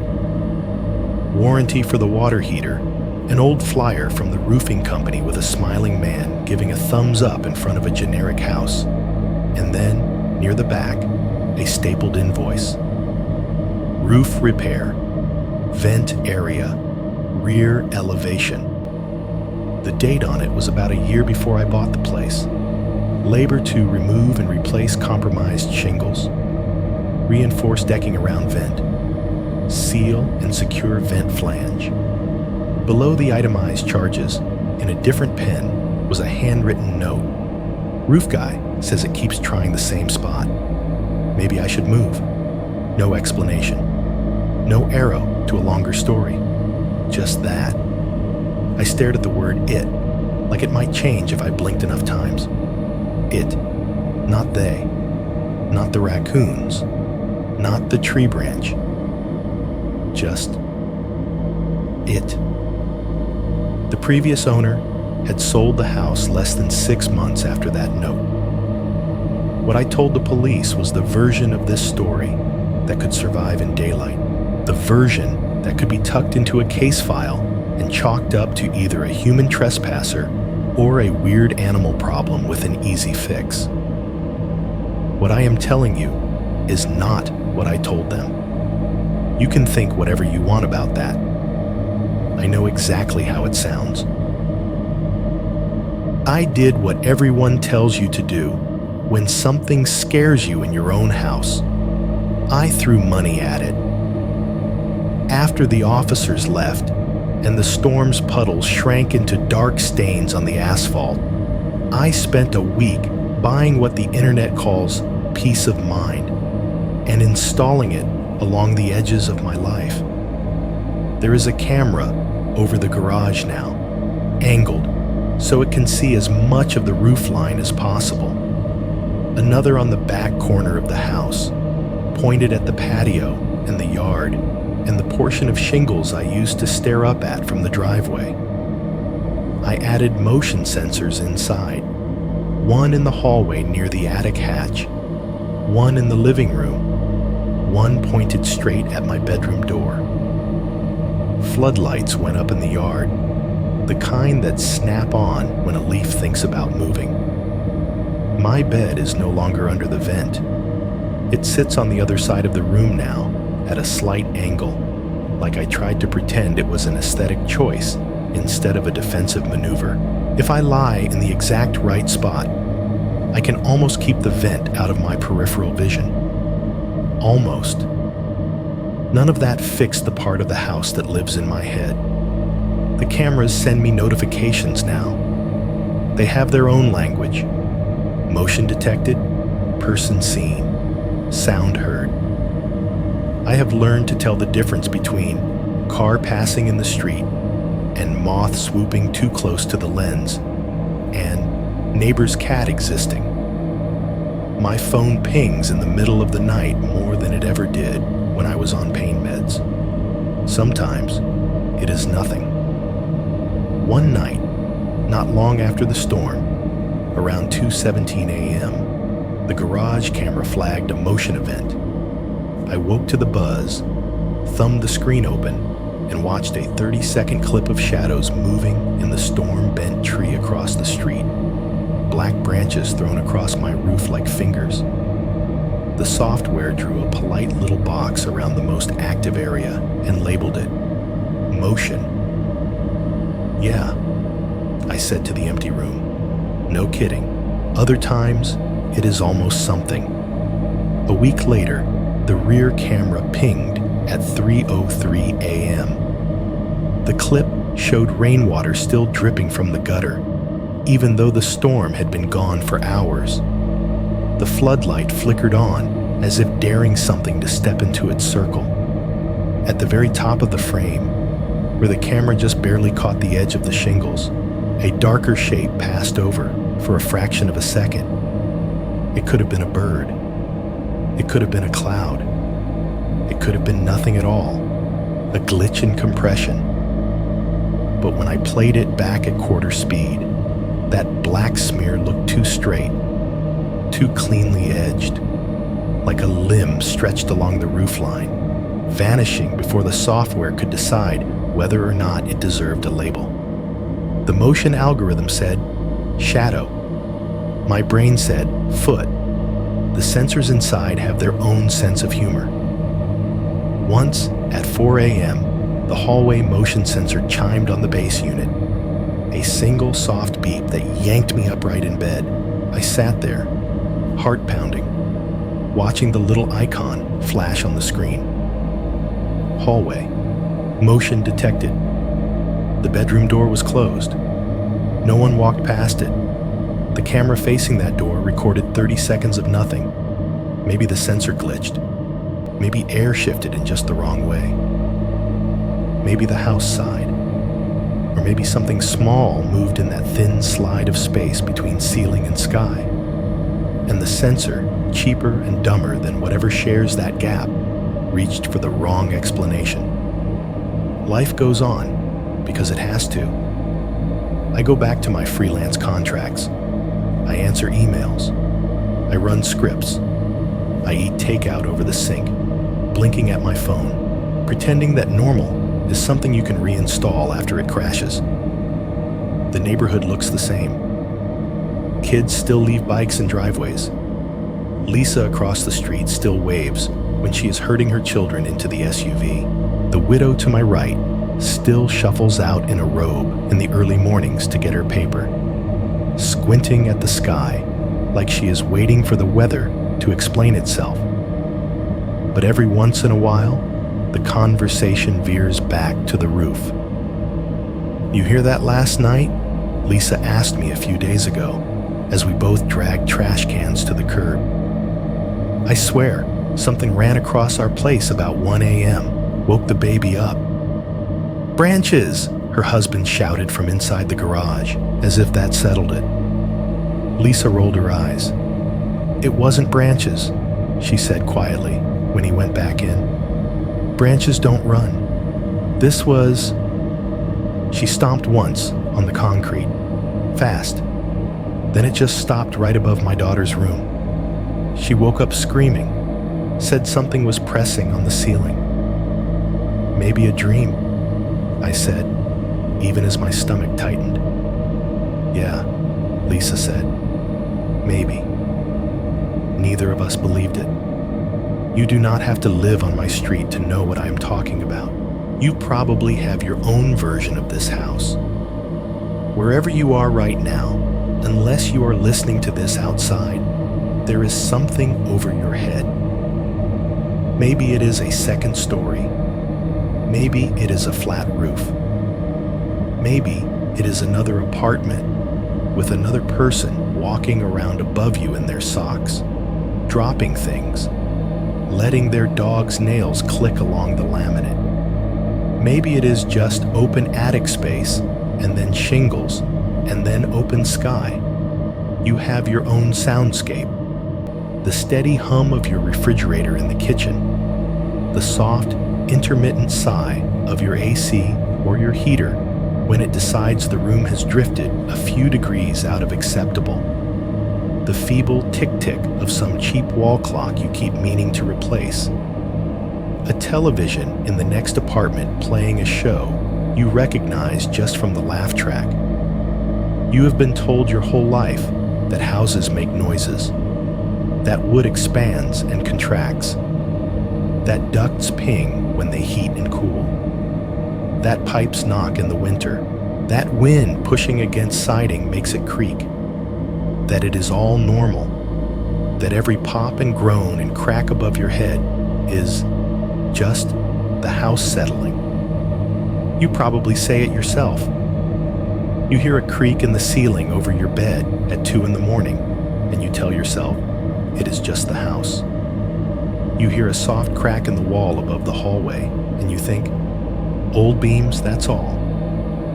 You hear something shift right above the living room while you are half asleep on the couch, and you do not even fully wake up. You just fold the sound into your dreams. Most of the time, you are probably right. Most of the time, it is just age and temperature and the weird physics of human shelters.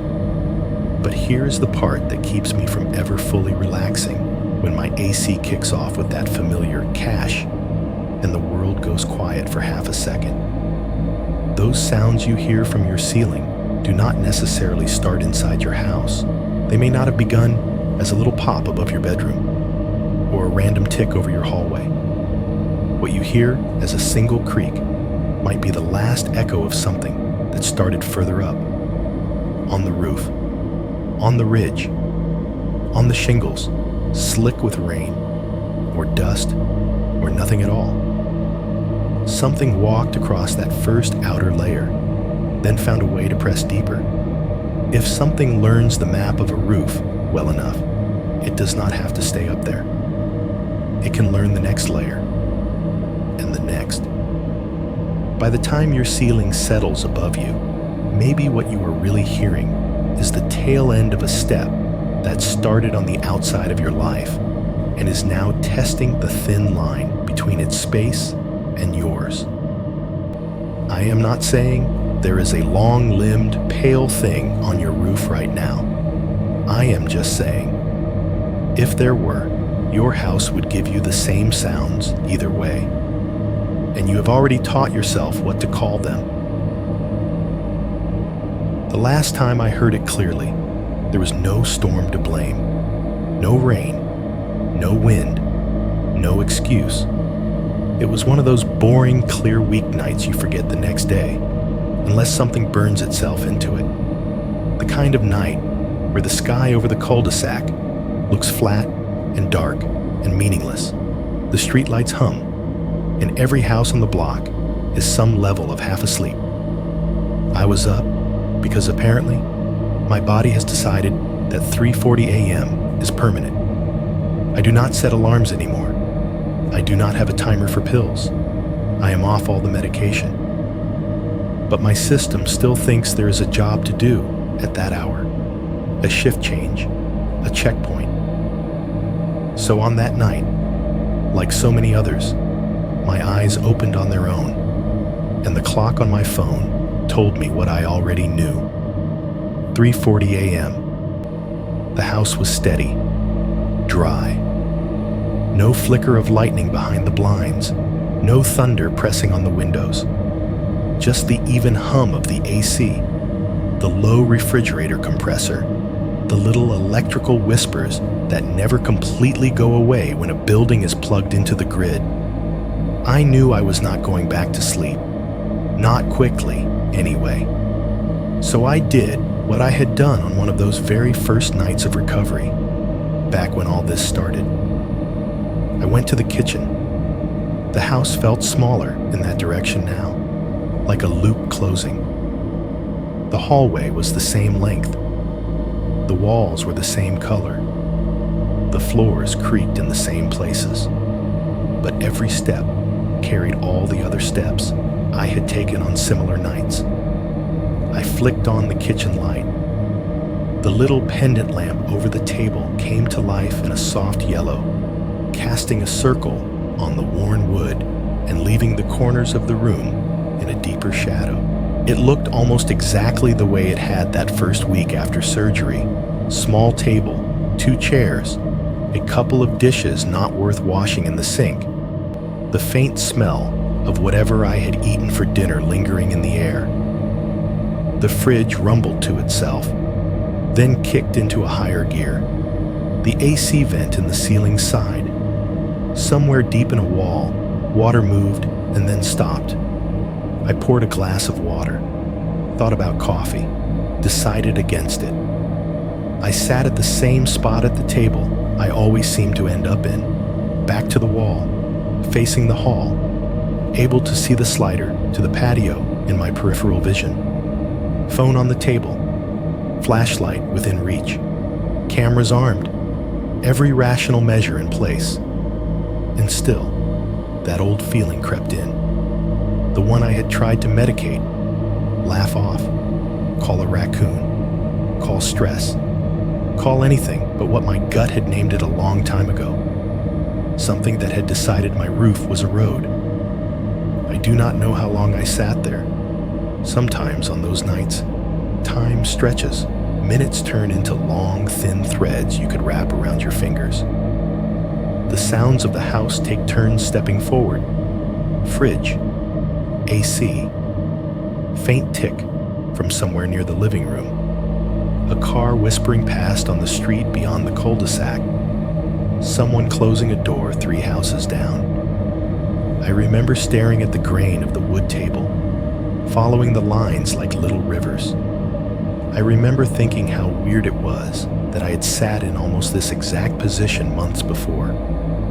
Brand new pain pills in my system, jaw throbbing, window still something I was not afraid of.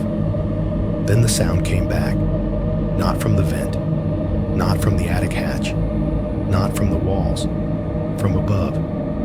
At first it was faint, almost cozy, a long dragging scrape across the roof, like someone slowly pushing a heavy box over rough flooring.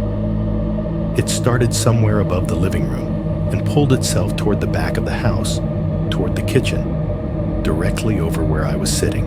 It was exactly the sound I had heard that first week, when I told myself it had to be an animal nosing at the shingles. The tone of it brought the taste of those nights back to my tongue. Dry mouth, pill bitterness, the weird metallic tang of fear I did not want to name. The house was dry. The sky was clear. No rain to mask it now. The scraping faded, then stopped. I held my breath without meaning to. For a few seconds, there was nothing. Just the AC in the fridge and some late-night commercial on a neighbor's television bleeding through the walls in a muffled drone. Then the footsteps started. Single steps. Slow.